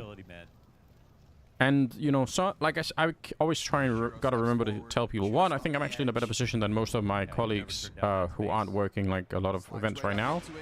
So I don't want to complain too much. And then on the other side of it also, I've also managed to, I think, learn a bunch of things, you know, for this time here. Like, there's a lot of things that I've had to, like, revisit for Counter-Strike itself, where I've just, like, gained a bigger appreciation for a lot of the game. And kind of had to go back and look at a lot of tactics, and I've like got to spend a lot more time with that in the last 3 months, and that's really good. So I also think when I come back to do some casting in like an arena or whatever, like I think I'm gonna have a stronger position or a stronger platform in my own brain to like to do better casting, basically. So I'm excited for that too. It's nice. I feel like a bit. Now we get their first Bit and Imma get their first kills of the map. No coincidence. Yeah, I don't know, Pope, and don't feel bad, but I mean, like, it's. I think job security is one of those things that's like. It is kind of underrated, you know.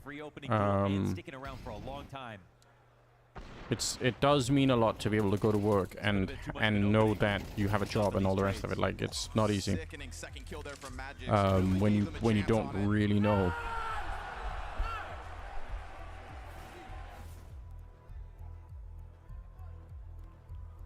Job security is down at the arena, yeah, unfortunately. Jumps on that one. Does feel that way. Yeah, right after a. I don't know. I have a lot of different ideas about what I kind of want to try to do into the future to try and improve my own situation, you know. But it's very like it's an uncharted kind of territory, you know. The truth is, I think probably like 3 or 4 years from now, things will look different anyway for a lot of this stuff. Because, you know, like at that point probably will be, you know, will be, esports will sort of bounce back a little bit again, and there'll be more money in the system, and then, you know, things will be better, so. So also, to some extent, it's also a question of, like, do you want to just kind of survive? Do you want to just, like, live through the next 3 or 4 years, and then it'll be okay? Also, like, yeah, Vince. Yeah, Vince is great. He's streaming right now, guys. You should go follow his channel. Vince is a super underrated caster, in my opinion. But also somebody who definitely has a really hard time getting hired, and it sucks. But I mean, I would say I don't see Henry at enough events. I would say Dan and James, probably 2 I would throw into that mix of people I think would be worth having at events. You know, there's a really long list of people. I think Lucy and Brandon, who've been doing a lot of the Impact stuff, are also worth having at more things, you know, like. What does that tell Alexi? Because he could have So, on camera. Although it was mollied, maybe that's why he didn't. James Rodolph, I don't know, I think he was doing some Apex stuff, wasn't he? He's still out there doing stuff. I'm sure he'd be down to do some Counter-Strike, but again, like, somebody has to hire him for it, right? A real critic.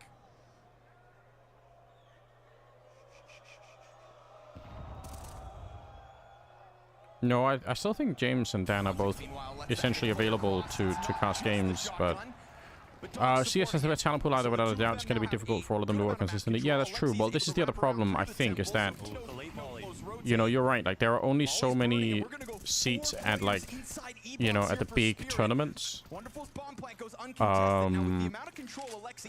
But then the other problem is like, you know, when you're not casting the really big tournaments, like, does that mean there's just no way to make a living as a Counter-Strike commentator, you know? Kind of hard to know that. I feel like at the moment that's a big question. Oh my god, he actually hit that. I can't believe he hit that. James Barlow shot himself in the foot after the 2021 major. Yeah, maybe. I don't know. It's a giant mess for I don't know, for everyone involved. I feel like, so who cares? Who cares? They can't. The retake comes in entirely through. Man, that's a wonderful twice. Chopper gets this kill. The thing is that Navi actually post up for a push. Oh. I guess because the molly's missing. Yeah, maybe it is, but like he's still not expecting to get killed like that, I Even guess. though Chopper bites, he still gets that frag. That was actually a nice shot from Magic. It's like pretty tough flick.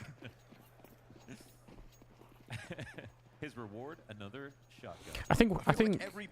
I think something that I don't like about the current space, but I don't know how to really address it, but it feels like it shouldn't be the case that some people, take myself as an example, that some people can sort of dedicate their lives to trying to, you know, build this space from like, you know, from the position that you can. Like for me, it's, you know, from a casting perspective or whatever. And then it's like, there's no, you know, the industry has no kind of way to provide more than just, oh yeah, you're hired for like the next month, but that's, you know, that's basically it, you know. Like to me, that just feels like a bad, thing for the future if that's the case. JL up front. Cash on hand. Stacked bomb site. You've got Donkit at the moment was 10-1. But I mean, it is, you know, like I said, it's a young industry.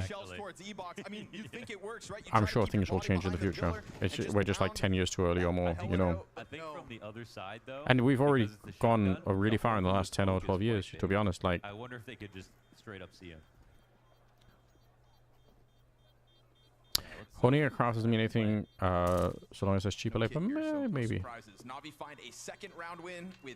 It's hard to know. And honestly, those guns look good on him. Save a few rifles and an auto shotty for good. I don't know. I have some other things that I really want to try and do, just as like some side projects for myself. I was gonna say that this map is sort of like, but I never really.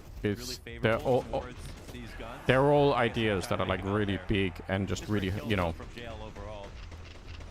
I don't want to say they're hard to commit to, but they're, you know.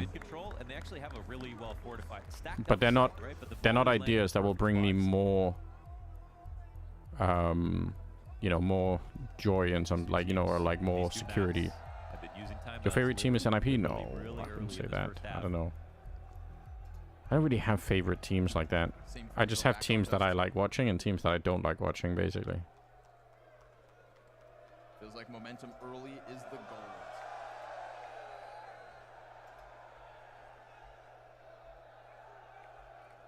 Good to be back in Lisbon. If that makes sense. Oh, NIP 2014? Yeah, I mean, that was obviously super sick. Hard not to be enjoying that. It's all invested. And I mean, Magic's been playing with weird guns this whole half. 5-7, no problem for him when there's still an op and multiple M4s out on the field. This would be a great boost for Navi, though. This opens the door for their T side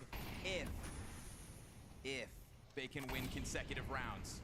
It eluded them back on Dust 2, and it's eluded them here on Anubis as well. Perfect grenade, 70 damage for that one. Chopper takes the front, starts to reposition. Zontix actually slides ahead of the fountain angle, and that's great. That's so smart. Beautiful. He changes up his position just slightly. He had already performed a multi-frag from that position, and so he wants to freshen it up. Oh, Navi, this is terrible news. They actually... Oh, shit. If they lose this round, they just have to buy anyway on the rest.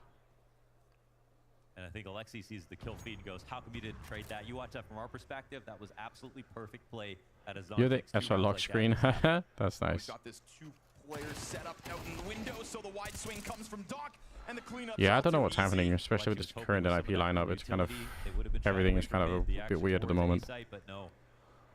To be honest, they did, but they just changed positions, right? Shiro freed up from bridge, instead goes into the A site where he closes. And we had that 4-player lean into A, but this continuation spray down from Zontic. This is a masterclass. This is why, again, he went underrated as an anchor last year, just because he's such a specialist with it. Yeah, so good on the CT side. That's exactly what you need from an anchor, is finding those moments. What do you know? Another map that looks just like Dust 2. Another timeout. Yeah. Yeah, the timeouts, man. It's the beauty of Navi. I just want to see Hallie and Blade play literal chess against each other. Okay. Yeah, that would be the picture of the year.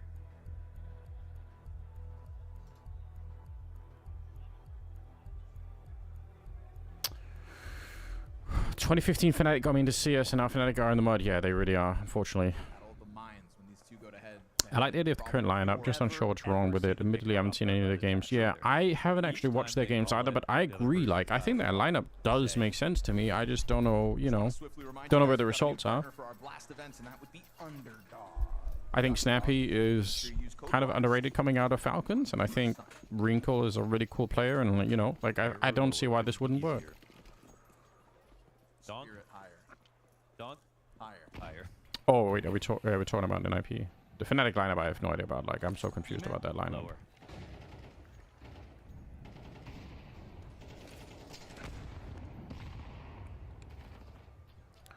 Man, if they lose this round, Navi, this is going to be a really quick 2-0.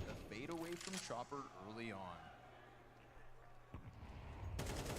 You know, we saw that slight bit of gamble already in the round that the B site got completely. Fnatic picked up Yambo, yeah. They cleared out all 3 defenders. There has been this willingness. Yeah, Yambo for Bermalov, right? They had Bermalov before. I cast quite a few of the Fnatic games with Bermalov, and it wasn't just Bermalov. It was the whole team was just completely insane. What's the setup here? I don't know. This feels a little stressed to me. It feels like they're trying to figure it out. Yeah, it is. They bragged about spending every last cent on Jambo. Well, they have the right utility, actually. That's insane. Flashes are sort of the least important thing to use. They spent 600k for Jambo. I'm gonna be honest. I've seen Jambo play, and I was not that impressed. But I probably just caught like a couple of bad games. Okay, then. He didn't even start. He didn't even move his crosshair yet. Deleted. Oh. Doc said best way to deal with your problems is early, and the bomb gets That's dropped the bomb. towards Zontix. That is towards Zontix around the corner. That's it. That's the wind out of the sails of Navi. Look at this. Jambo on his best day is not a 600k player. I mean, like I said, I've only seen a couple of games, and I just wasn't that blown away. Oh, that's the round over. Time will decide that this round belongs to Spirit. What? A shot from Donk, I'll call it now. Yeah, but I mean, that's a different. That's like time. Obviously, is gonna make it different, you know. And 3 off of that. Like if you go back like 5 years, the prices for a lot of these players is going to be really, really different. But I mean, that doesn't mean it's not crazy. I'm just saying that like it's hard to compare times or like money across time like that, you know.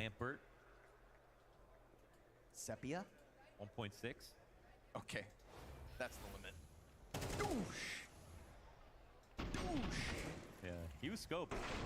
He was scoped. Wrecked. Not much you can tell your boss about that. No. Just can't come to work today. Better call in sick. Donk's here all week. Yeah, I guess we'll see. It'll be interesting. It'll be a scandal if it doesn't work out, you know? People are going to be like, what the fuck is this? They had problems versus Ebox in that. We've been through so much inflation. Yeah, I agree. But I mean, I think it's like a... Just had a lot of utility on him.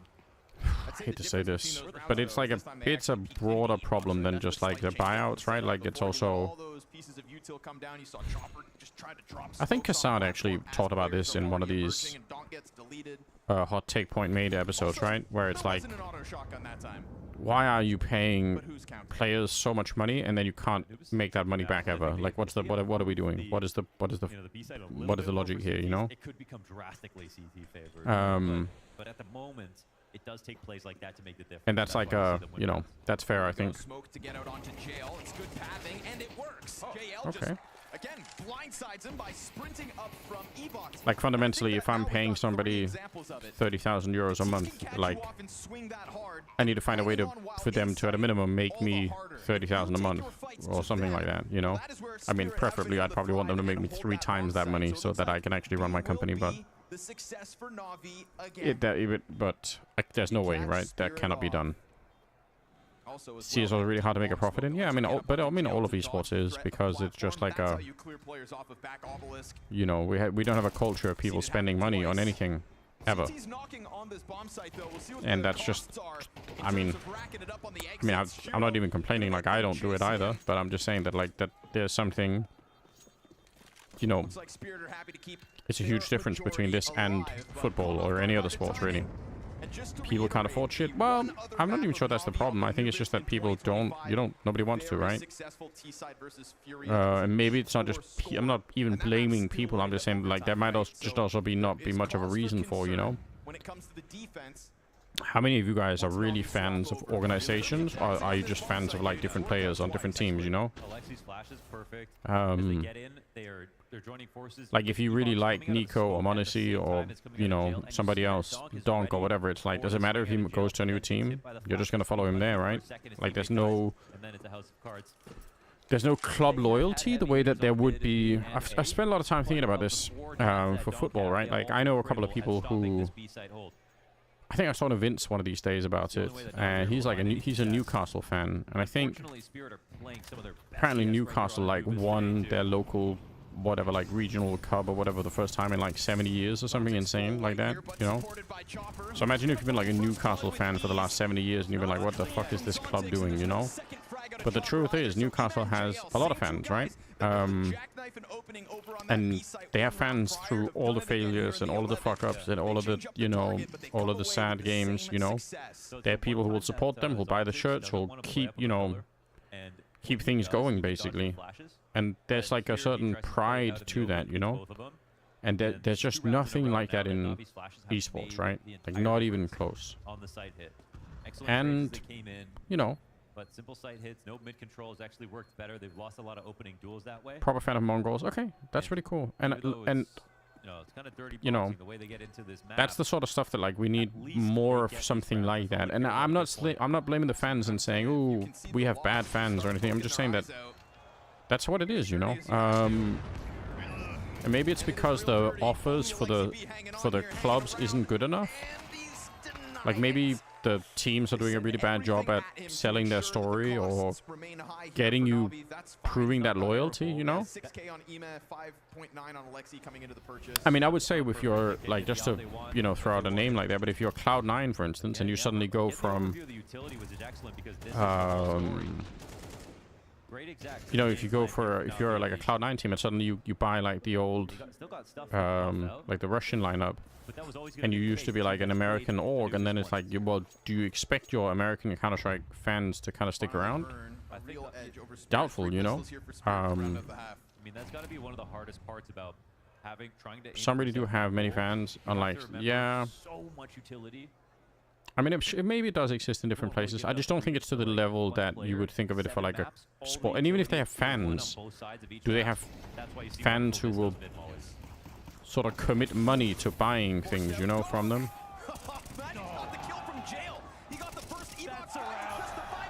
That is pretty whack. They're just running into Donk over and over. He's 17 and 5. Jesus Christ. I think teams also fail to capitalize on their brands. They swap players, nationalities, don't develop. Yep, that's true. Like, that's one of the problems, right?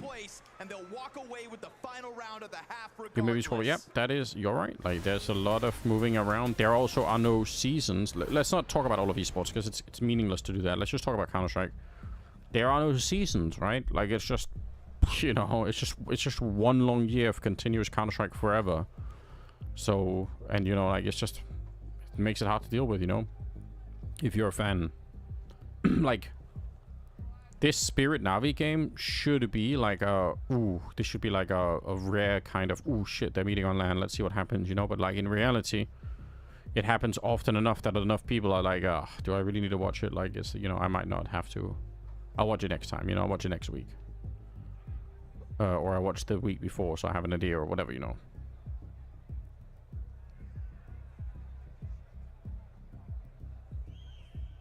But it's hard, you know. It's a really hard problem to solve here. I don't have the answer to it. But I can make the comparison with football clubs, and I can see that there is really something missing, you know. And I'm not looking for people to blame. I'm not trying to blame the clubs or the fans, or like, I think the blame part of this is just a stupid conversation. It's no more about like, what would it take to, like, that's the fun conversation, right? Like, what would it take to change this? Is it about, you know, clubs, you know, doing better? Is it about collectively as fans? Like, do people need to be, you know, like, I guess this is like a, there's actually a, I think there's a technical term for this. Is it called like the diffusion of responsibility or something like that?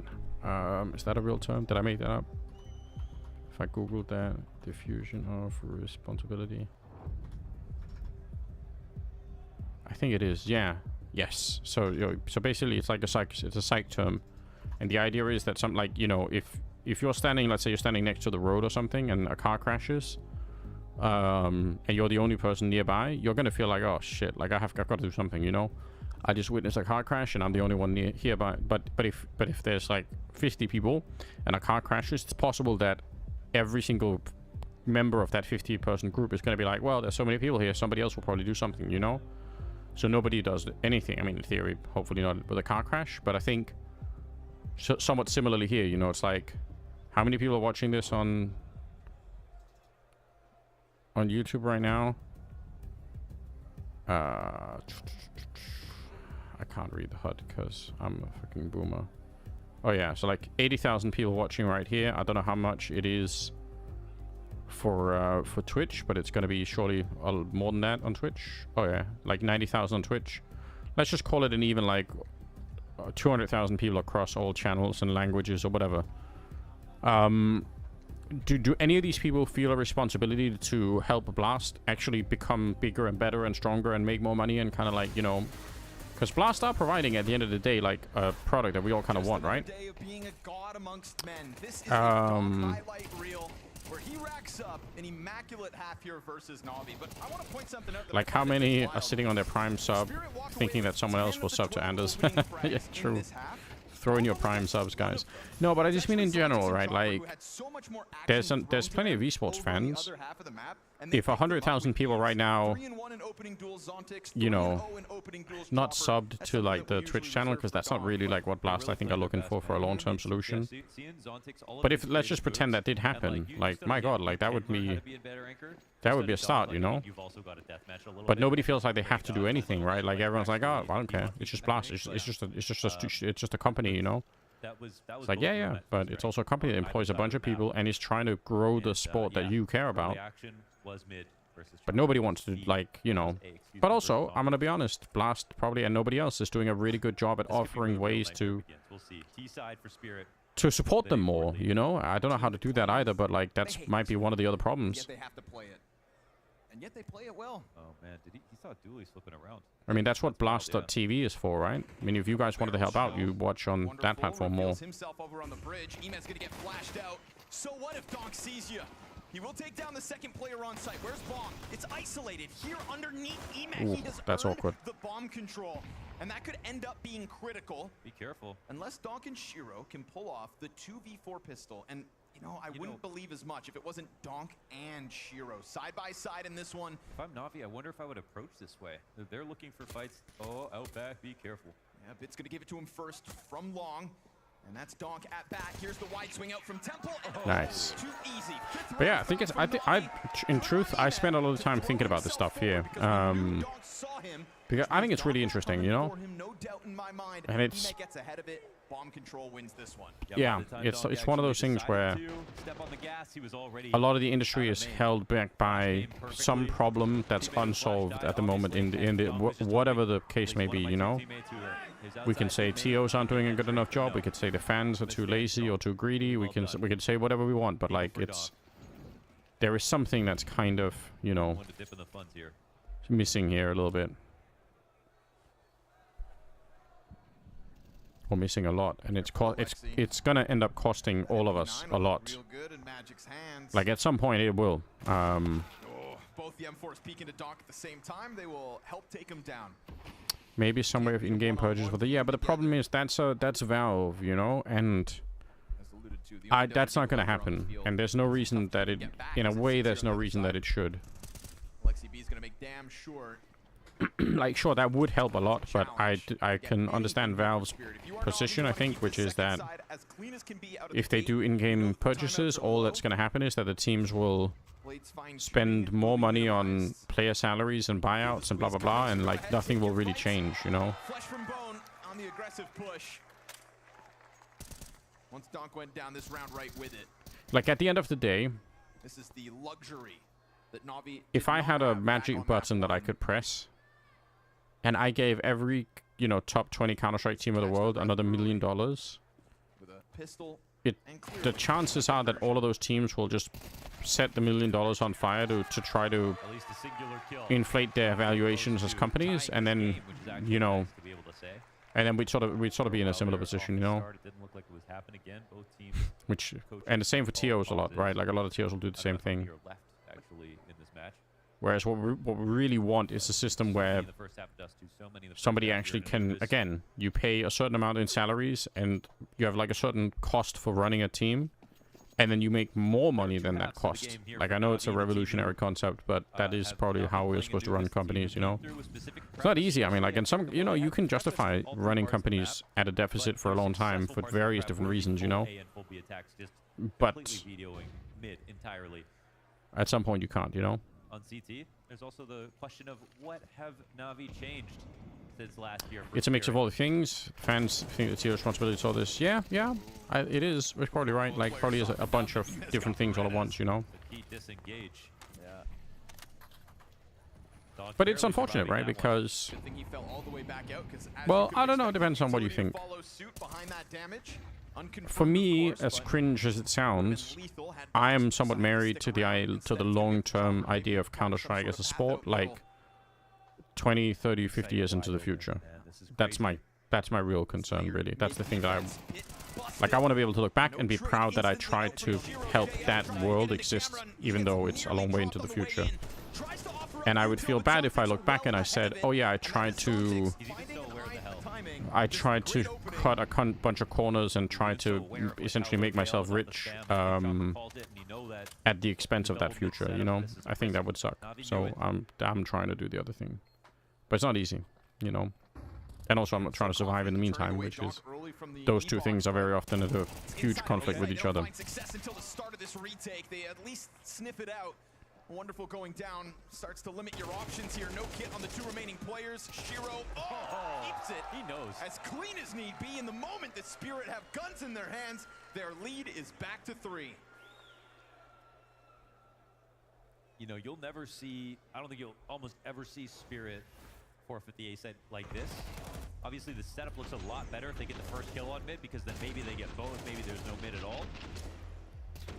Does chess count as esports? Even though his teammate or the CTs have I don't really know. I mean, I guess it doesn't, but this is what allows everything to just fall over. Guy here playing online chess or something? I don't know. I don't think.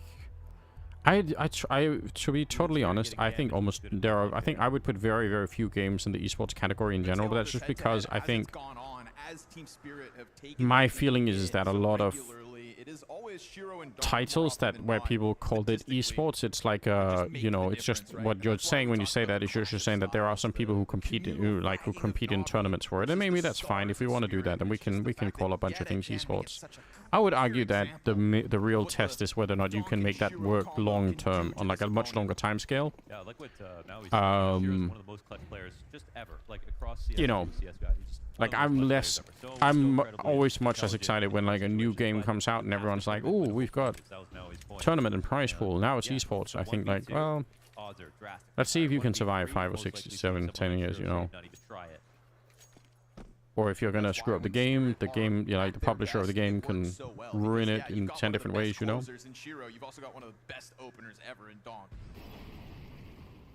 Even look at the transition for us for like CS:GO into CS2 and like how bumpy that was. dismantle Na'Vi round by round. And it's worked, you know. I would say it definitely worked. But there were probably many ways for Valve to completely ruin that experience and kind of make it so that people just, you know, fled the game. And if that's the case, it's like, how do you call it an esports long term? Oh shit. That's just such an insane nade.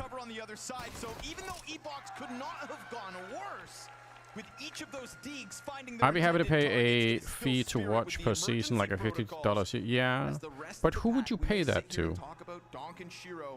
Like, because I'm assuming you don't want to pay for both like a ESL and Blast and PGL license, you know, like 3 different ones. So it's like, you know, and there are no seasons either, you know what I mean? Like, it's so confusing. And you also learn that you need perfect timings from your teammates. And that's the other it's a half of mess. it. But you'll see those flashes come in to support his plays. But you'll also learn about a lot about Korean side tried it for Valorant. Yeah. what timings to take. It was tried in StarCraft once. MLG tried it. They didn't even block it. I think they just made it so that you could only watch in like, was it like 480p or 720p or something, and then the like 1080p experience was like locked behind a paywall. So they didn't even stop people, I think, from watching it. They just said like you can't watch full quality, which is like, doesn't that seem super fair and reasonable? I don't know, man. Almost every round. Somebody will figure this out. That's the truth of it, right? Like, someone's gonna find a way to solve this, but right now it's unsolved, and as a result, like, you know, if we say there's 100k people watching this YouTube right now, it's like, it would be better for Blast if there was 10,000 instead of 100,000, but those 10,000 people were all like paid members and blah blah blah, you know. Like, having 100,000 people who sort of don't contribute anything is not really worth that much to like a company in terms of. Is something, but with a split coming in, I think they're going to be less scared of it. It's also this passive positioning from Alexi finally starting to move forward here. He will find the first one off guard. That's Magix awkward. doesn't get the return frag. You've got Zontix catching Emet over towards B, so there's still some 20 questions seconds. around. Oh, they're not rotating out of the bomb site. But the bomb waits outside A at 15 on the clock. Could you see like a salary cap being used for CS2? Yes, I could. It's a double headshot from Shiro. They will How the fuck did they get into the site? The fact that Na'Vi didn't rotate and they still lost this, I don't believe it. That's crazy.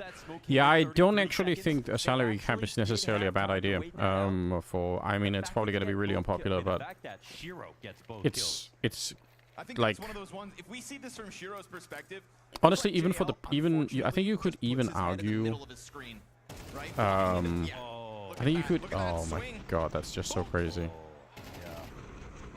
Not that Donk's not going to kill you. Looks like he does. Actually, there's just the fact that Shiro gets the kill. What is his salary cap? It just means that you like, in a lot of sports, you just have like a limit to how much you can pay a player. You know, because if you don't introduce salary caps, the danger is that, you know, different teams will try to battle each other on who can pay the most money, and then that's not in the interest of the entire groups of teams, right?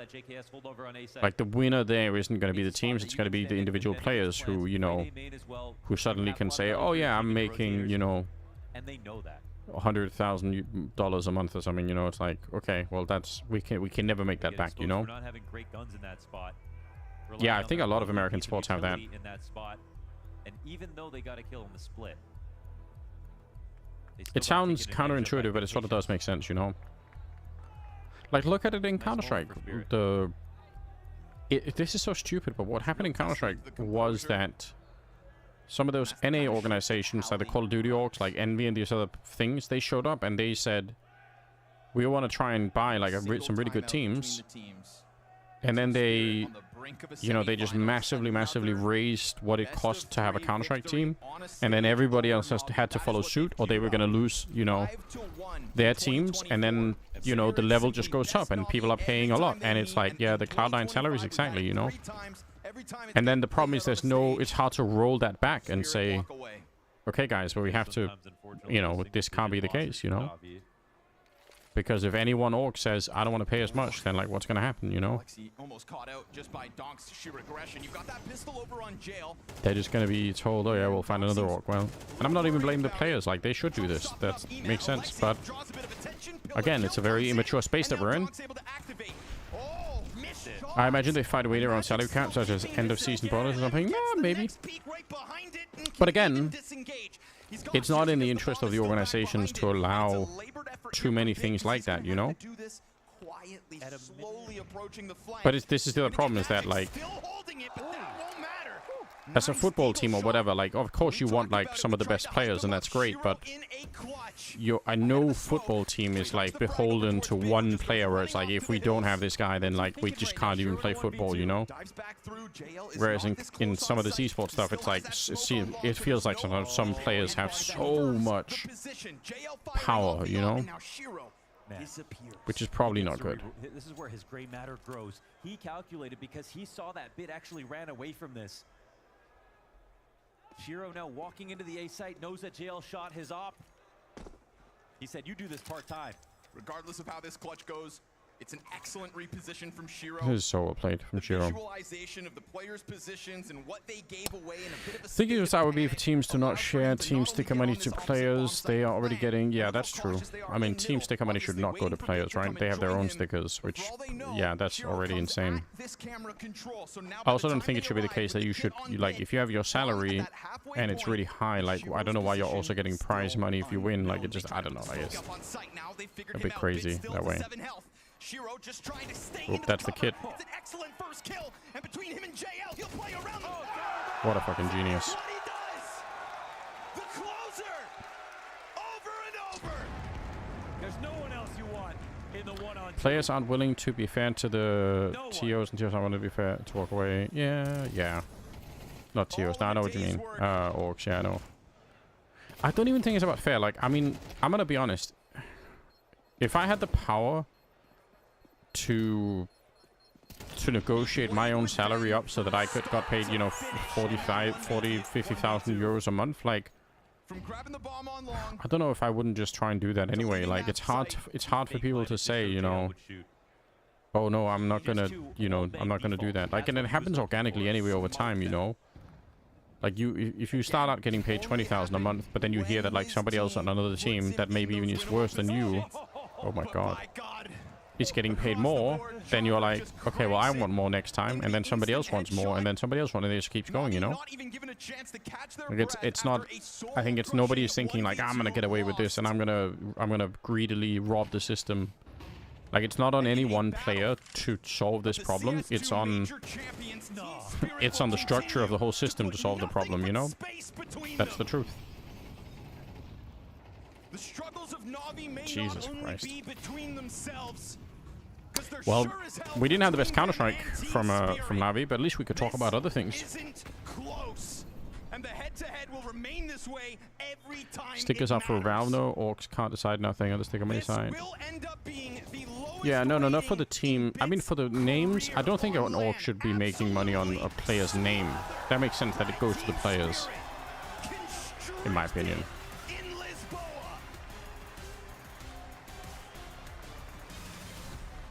That is pretty one-sided. The Spirit Clinic tonight. The surprise pick of Anubis does not pay off, but it does tee us up with a delectable That's crazy. semi-final. That is going to be Team Spirit taking on Vitality. That's one way of saying good night to Na'Vi. Not even making it But players can negotiate for a portion of the team stickers. Yeah, they can.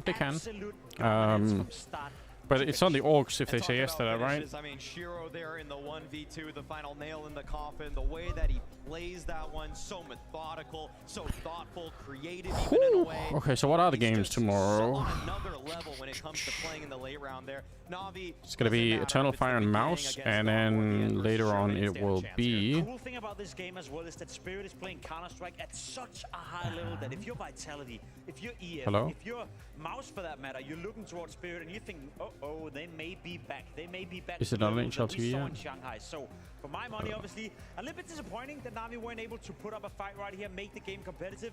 But if anything, I'm just excited to see Spirit move on into this tournament because they're playing Spirit beautiful cards. versus And I'm excited Vitality, that is that Shiro it? has truly turned up to this stage as well. We'll obviously be diving into the clutch Should be in just good fun. a moment, but the fact that him and Donk firing on all Alright guys, I am gonna It's send been you fantastic. over It's been absolutely to... fantastic to witness. Damn, I was gonna Let's check send you in over to with the winners Vince, on but he's stage. We have offline Team in the Spirit meantime. with Max.